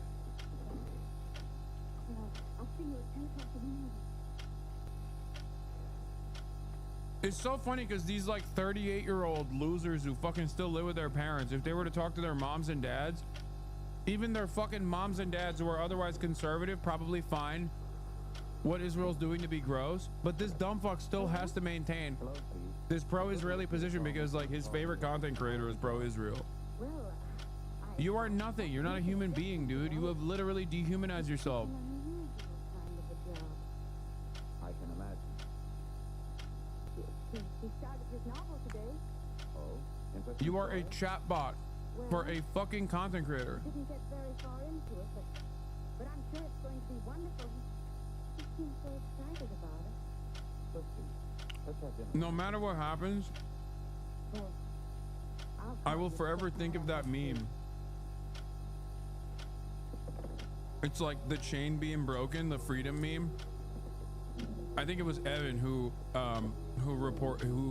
used that as a reply when it's like your mother, when she finally hears the gunshot sound coming from the basement, and it's just like the chain broken meme. It's one of the best fucking responses I've ever seen to like a psychotic neo-Nazi. Evan stole it from Right Wing Co-op? No, I mean regardless of who came up with it.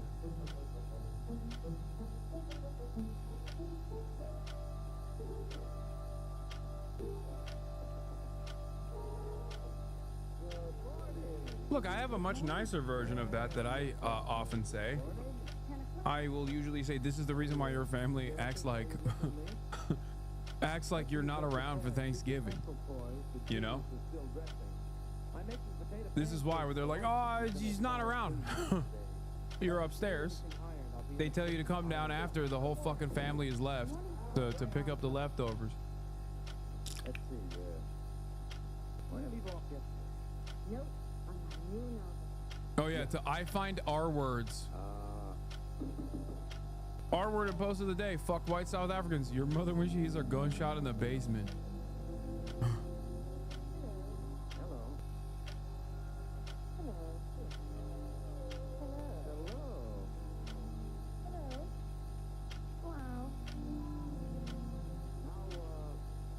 Blood libels were a Nazi conspiracy about Jews? No, it's not. It's not a Nazi conspiracy about Jews. Blood libel far predates the Nazis. Okay, blood libel is the idea that Jews are poisoning the wells in the fucking villages that they're in, and at a time when people didn't understand germ theory, they thought like, oh, these magic people are actually poisoning the wells and drinking the blood of our fucking children, our babies, and that's blood libel. And then they would use that as a reason to purge the villages of the Jews. Ironically, it's not dissimilar to the way Israel talks about Palestinians, actually. Come to think of it, yeah, almost verbatim. Like, What makes you think I'm even interested in it? You know, for a secretary who's just been given a day off, you're awfully annoyed. Annoyed? what? Any other Asmongold heads wish you would stop giving the left ammo like this? It makes us look bad. I don't need it because I'm not fat. Asmongold claims he has not worn deodorant since he was 14 years old. Yeah, I could tell you that. I mean, this is like, I'm gonna keep it $1.50. This is one of those things where it's like, yeah, we knew, you know what I mean? He didn't have to say it. Feel like it comes with the territory, you know? Oh wow, you don't use deodorant? That's shocked, I tell you. Why would I don't wear deodorant. The last time I wore deodorant is whenever I thought I could wear Axe body spray and girls would like me. I was like 14. I don't wear fucking deodorant. You know why? You know why I don't need deodorant? Because no, I don't need it because I'm not fat. Fat people need deodorant because they smell bad because all the Cheetos are coming through their skin.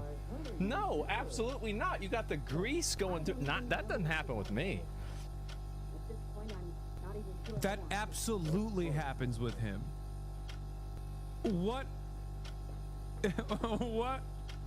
What the fuck? Oh, Jesus Christ, dude. Edgy humor enjoyers when edgy humor enjoyers, man, they fucking they're so sick. They're so real. They're real. This is real. How dare you make me listen to that? You need to understand this is the brilliant orator Asmongold, the face of the new emerging right-wing movement online. Oh, it's so fucking brilliant. It does sometimes feel like it's a psyop. Like I feel like Asmongold is like, I imagined him. I like made up in my mind a truly repulsive human being in ways that you know, most normal people will look at it and go, oh, ew, what? And never take seriously. I imagine him being the face of the right-wing movement to disparage the modern online right-wing movement. That's what I did.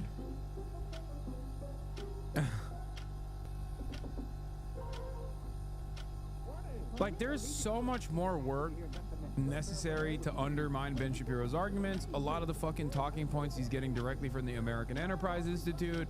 Like, when you're tackling someone like Ben Shapiro, you're tackling not just him, you're tackling the entire fucking media infrastructure that is behind the likes of Ben Shapiro that justifies right-wing policies, right?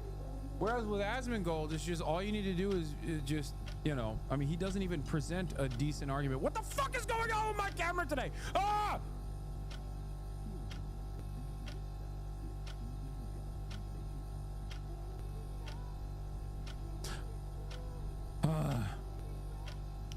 Anyway, with Asmongold, there's not really much you need to do to counter his positions. It's just they're very stupid, and also he looks gross.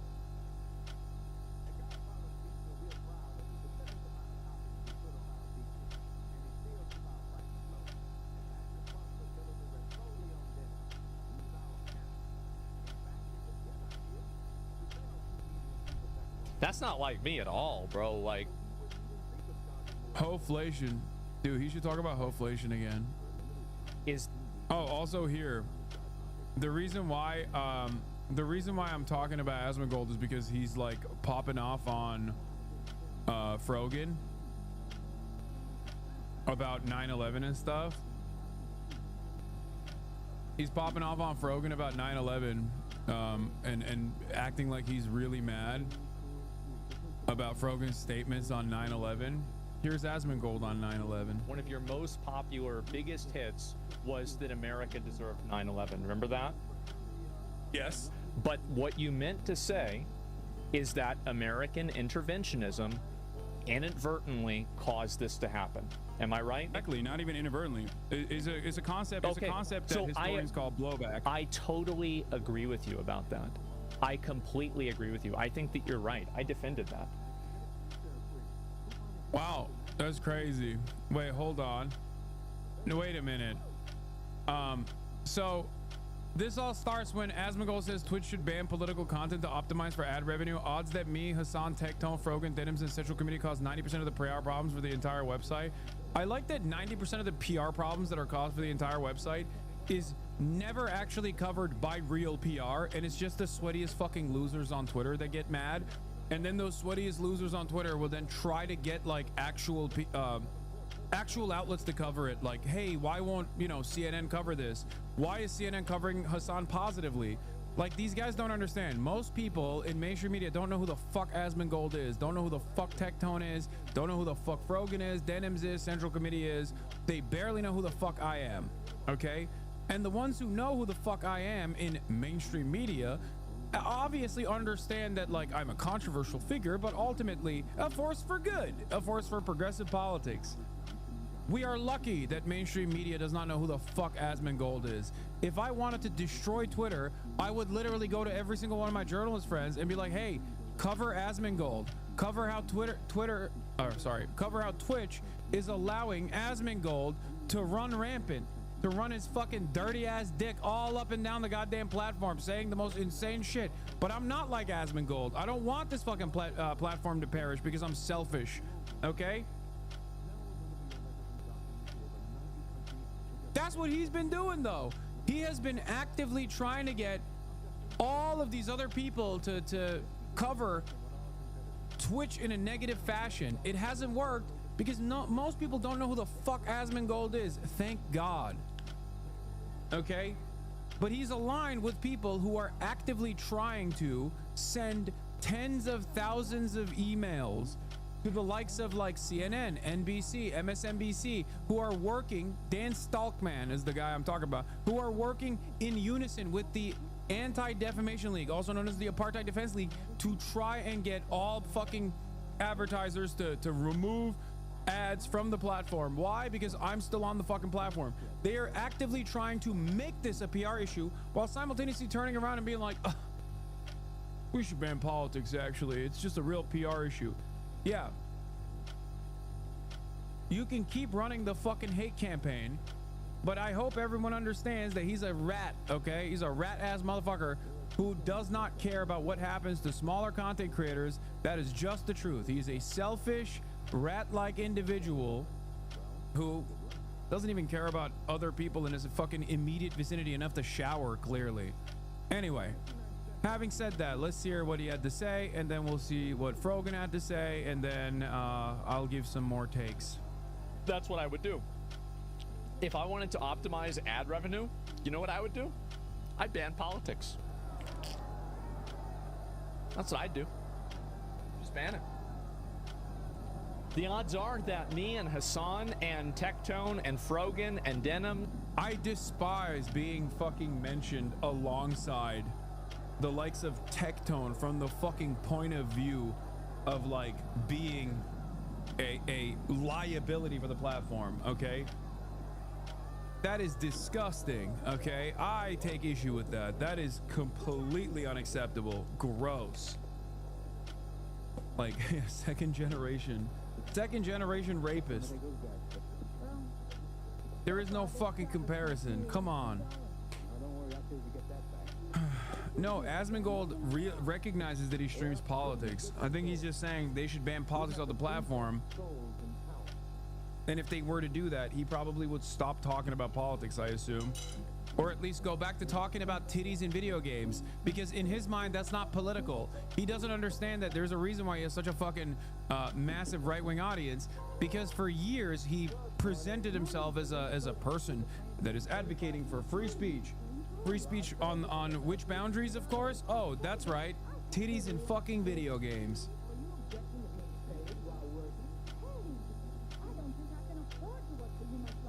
Titties in video games. Why are they small? Why can they not be larger?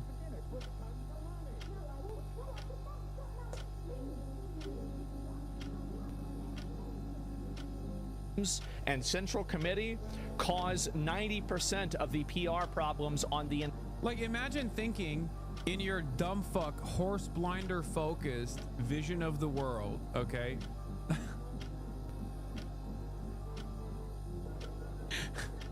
Yeah. CNN is looking at Michael from Pennsylvania's account and going, I can't believe he said something like this. Like, that's a real mover and shaker in the fucking media world. It's like dudes at Ogilvy, marketing executives at Ogilvy are like, we were gonna dump $7 million into our Q4 advertisement campaign on Twitch, and then I saw Michael from Pennsylvania on an LSF post, and I realized we should probably give all that money to a TikToker.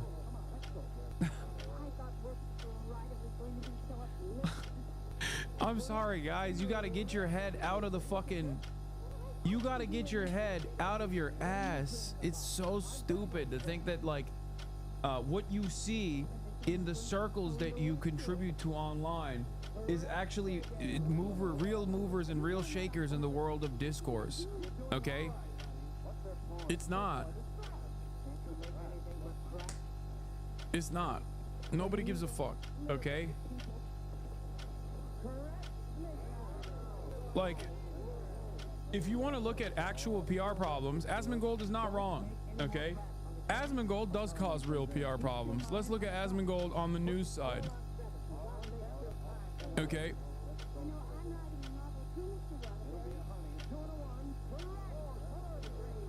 All we wanted to do was play video games. Streamers such as Asmongold have more influence than ever. What are they really saying?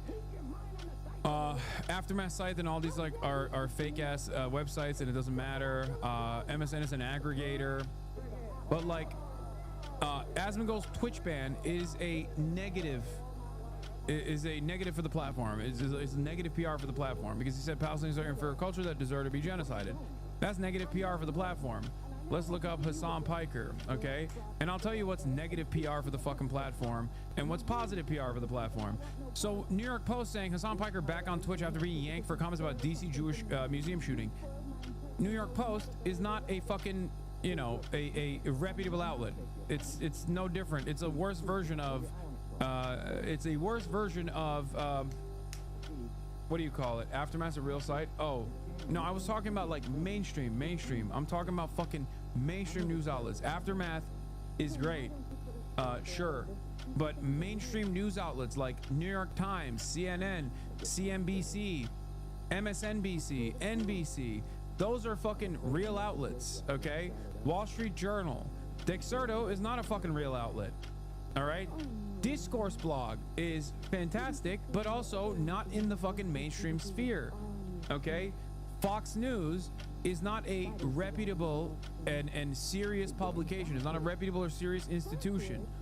Okay, in the same way that like The Guardian is, in the same way that NPR is. So you have to understand, like New York Post is a tabloid, and Fox News is a right-wing dish rag. The reason why I pointed that out is because, like, yes, I sometimes have negative PR for the platform when I get banned for certain shit, but ultimately that doesn't move the needle in any meaningful way, as opposed to all the fucking positive PR that I bring to the platform with all these other major outlets. Fox News is irrelevant in the grand scheme of things, and so is New York Post. So is the Free Press. Like, these are not reputable institutions. They're not a part of the liberal mainstream media. So on that front, I don't even fucking agree with this. Yes, if you were to look at like the Fear Buck account or any number of different like blue check power farmers on Twitter that want to make $26 in ad revenue every month, so they're just like constantly fucking pumping the most bottom of the barrel, lowest common denominator takes. Yes, on that front, all of those botted tweets and shit, yes, very, very, very controversial. Twitch is an incredibly controversial outlet for dudes who are reply guys to Elon Musk. It's a very controversial outlet for people who spend all of their time online and all their time on fucking Twitter. Okay, yeah, for those guys it's controversial, but those guys are not the fucking advertisement executives. Okay, those guys are not the fucking real movers and shakers. Most of the movers and shakers do not know who any of us are, myself included, and luckily not Asmongold. If I was the same type of person as Asmongold, if I was a rat fuck who wanted to screw up this entire platform and then fuck off and, like, I don't know, get a kickback or go to YouTube, then I would literally blow up the platform by doing this SJW nonsense over and over again, by constantly going to my fucking journalist friends and being like, look at this fucking racist, look at this racist, why don't you do coverage over this racist, why doesn't Twitch ban this fucking racist? Who do you think out of all of those reputable outlets would they actually cover with ease? Who do you think would actually get the headlines? Who would actually become a headline? The guy who fucking does unlimited white supremacist propaganda every fucking day to 50,000 people, who has destroyed the Daily Wire's prominence in the online sphere? Or a guy like myself who, yes, has radical perspectives but is on the right side and definitely has opinions that are not that far removed from the average fucking journalist. That's it.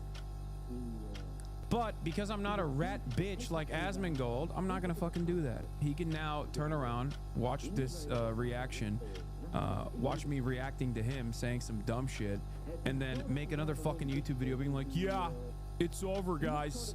Gotta fucking ban this guy. He's so funny. I'm simply laughing. I'm laughing at him. Yeah.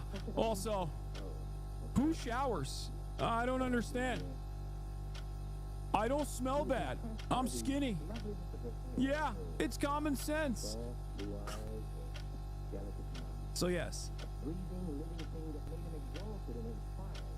I do love, like I said, the fact that he is the face of the modern right, the modern right-wing movement. All right, having said that, let's take a look at what his response was to Frogan.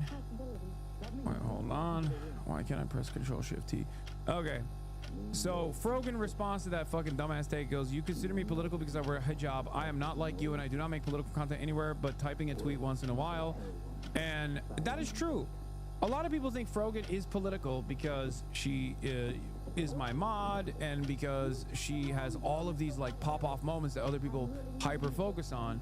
But outside of those like very famous fucking moments, like she does drama. She watches fucking TLC shows. Okay? Don't try to use your hijab as a shield for your disgusting behavior. American soldiers deserve PTSD. Arab Jew racial tier list. Sub goal to make a 9/11 cake. Called October 7th mass murders a revolution. Those are PR problems, obviously. Your religion isn't the problem. You are. Now, of course, Asmongold does this thing where he one talks about the fucking Sabra hummus tier list.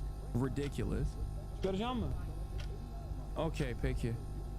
Sabra hummus tier list, I feel like doesn't deserve to be on this list. Okay, exaggerated version of something that she did say that I think is understandably going to cause a lot of ire, especially coming from a woman in a hijab. Okay, this is absolutely fucking ridiculous. Arab Jew, Nick, come on, Nick, come on, you're right next to my ear. What is happening? I love my family, but sometimes they are, while I'm live, trying to directly communicate with me.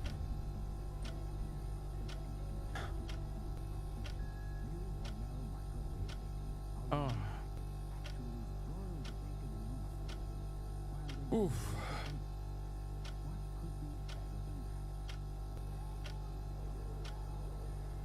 Asmongold looks like when All Might without his powers in My Hero Academia. Oh my god, you're not wrong.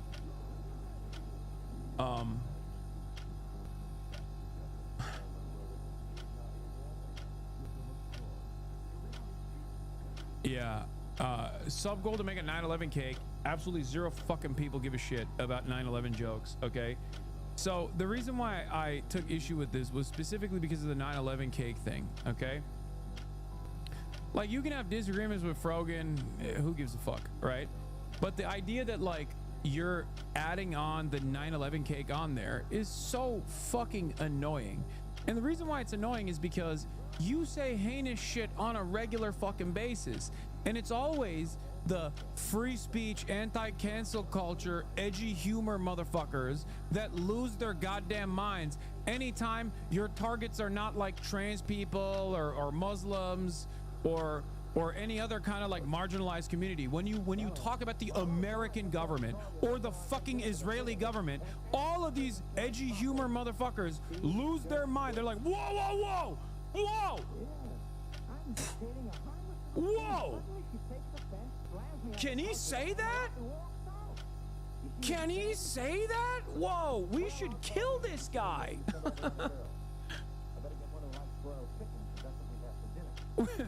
Can we put you in jail, please? Yeah, they go, timeout on hate, timeout on hate. Jay Schlatt was in Asmon's org and has a 30-minute long compilation on YouTube making jokes about 9/11. Yeah, of course. Asmongold himself has also made 9/11 jokes. Of course he has, bro. Are you fucking joking? He's also defended my ban on 9/11, on the 9/11 ban that I received. He was like, yeah, that's not a problem. I agree with you on that. if Call of Duty really wants to do something insane, they need to make the next Black Ops about stopping September 11th. And the end scene is that you actually stop the planes and you stop September 11th. They roll the credits. After the credits of the game are over, it goes back to the game. You look up at the towers and they still fall down. Okay, I'm not gonna lie. That's actually unironically an awesome idea. I forgot. That is actually such a banger idea that it literally feels like I forgot that I was angry at him for being hypocritical. Okay, because the entire point of this was he's supposed to be mad about someone making like a 9/11 joke or something. Okay, like I can't even entertain being a hater here. Okay, low key, that's not bad. That's not a bad idea. That's actually kind of a good idea. If they were insane enough, they would just literally do it from the perspective of the fucking hijackers, like no Russian. They would never do that though, of course. Remember fucking no Russian? Like that type of shit.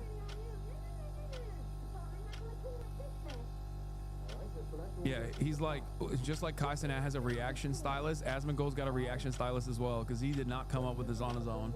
And it says to be continued.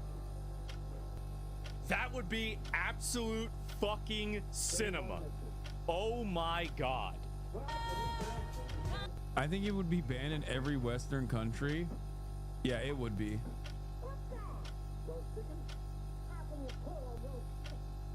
No Russian 9/11 is fucking wild. No, I know. It's not gonna happen.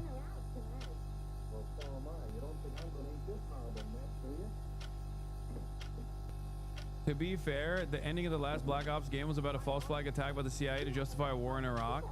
Yeah, they put stuff like that. Anyway, the point is, only Asmon gets to make 9/11 jokes, okay? What is this? I don't watch Hasan. I don't care about Frogan. I play World of Warcraft and take showers. Who is this person?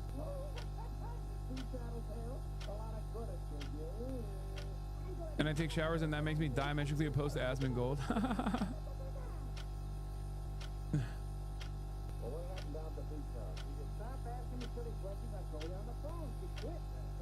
Yeah, Bovine, Barry, and her deranged sister are coming for our boy, by the way. Dane broke out. Yeah. We have officially arrived at a take too far. Too many takes. The take economy has found its limit. I was wondering how we would get here. I was wondering what take would be the take that would get us here. And here it is. This is the take that gets us here. Now, remember, Bovine Barry got her sister this job at the Free Press. And also remember, the reason why she's doing this is because Anthony Bourdain fucking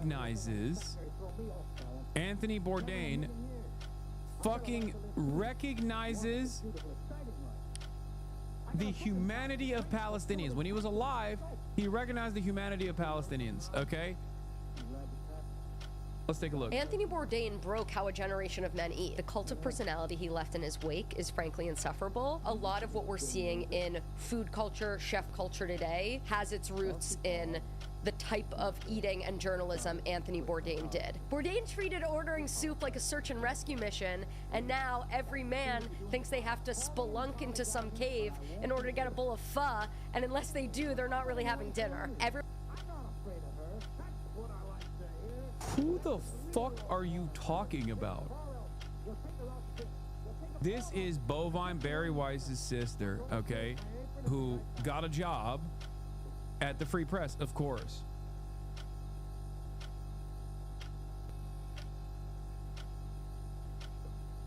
Fake podcast set. Everything about the Free Press is fake. Industry plants are getting old. I know. And it's also like I'm telling you right now, the reason why she's duking it out with Anthony Bourdain, the reason why she dropped this take is so that people obviously come after her and say, you're a fucking asshole for saying this. What are you even saying? And of course, she's going to turn around and be like, oh, so many people are canceling me again. Oh, all the leftists got mad.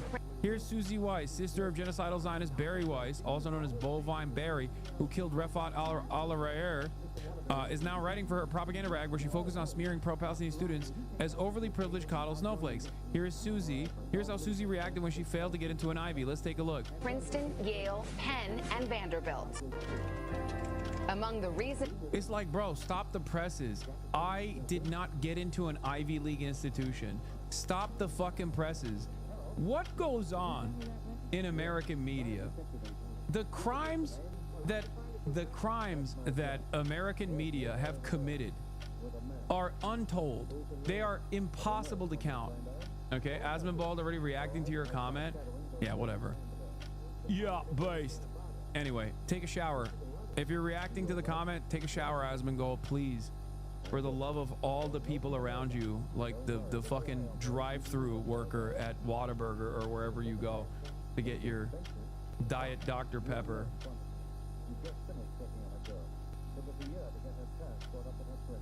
Did you see Free Press Qatar hippie saying they spent $95 billion on U.S. propaganda? Yeah.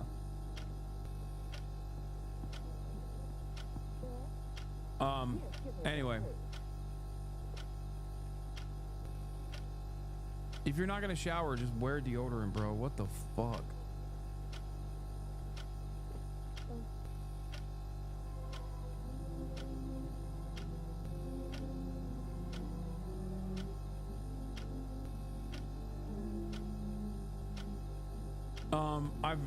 I've consumed a lot of right-wing media, often against my will, from reshares and from memes I've been exposed to. So much Daily Wire, Tucker, even like Epoch Times. I've never actually fucking seen Free Press shit. It's completely fake, no motion. Yes.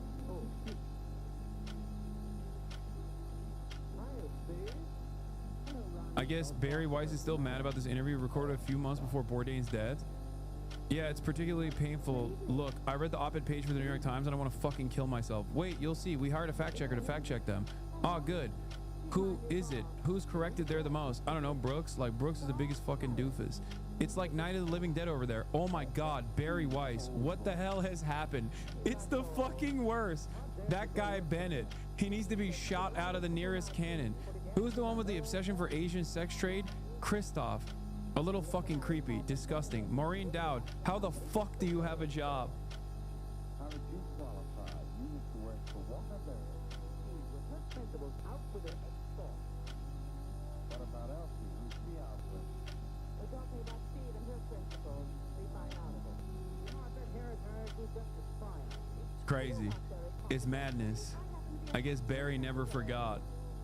When did you learn to type? So glad Susie was eventually able to overcome all the obstacles put in front of her and take her rightful meritocratic place doing punditry for her sister's website. She was rejected by... Like, at least I started my career at my uncle's YouTube page. You know what I mean? And then made my own thing.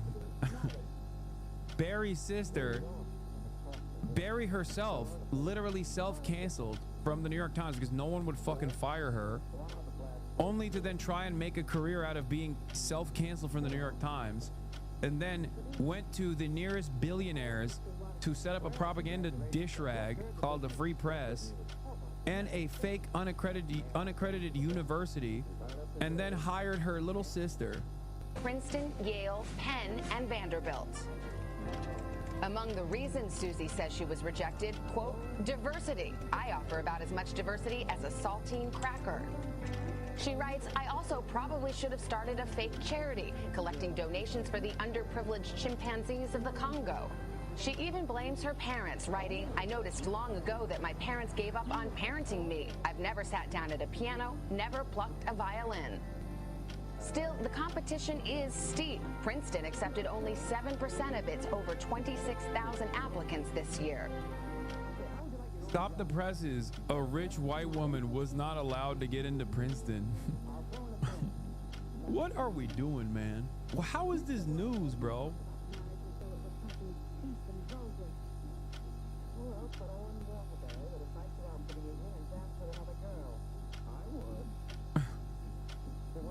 Oh my God.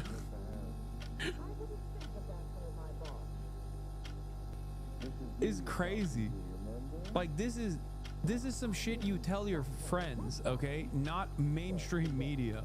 And then if your friends are kind enough, they gently tell you, you are an immensely privileged person and I think you will survive. You should perhaps never reveal this to another person ever again. Meanwhile, in the United fucking States of America, you get to do this on mainstream outlets and then people actually feel bad for you. Okay, I didn't get into any of the IVs either, you know? Boo-hoo. Who gives a shit? Just because you're an A student and have great test scores doesn't mean you're eligible for an Ivy League school. Some call Susie a truth teller. Others say she's entitled. To those of you disgusted by this, shocked that I take for granted the wonderful gifts I've been afforded, I say, shh, The Real Housewives is on. And Susie Weiss joins us now. Susie, good morning. Like, why are you in? Why are you in the studio? Like, they're like, oh my God, we have to do an in-depth analysis. We have to do full 360 coverage on this, okay? Stop the presses, please. What the fuck? No, this is not parody, man. Morning to you. Good morning. Well, that's one way to blow off a little steam in an op-ed in the Wall Street Journal. Yeah, thank you so much for having me, by the way, and also thank you to the Wall Street Journal for printing my piece. Well, what were you hoping to accomplish? Well, it's a funny story, actually. The piece was written, I got rejected from a bunch of schools in one day, and like any teenager, I'm sure like millions of teenagers that day, I was crying to my mom, and she said, I cannot hear about this anymore, just go talk to someone else. So I called my sister.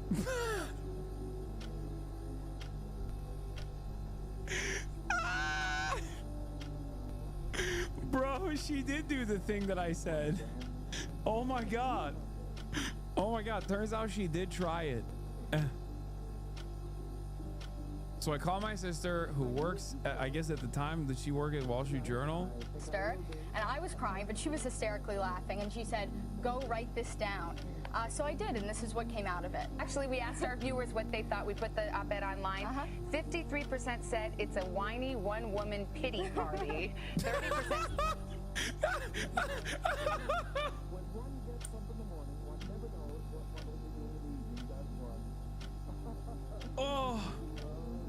Oh my God, even the today.com survey was like, come on, bro, who gives a fuck? Oh, to her fucking face. You'll never guess where she worked before the Free Press. Read her bio, where she follows me. Oh, New York Post, of course. Huge in Japan. R.I.P. Peep. The Free Press, hot goss.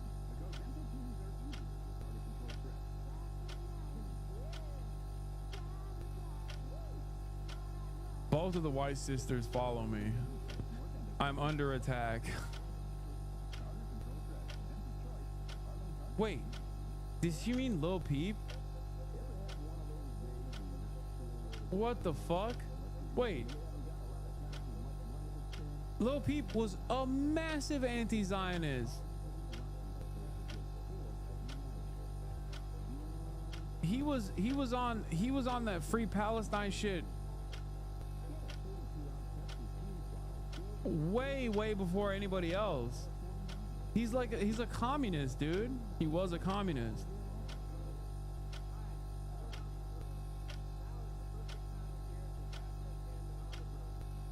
Said it accurately captures what college admissions officers expect these days, and 17% said they weren't sure whether to take it seriously or be appalled by it.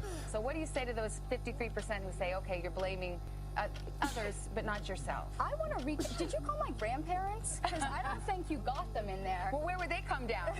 I think they would support me, but...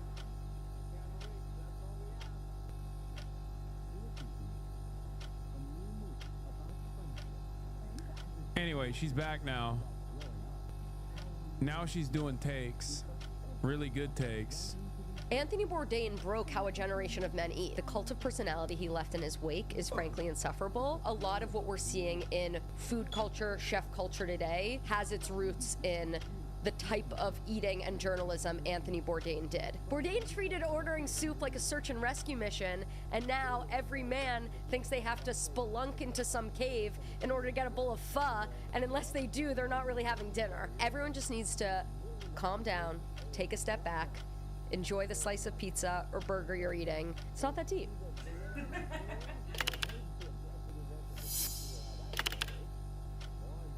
Anthony Bourdain broke how a generation of men eat. The cult of personality he left in his wake is frankly insufferable. A lot of what we're seeing in food culture, chef culture today has its roots in the type of eating and journalism Anthony Bourdain did. Bourdain treated ordering soup like a search and rescue mission, and now every man thinks they have to spelunk into some cave in order to get a bowl of pho, and unless they do, they're not really having dinner. Everyone just needs to calm down, take a step back, enjoy the slice of pizza or burger you're eating. It's not that deep.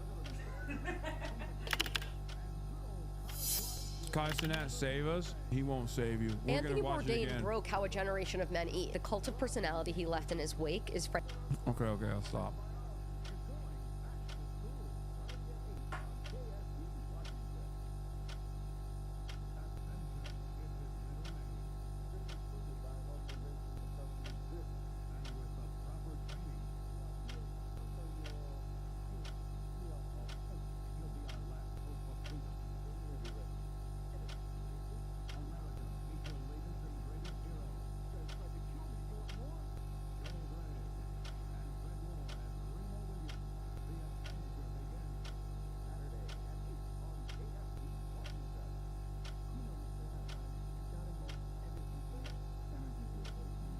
You only do this for the most brain dead takes?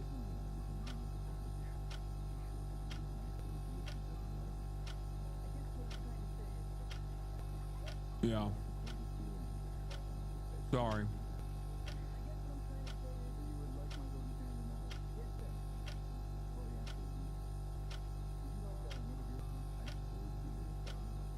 Little Pete was a communist also because of his grandfather. Yeah, who was one of AMLO's favorite authors, John Womack Jr., Harvard professor Marxist.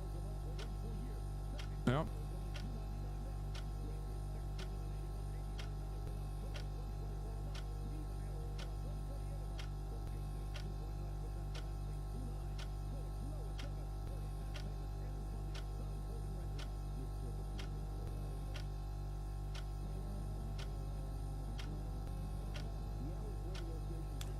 Anyway. Oh. I was going to do Dan Bongino having a rough one. We have to see this. I mean, I gave up everything for this. I mean, you know, my wife is struggling. I'm not a victim. I'm not Jim Comey. It's fine. I did this and I'm proud I did it. But if you think we're there for tea and crumpets, well, I mean, Cash is there all day. We share it. Our offices are linked. He turns on the faucet. I hear it. He's there he gets in at like 6 o'clock in the morning. He doesn't leave till 7 at night. You know, I'm in there at 7:30. Wow. Thank you, sir. You're so brave for leaving behind your Rumble stream. To become the deputy director of the FBI.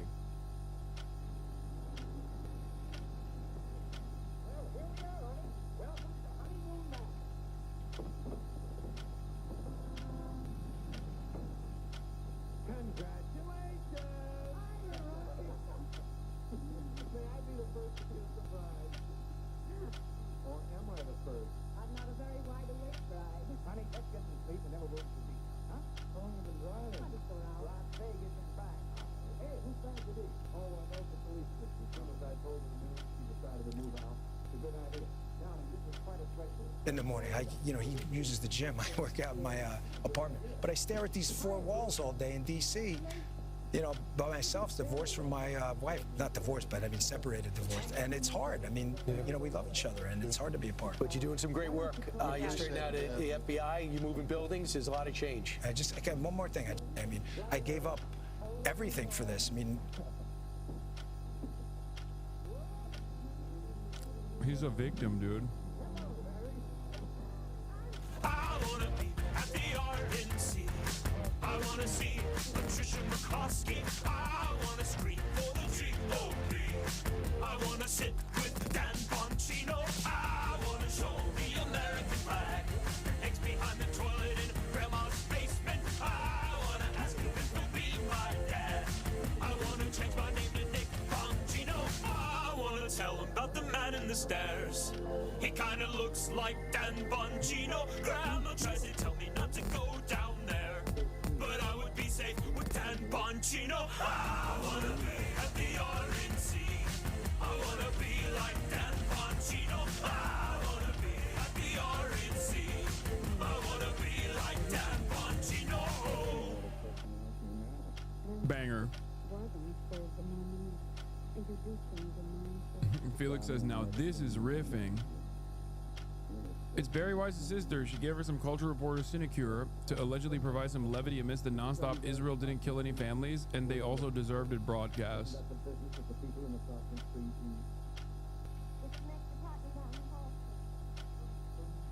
New BB No Money. Yeah, I saw BB No Money actually did something controversial. At the time of the recording, I was unaware of certain individuals' ethical beliefs. As a result, I've chosen to censor those whose values I do not support. Additionally, all funds generated by this video will be donated to the PCRF.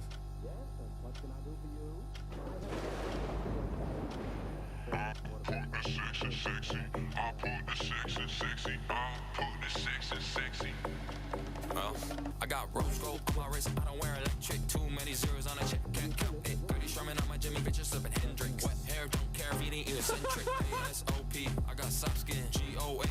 I went big 10. You should me. I stay clipping. Yes, I push pin. Ladies and gentlemen. I put the sex in sexy. I put the sex in sexy. I put the sex in sexy. Shit. I would even undress me. I put the sex in sexy. I put the sex in sexy. I put the sex in sexy. SEXY. Bitch, I'm a bureaucrat for and fun. Don't be a copycat, kiss my tongue. Please, baby, let me clap. It's Asmongold. BB No Money used to be a massive Asmongold head, and this recent turn that Asmongold has had has, I believe, caused him to second guess. He used to be a massive Asmongold fan. Got a aristocrat, no diamonds. You blandish, put you in a panic. Bank real thick, can't see the money vanish. Dick Tanger, got his ring in Spanish. Big toe ring, got it flooded like Atlantis. Athletics, first in the class. Straight to the bag, I'm a pro like Bass. Diuretics, pissing out cash. Pants never sag, so high, got a rash. Bitch, I ain't man, I'm random. A-Ran, doors never close on king shit. Aslan, cooling with the folks at the crib, watch gangland. Jiggy in the club, let Annalie jazz hands. Cast spells, get coochie like Merlin. She stick real fast, stay swerving. Sex sells, well, fuck it, we splurging. Hair gel, I'm composed like Gershwin. I put the sex in sexy. I put the sex in sexy. I put the sex in sexy. Shit, I would even undress me. I put the sex in sexy. I put the sex in sexy. Goddamn, wig is hot, dude. So is Will. Everybody looks good in this. Sheesh. I put the sex in sexy. I put the sex in sexy. SEXY. New fabric, stripped out designer. Bitch, I'm out with the band. Splash. Do antics, mom, proud, make fire. Always 2 steps ahead. Catch up, bitch. Clack ain't for. Yeah, I'm feeling like Birdman. Sweet talk, 2 chicks, got them doing handstands. Lights in the crowd, auto weight in a grandstand. Stay bricked up like Tamlin. Anchor, my dentist proud. He said I'm flossing. Feeling merry, cause I'm popping. Stuff my nephew's Christmas stocking. Cause I'm newly rich. Sex and sexy. I put the sex in sexy. I put the sex in sexy. Shit, I would even undress me. I put the sex in sexy. I put the sex in sexy. I put the sex in sexy. SEXY. Wow. Spits money on me like a rainbow. These diamonds on me dancing. Romance. Try to save me.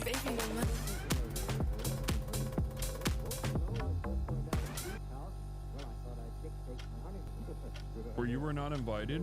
Yeah, he hates me. No, dude, they shot this in fucking Austin.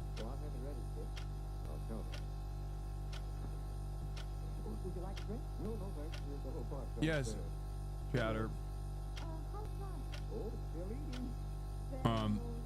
He fucking censored Asmongold's face out of all of the frames that he's supposed to appear in, including ones where he's like directly the center. I was once Mr. Waterbury's secretary.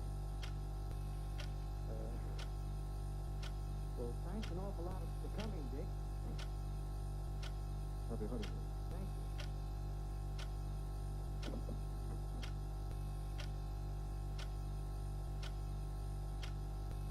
Darling, why did you support me with the show, Susan?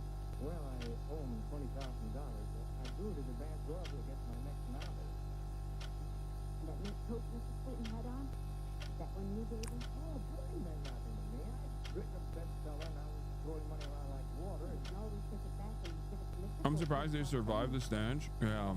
I mean, if you're gonna fucking be around him, Darling, I don't think I can afford that. might as well put his face on it, you know? No, I'm kidding. But I'm beginning to think you married me for mine. Look, darling, listen. You're never going to be a woman. Honey, I know a perfect little mountain. They censored him with the Murloc from World of Warcraft. He Stalinized Asmongold. Yeah.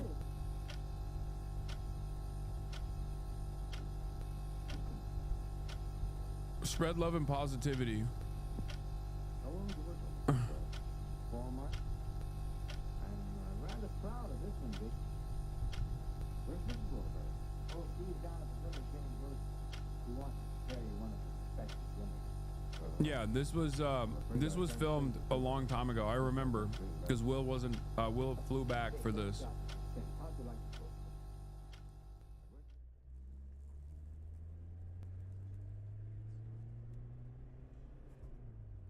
5, 4, 3, 2, 1. Engines full power and lift off. Oh! It's doing it! It's going! Dude, look at that thing. It's going! Look at her go. Let's go! Dude, come on. You have a celebration ready for this, right? You worked on this for years. This is what I always make fun of with engineers at NASA when they just like sit there and go, yay. No, come on. Dude, just watch it. Don't worry about reacting. Just watch the rocket. No, but you should be more excited. React harder. 30 seconds. React harder. Flight. That was Murat's Bias app launch.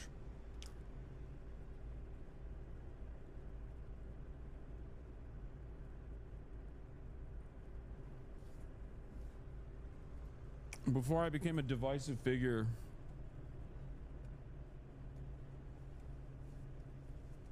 surrounded by friends and family. Didn't that Viasat die like almost immediately? It wasn't their team's fault.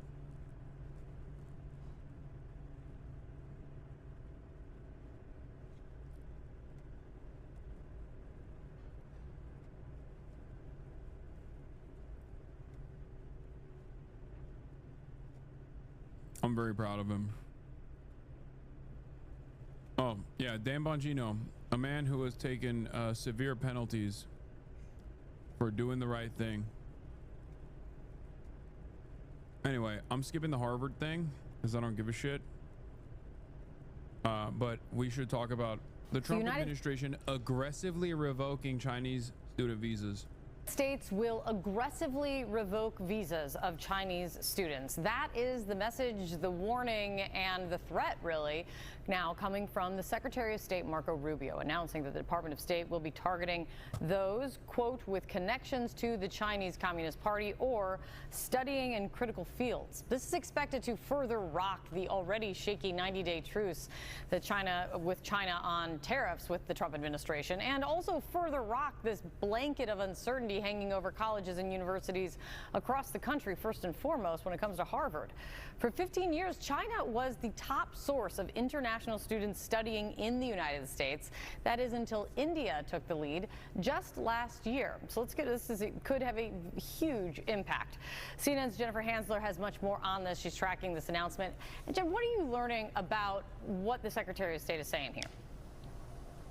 Well, Kate, this surprise announcement from Secretary Rubio last night is a further escalation of tensions with Beijing and is also poised to be a further blow to higher education institutions here in the United States. Now, this announcement was pretty sparse on details. It says that they will aggressively revoke visas for Chinese students, including those with connections to the Chinese Communist Party or studying in critical fields. But the Secretary of Studying critical fields, if it's AI, then that's like what, a quarter Chinese? You're just actively undermining your own future. Good job. Like, even if Chinese nationals were to inevitably go back to China and work in China, while they're in the United States of America at Harvard, they are contributing to American innovation. Okay? They are quite literally contributing to our own country's innovative process. Now, of course, one might say, Hasan, obviously the real reason why you're frustrated is because you're Chinese. And the answer is yes, I am. I'm white Chinese. And so is my good friend, Brace Belden. And neither of us are going back to college anytime soon. So we are not worried about having our student visas revoked. Even though we are both white Chinese, both in our heart, in our soul, and also just in general.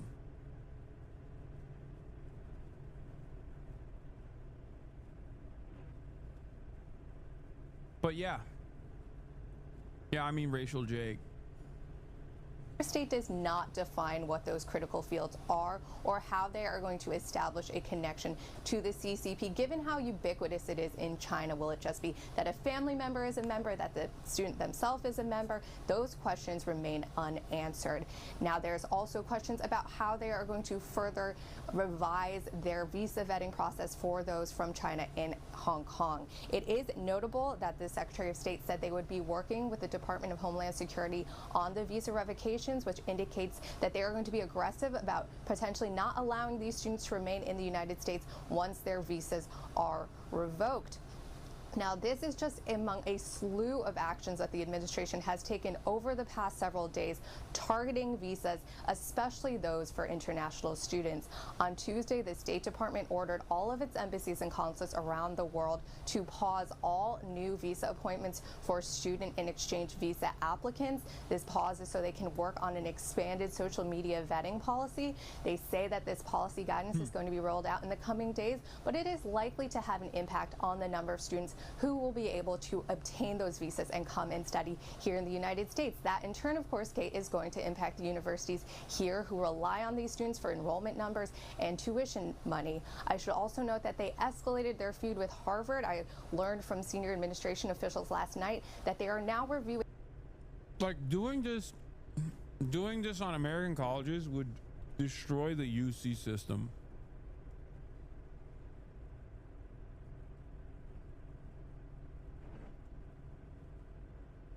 Like, University of California is done. Done. It's over.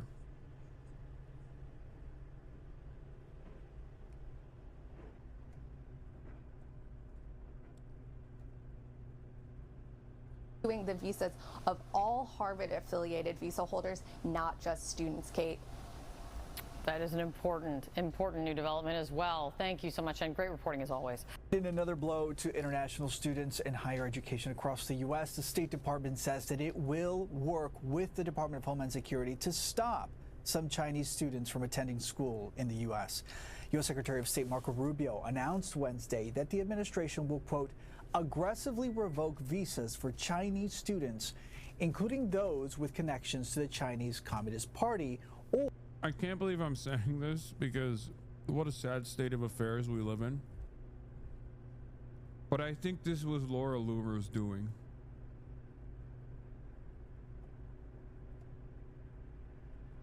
She kept pushing the Trump administration to do this because I guess Xi Jinping's like daughter goes to Harvard.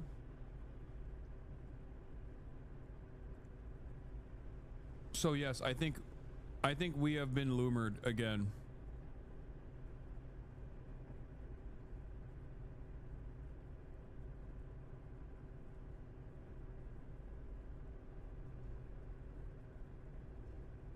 Ever since she stepped foot on that fucking Trump Force One. And then Trump turned around and said she is a free spirit.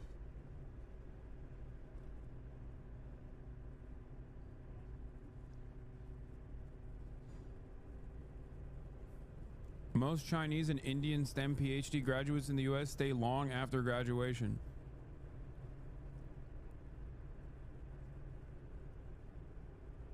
Or studying in critical fields. Now, it's unclear exactly how many are affected, but according to a government report, more than 275,000 students from China studied in the United States in 2023 to 2024 in that academic year. Meantime, there is a new escalation in President Trump's feud with Harvard. Senior State Department officials telling CNN the agency is now reviewing all visa holders affiliated with Harvard, not just students. The officials did not say why the review was being conducted, though. On Wednesday, Trump suggested that the Ivy League school should have a 15% cap on the percentage of foreign students that it accepts. We want to know where those students come. Are they troublemakers? What countries do they come? And we're not going to, if somebody is coming from a certain country and they're 100% fine, which I hope most of them are, but many of them won't be, you're going to see some very radical people. They're taking people from areas of the world that are very radicalized, and we don't want them making trouble in our country. On Thursday, a federal judge in Boston will be hearing arguments on whether Harvard's international students should be indefinitely protected following Trump's attempt to revoke the university's student visa program. We're being used like...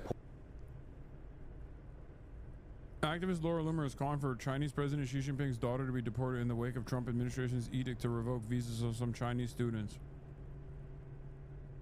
especially those linked to the Chinese Communist Party.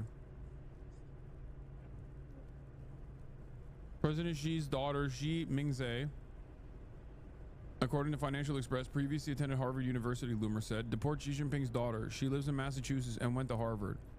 Sources tell me PLA guards from the CCP provide her with private security on U.S. soil in Massachusetts.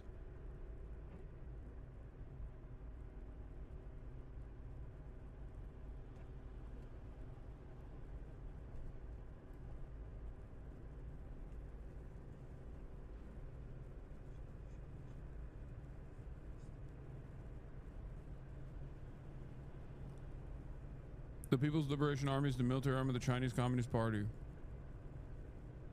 Loomer's post came hours after Secretary of State Marco Rubio announced the administration. She's been pushing for this before, by the way.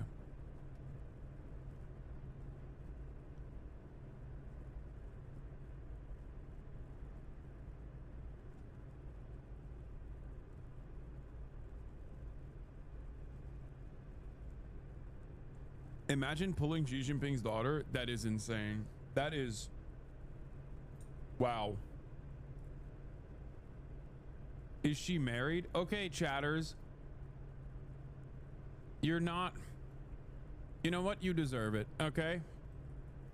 You deserve this. You deserve what you're about to experience, okay?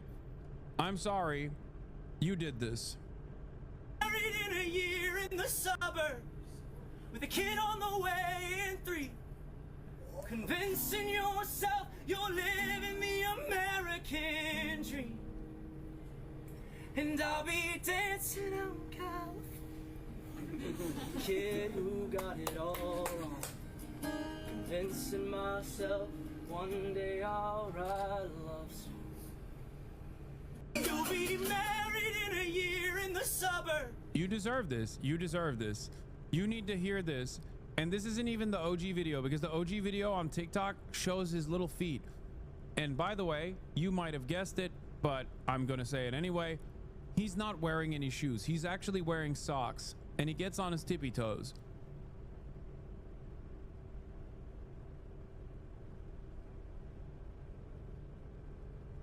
With a kid on the way in 3. This is what happens when you talk about Xi Jinping's daughter like this. About how you want to date her, about how you want to wife her up, about how you want to marry her. This is what you get. Convincing yourself you're living the American dream. You'll be married in a year in the suburbs, kid on the way in 3. Look at his feet. Look at his feet. Convincing yourself you're living the American dream. And I'll be dancing out. Look at her. Look at his little feet. Convincing myself one day I'll write a love song.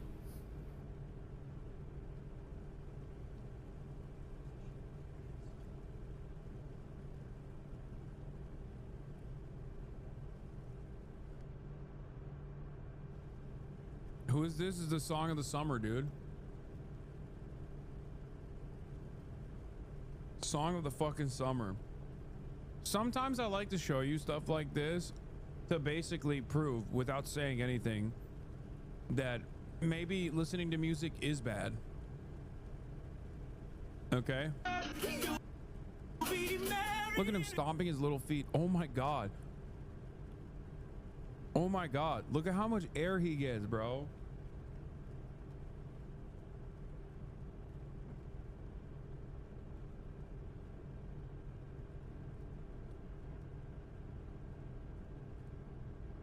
I like showing you stuff like this so you guys actually want to make music illegal.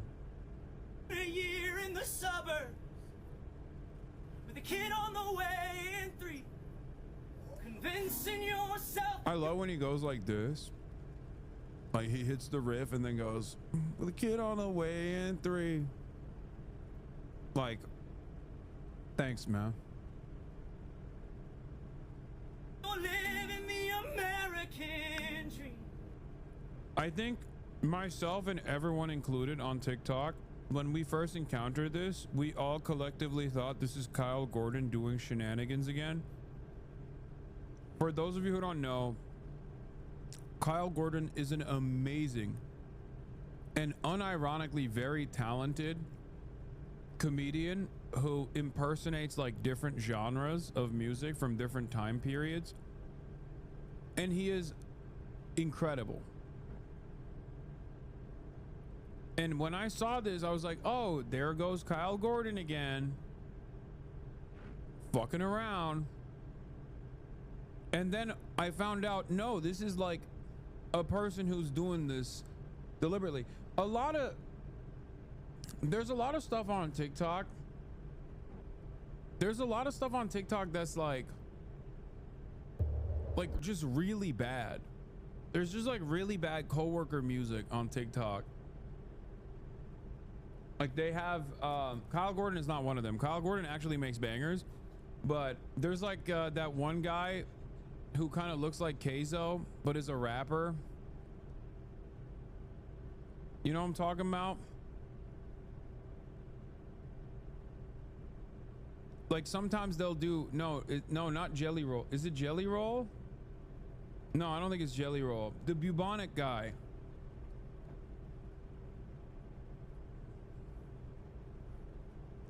Shit is bubonic guy.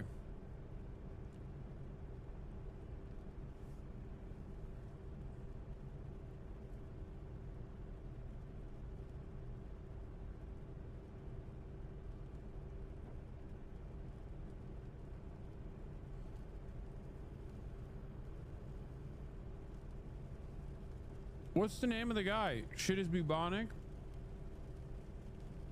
God damn it. Then there's the okay, everyone is sending me all this dumb shit. No, it's not Action Bronson. Shut up!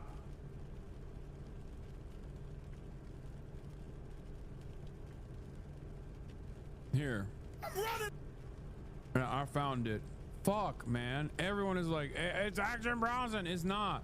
He kind of looks like Action Bronson on Ozempic, but I'm running all over the place, blue in the face, looking like Sonic. Got up on stage around 9 and the next day they called it iconic. In between that I was off for some tonic, vodka and lime and a pack of the chronic. Bring that to a beat. Shit is bubonic. that. And then there's like, the other guy who's like, who curses a lot. The place, blue in the face, looking like Sonic. Got up on stage around 9 and the next day they called it iconic. In between that I was off for some tonic, vodka and lime and a pack of the chronic. Bring death to a beat. Bring death to a beat. Shit is bubonic. No, I'm not recommending this music. I'm just saying, like, there are a lot of like dog water ass songs that come out of TikTok that pop the fuck off. There's another one. There's the guy who like curses a lot. You know what I'm talking about?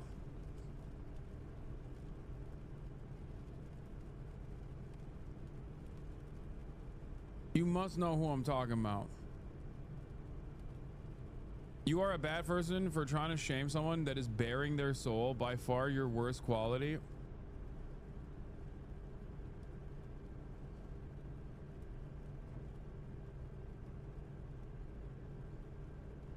I cuss like I was raised in a barn. Yeah, that's the one. Yeah, who's the one that does the I cuss like I was raised in a barn?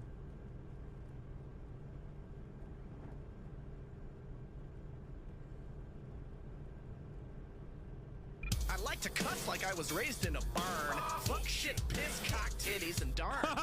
I'm not just heartless darkness. I'm running all over the place. Dude. Blue in the face, looking like Sonic. Got up on stage around 9 and the next day they called it iconic. In between that I was off some tonic. Vodka and lime in a pack of the chronic. Bring that to a beat. Shit is bubonic. We are young. Okay, this is Kyle Gordon, and also this is not a coworker song. This is making fun of this genre of music. There's a fire in our soul. We go big or go home together. We are young. That's right. What you know about rolling down in the deep? When your brain goes numb, you can call that mental freeze. When these people talk too much, put that shit in slow motion. Yeah, I feel like an astronaut in the ocean. Hop out at 1 in the morning. You really wanna know this kind of life, never boring. She bought Dior with a man. She bring it to my table when the drinks start pouring. Dude, I forgot about this pop out at 1 in the morning. Oh my god. The bear is Turkish. I forgot about that one. This is the best one of these. This is the story of a... Oh yeah, I love this guy. So for the record, I've known about this guy because I need to come clean. Okay. I love Instagram Reels, and I've been doing this for far before Bray started posting his Instagram Reel shit. For the record, I used to do this with the Aussie boys. If you remember, they would talk about it, where sometimes I will literally sit down and cast my phone onto the TV and just watch Instagram Reels, because I think TikTok For You page is addictive,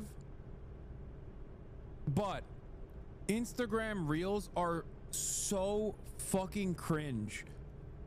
Oh my god, my Gen X parents do that, I'm dying. No, you don't understand. My consumption of Instagram Reels are for an entirely different purpose than your parents. Okay, it is so unimaginably insane. I like to do it because I think it helps me tap in to a normie sphere that is impossible to reach. I don't think you guys understand.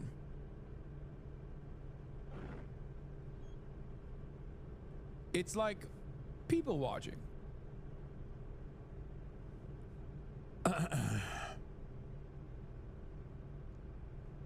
Obviously, Fave TikToks 420 basically does this professionally, but for TikToks, okay?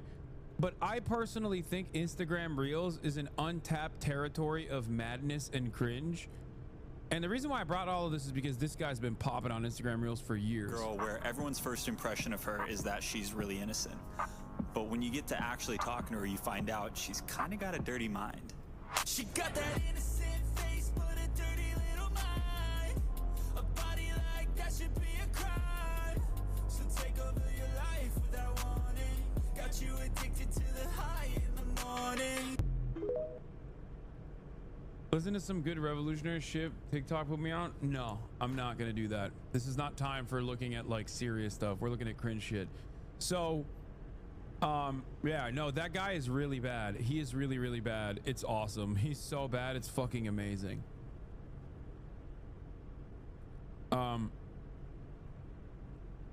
There is more, however.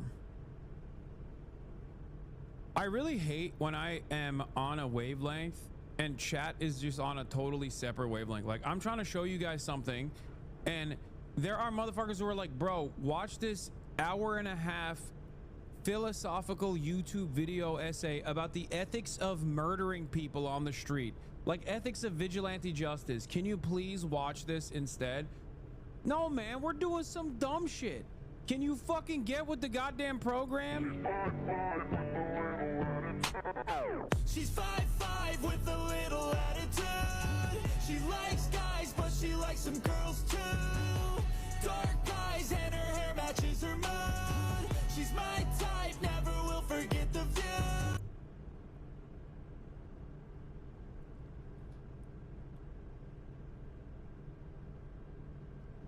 I love this guy.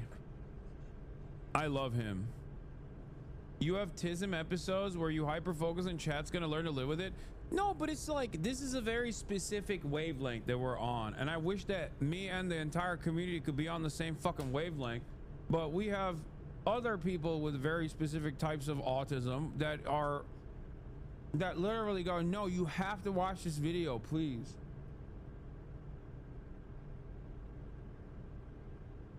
Are these actual songs, or are they designed to be a clip? No, they're actual songs. So this is the story of an artistic girl with a dark past.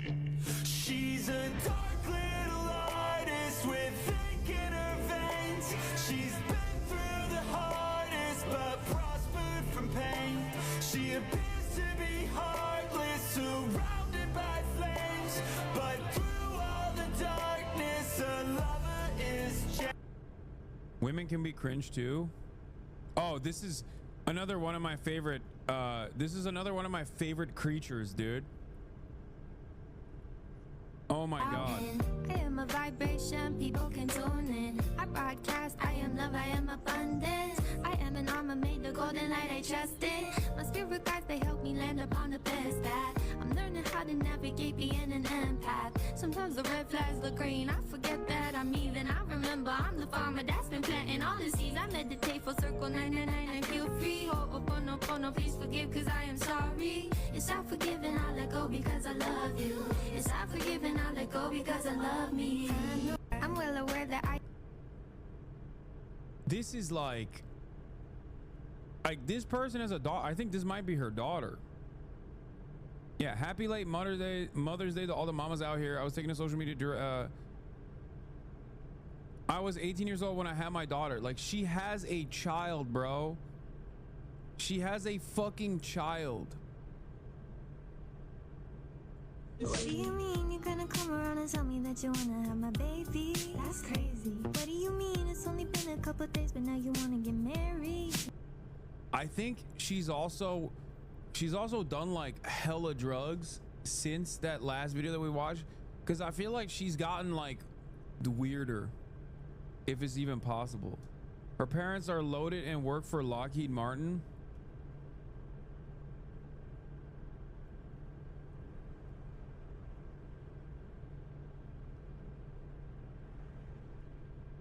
If you want to see the most cringe Disney adult former congressman, I'm giving up this secret. George DeValder. Wait, George DeValder? That's fucking, yeah, well, I know this already. This is, we've gone through this. We've done this on like, we've literally done this on like Fear Ann.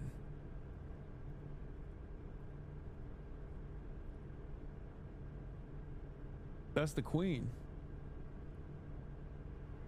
Watch this all-time Instagram reel, ban me if disappointed. POV, you find out your new crush is the first POC you ever had a crush on.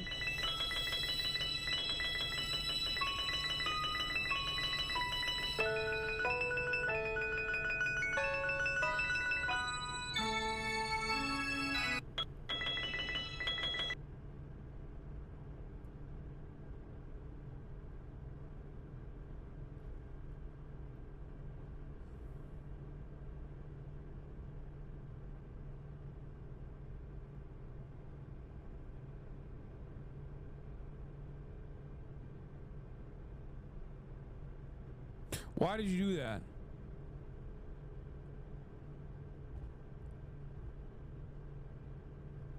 Bro, you need to see this one. Let's see. Ice cream, do math now. I can't wait till the next time I am near death. Wanna flip flop, sell ice cream, do math now. I can't wait till the next time I am near. There are so many of whatever the fuck this is. This is why I prefer Instagram Reels over TikTok For You page, because like my algorithm on TikTok For You, my algorithm on my TikTok For You page is like, it's so, I guess like after years of consumption, is so like meticulously designed to give me the most like humorless, straight lined political videos, with like every fifth video being an Indonesian man sitting in the corner of a Hollywood movie, and there's like a weird line that's going across the Hollywood movie for some reason. Like, I don't know why there's always like a weird light bar in between the Hollywood movie.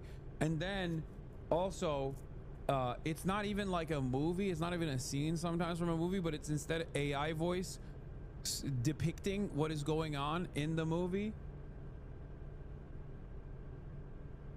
You know what I'm saying?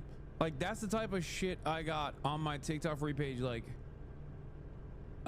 so that's why I like Instagram Reels, because Instagram Reels show you like random Let's learn shit. my new dance. Well, we learn about Marxist theory.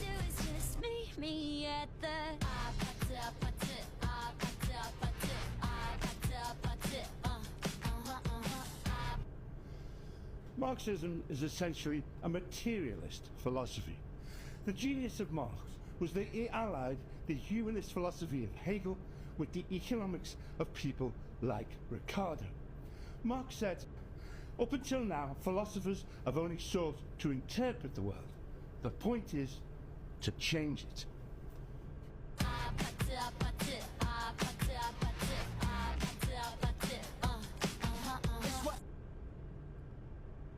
What the fuck?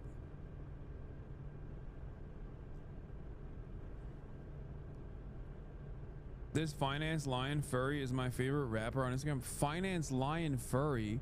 What the fuck is a Finance Lion Furry? Hope you enjoy your stay like the Hotel California. You cannot escape. We began on the fringe of small operation. Think of Starbucks in Seattle, the very first location. Waited patiently in shadows, slipped through corners and cracks. Exploded like Corona, infiltrating the planet. Unrelenting, pervasive. Now we span time and space from Miami to Mumbai, from cradle to grave. Feel free to welcome to dystopia. Hope you enjoy. I don't know what this is an indicator of. I don't even think this is a recession indicator. I think this is something more nefarious, dude. What the fuck? Tupac been real quiet since this released. Lion with the mic.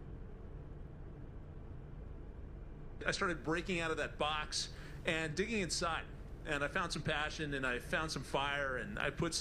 It's kind of crazy because he's like, he gives off, even with the lion mask, like he does come across like a finance guy.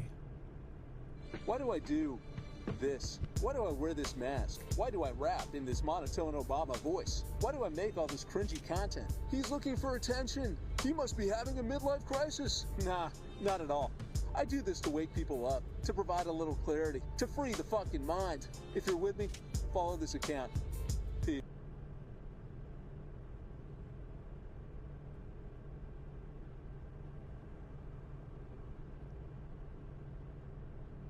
What? People are hating on my new song? People are hating on my new song. Listen to these comments. Don't shoot the messenger. Our reflex is to cancel. When we hear something offensive, we push it away, hide in the dark corner. Wait, what did he say? You're a classic brown grifter. You're empowering hate. This is fucking awful. This guy is a racist. They're mad because I talk about immigrants poisoning the blood of the nation. Guess what? What? Yo! Bro!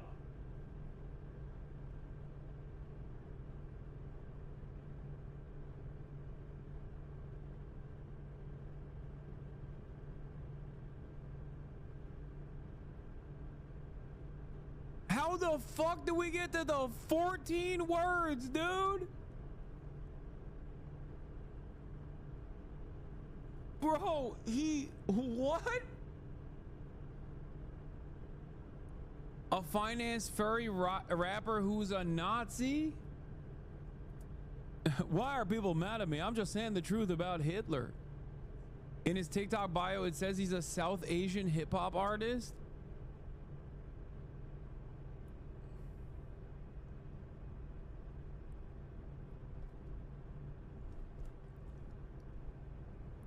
Wait, I need to see when he, like, what he said. I need to see what he fucking said.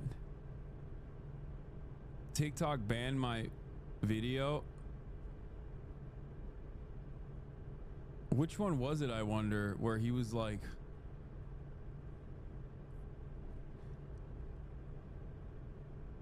maybe he's from Singapore. I mean, I don't want to say anything.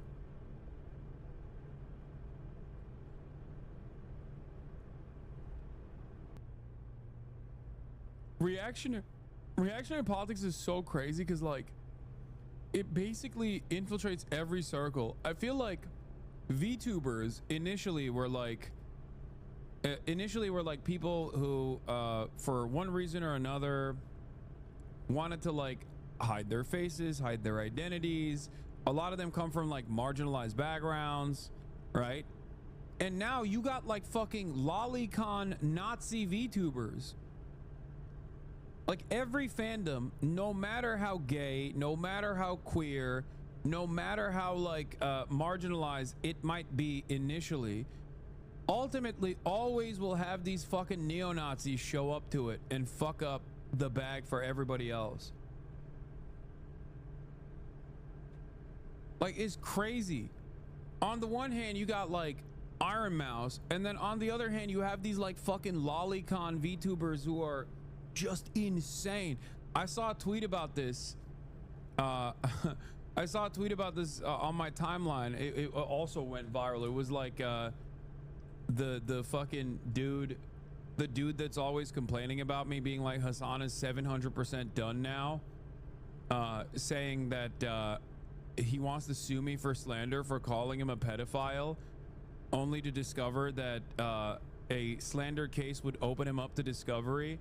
And I feel like his hard drives would be so criminal that he might actually go and face criminal repercussions in the aftermath of said situation, you know? But someone basically was quote retweeting it, being like, how the fuck are you, how are people seriously, oh, here it is.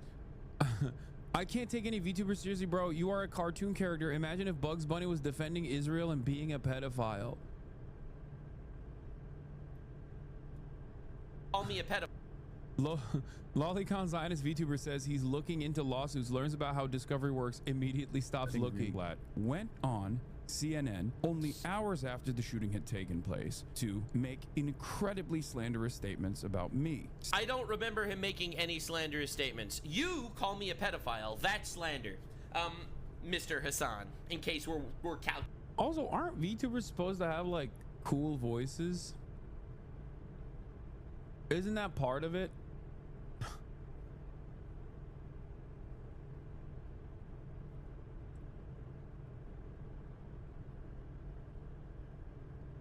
I just don't.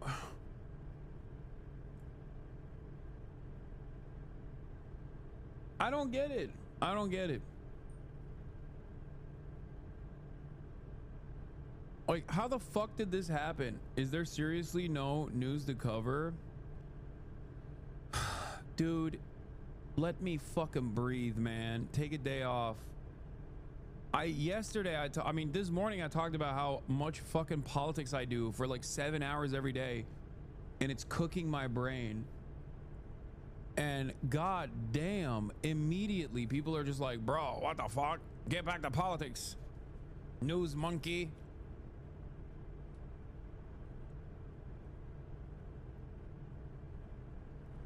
Please try to explain lolicon to a 67-year-old judge, Lamau. I mean, if you're asking me, my defense is fucking airtight. Drawn child pornography. Good luck countering that in a fucking slander suit to a goddamn, like, to any fucking 67-year-old judge, okay? Excuse me, Judge. This is actually a 1,000-year-old dragon that simply looks like they are drawn like a 5-year-old girl. I am not a pedophile, Judge. This is a 1,000-year-old dragon. What's up, March? This is a 1,000-year-old dragon, sir. Like, you're going to jail. Like, you instantly are going to jail. The judge is going to ask the bailiff to put you in contempt of court. In a fucking civil trial, you know?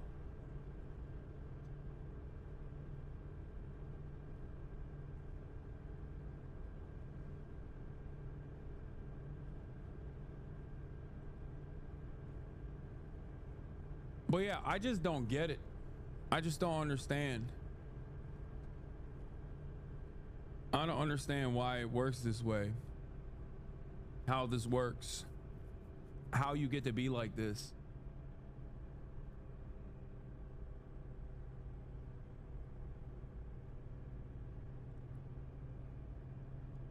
But I want to see what this guy rapped about.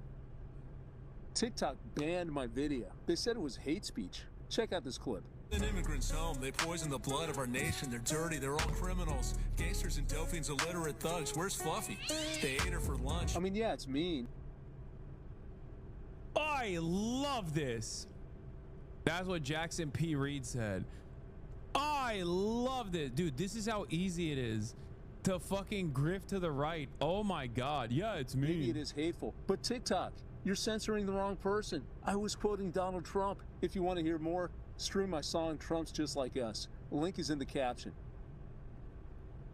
Wait, what? An inferno burns inside. I cannot contain it. In this world of fake shit, call me an oasis, an agent of change. Radea means great. Wait, was he being woke? Is that what it is? Like, he was actually being woke?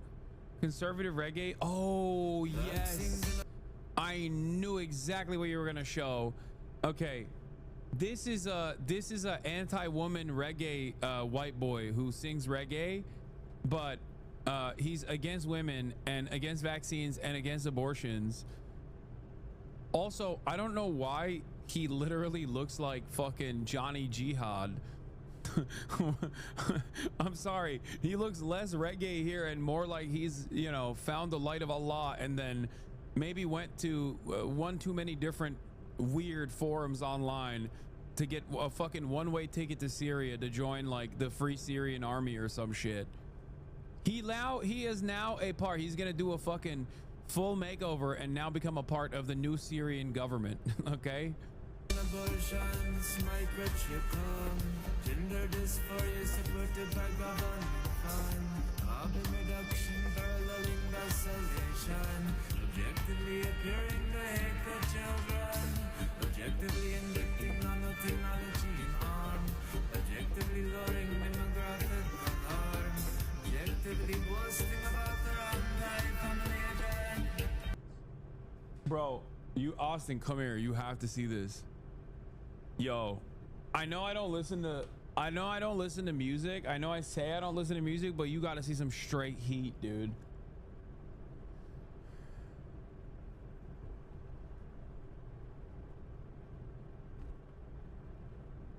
Here, pull up a chair from over there. Or there's the fucking...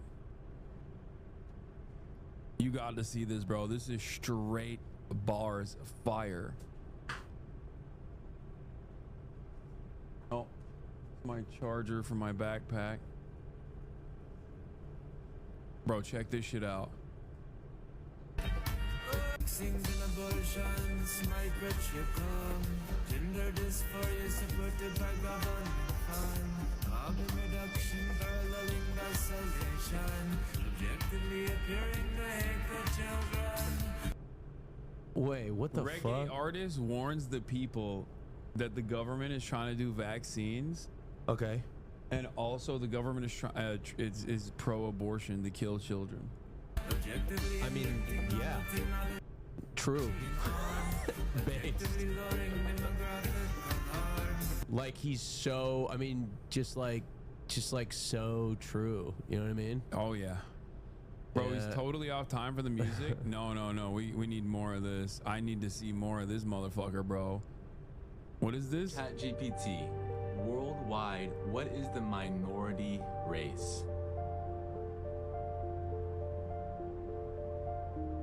Globally, white people are a minority, making up about 10 to 15% of the world's population. Okay, so for the sake of diversity, make more white babies. Oh my god, I love this guy. One love, but not gay. Amen. Oh my god. Oh man, dude. This guy is like, I'm many things, but not gay. Oh yeah, totally, dude. Oh no, this guy doesn't want to be associated with homosexuality. What will the gays do, bro? Yeah. Associate with a shower, dog. Associate with a fucking shower. Yeah, and his beard is a little. No, he's just. I was saying this earlier. He looks like. He looks like Johnny Jihad or whatever, like those fucking those British Salafists that go and fucking fight in Syria alongside Al Qaeda. This guy looks like his children and his wife are still in a fucking Syrian ISIS prison, and the American government is trying to get them out because they're worried that the children are going to become radicalized once they fucking reach a certain age. That's a real story, by the way. I didn't make that up. That is a real thing that's going on right now. There's still like ISIS family prisons where the wives of the ISIS fighters and their children are still in these ISIS prisons. Anyway, how you doing? I got thrown into the fucking wasp nest here. Why would mom and dad let the stranger teach about sex to their innocent child? Love and life, but only in the right way. Heterosexual, not gay. Wait, is he like trying to convince people to not be gay, or he's not gay? Yeah, it's awesome because no. Why is he in jungle camouflage? Dude, I'm telling you, because he's literally like, is he at war? Bro, he is. Who is he hiding from? He is a part of the fucking HTS movement. He is literally now a part of the Syrian government, dude. Okay. Like, what the fuck? Why is he? Looks like he's ready to go. This guy is the first ever Salafist reggae guy. Okay, Christian Salafist revert turned Syrian minister of music. What the fuck is going on? The CIA. He lives in Mexico. Oh my god. Oh my god. You hate to see a white boy moving different, shaking my head. Birds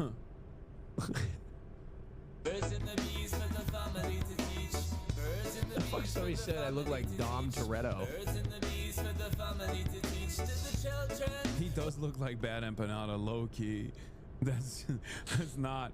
You ain't wrong about that. Okay, Jolani, before he learned about institutions, yeah.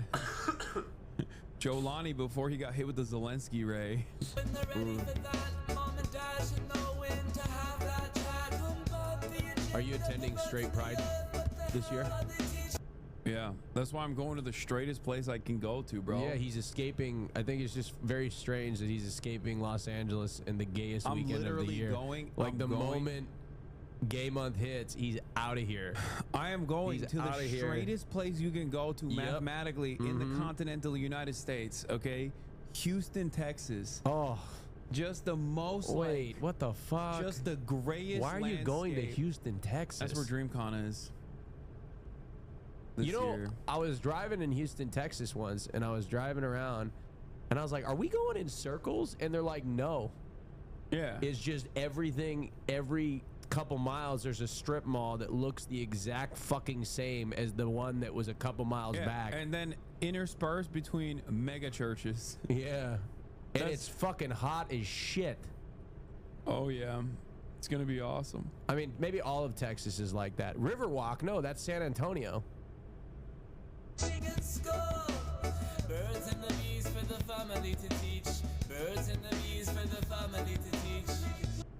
Wait. I want to interview blacks, and I want to ask them if they had to choose, would they rather be white or would they rather be gay? And for sure, they're gonna laugh and they're gonna say white. Wow. A moral conundrum. Yeah. He is killing it, dude. This man is. What is he trying to prove here? Buttholes all day and not be attracted to them because. Oh my God! This is awesome. He is gay as fuck, Wait, bro. this is awesome. Wait, That's crazy. Wait, let him finish because I'm not gay. I'm not mentally ill like that. Oh my Wait, God. what? No, he's saying like. Wait, don't women have buttholes? Hold on, is there something that I haven't the truth heard is yet? true, and buttholes are only for farting and pooping.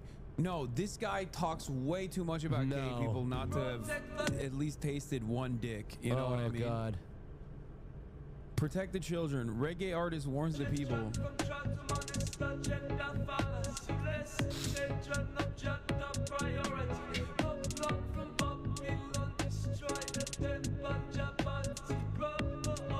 Wait, Hassan, how many views did this guy get? 39. Well, no. Why are you giving? This guy, because he's the greatest artist of our generation. Sexualizing their mind. Hassan, this is a big fucking break.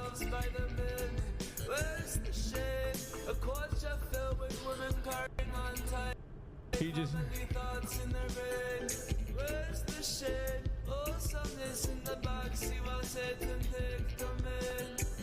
Which one of you crazies in the chat found this guy? I saw this guy on Twitter like a while back, and I said I was gonna do a deeper dive into him, and I guess like someone in the chat reminded me because I was looking at like my favorite cringe artists, and someone linked it to me, but feminism. Is a problem. He's really spitting, dude. This is the first guy who basically never got hit with the divorce court, Ray. The family court never actually harmed him because he can't never, get women. he never had a wife to begin with, but he still got divorced energy. Okay, you want to see this guy? Okay. TikTok banned my video. They said it was. Is he like a furry or? He's a furry finance guy who raps. Oh, nice. Hate speech. Check out this clip. An immigrant's home, they poison the blood of our nation. They're dirty, they're all criminals. Gangsters and Delphine's illiterate thugs. Where's Fluffy? They ate her for lunch. I mean, yeah. Bro, he said they banned me for hate speech. Here's my hate speech. Oh.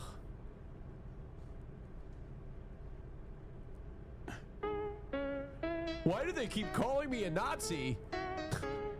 I asked a simple question. What is America? Guess we all know now. I guess this was anti-racist. Like, no, he was like trying to be anti-racist by being racist.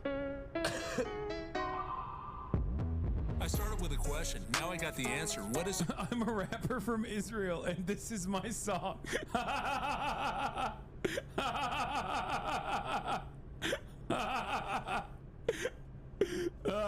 Hamas, baby terror. Terror babies, reading Mein Kampf. Terror babies, getting all blown up.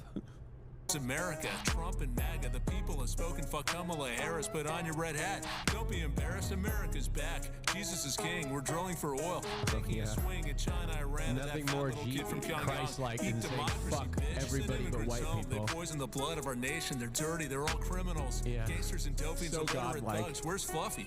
They ate her for lunch. We're sick of pretending, of holding it in. You say BLM, we vomit and cringe. Enough DEI. Tell your trans kids that women have pussies, men have dicks.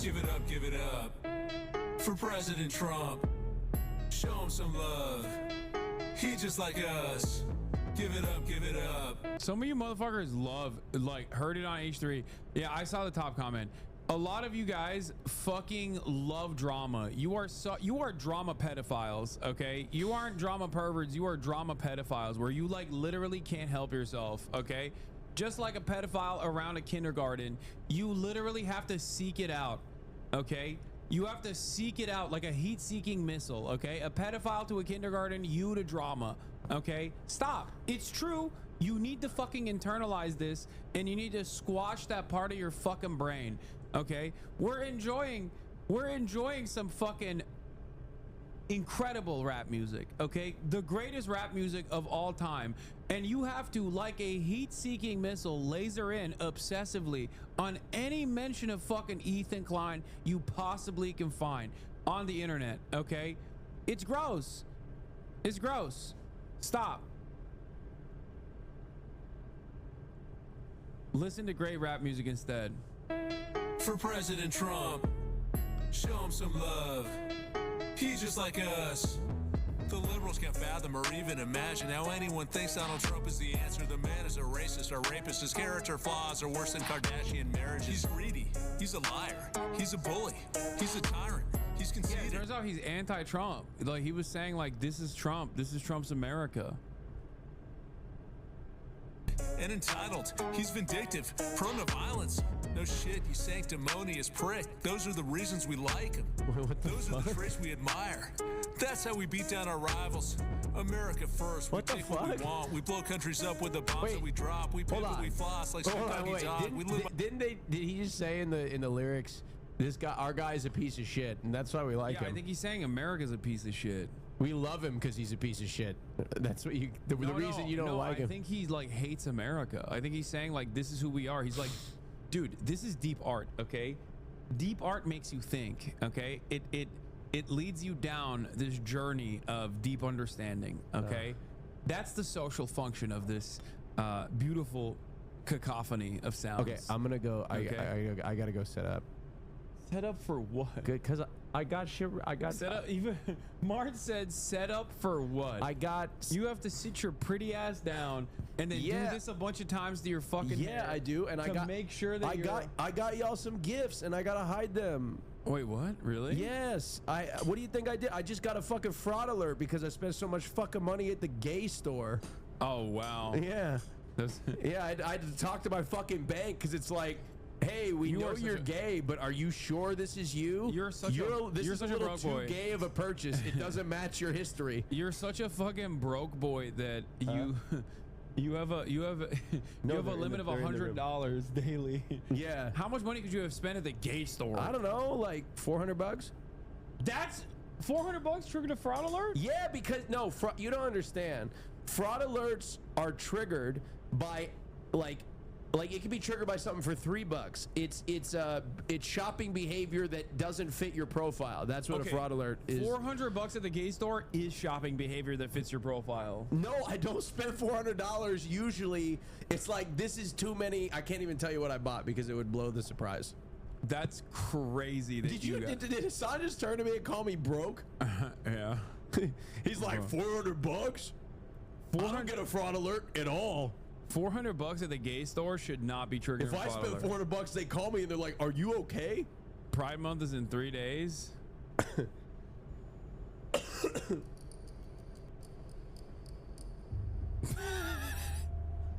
What the fuck?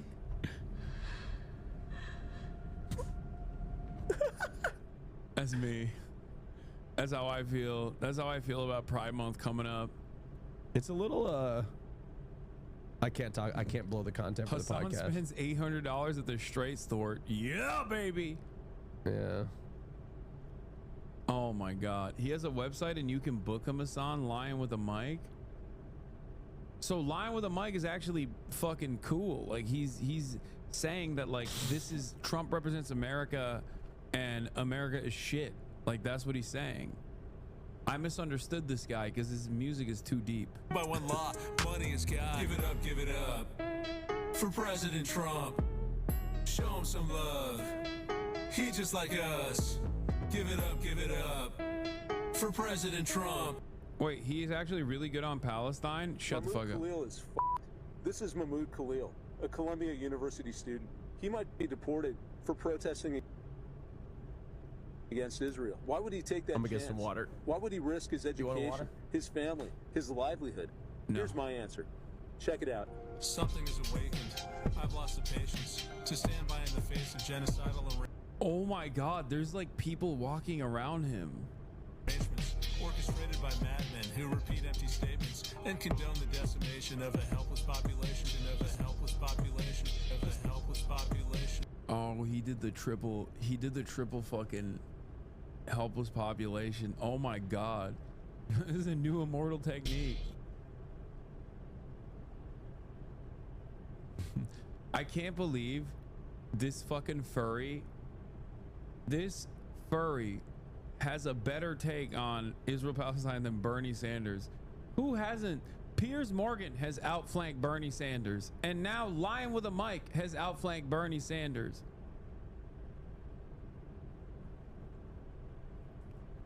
What the hell's going on, man? Bernie, what's happening? It's not discovering music.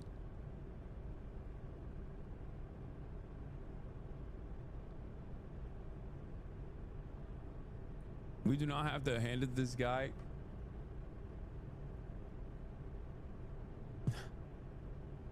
How is this guy pro-Trump and anti-genocide at the same time? He's not. He's not pro-Trump. He's saying Trump sucks and we suck for voting for him. That's what he's saying. Show him some love. He's just like us. Trump is the face of our deepest desires, the id we deny that struggles inside us, the pompous white man who still symbolizes authority, strength, and America rising. A savior, yeah, disguised as a villain, a devil who gives us explicit permission to murder young children. Just one condition, no closing your eyes when you look in the mirror. That's it? I'm good with that. Sit back and relax, take off the mask, torture the truth, invent your own facts, profit from hatred and social collapse. Feels good to admit you're a sociopath. This is a service that Trump has provided, a chance to display all the things we've been hiding. Funny how anger, corruption, and violence become the ties that unite us. Give it up for President Trump. Show him some love. He just like us. Give it up for President Trump. Show him some love. He's just like us. It's funny because he's so what? He's so fucking cringe. He's so fucking cringe that you guys just don't want to admit that, like, the point he's making. You don't want to associate our brand of politics with this fucking incredibly cringe AI artist, which I understand, but like, who cares? Okay. I know someone in this chat listens to this religiously. Dog, this has 1,396 views. It has not been. Oh yeah, Imagine Dragons outflanked Bernie. This was awesome though, because Imagine Dragons. Look, I'm not gonna say nothing about Imagine Dragons and their type of music, okay? But if there's one country that is the most like Imagine Dragons music loving coded, it's Israel, which is precisely the reason why so many Israelis on the timeline lost their fucking mind when they saw this.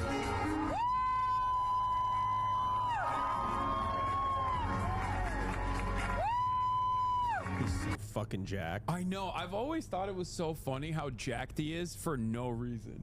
Like, there is nothing happening with Imagine Dragons that requires this man to be as jacked as he is. Everything that he does matters. He's jacked for the very reason, dude. Right now, you take off your shirt at a concert. I know, but it's like Imagine Dragons, like, you know what I mean? But that's the type of shit that I would do if I was in Imagine Dragons. I'd be like, I need to get shredded. You know what my dream is? Radioactive. Sorry. You don't even listen to music. I listen to Imagine Dragons. Oh, we gotta go. We gotta go. Cutie's here. We gotta go.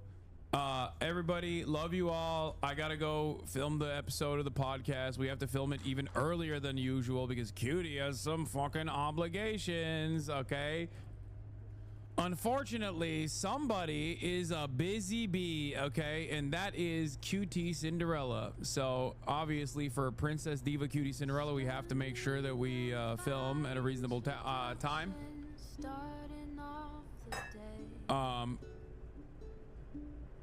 But yeah, blaming the woman as always. Love you guys. See you tomorrow. I'll do Elden Ring tomorrow. Okay, peace. Sunny Los Angeles, California.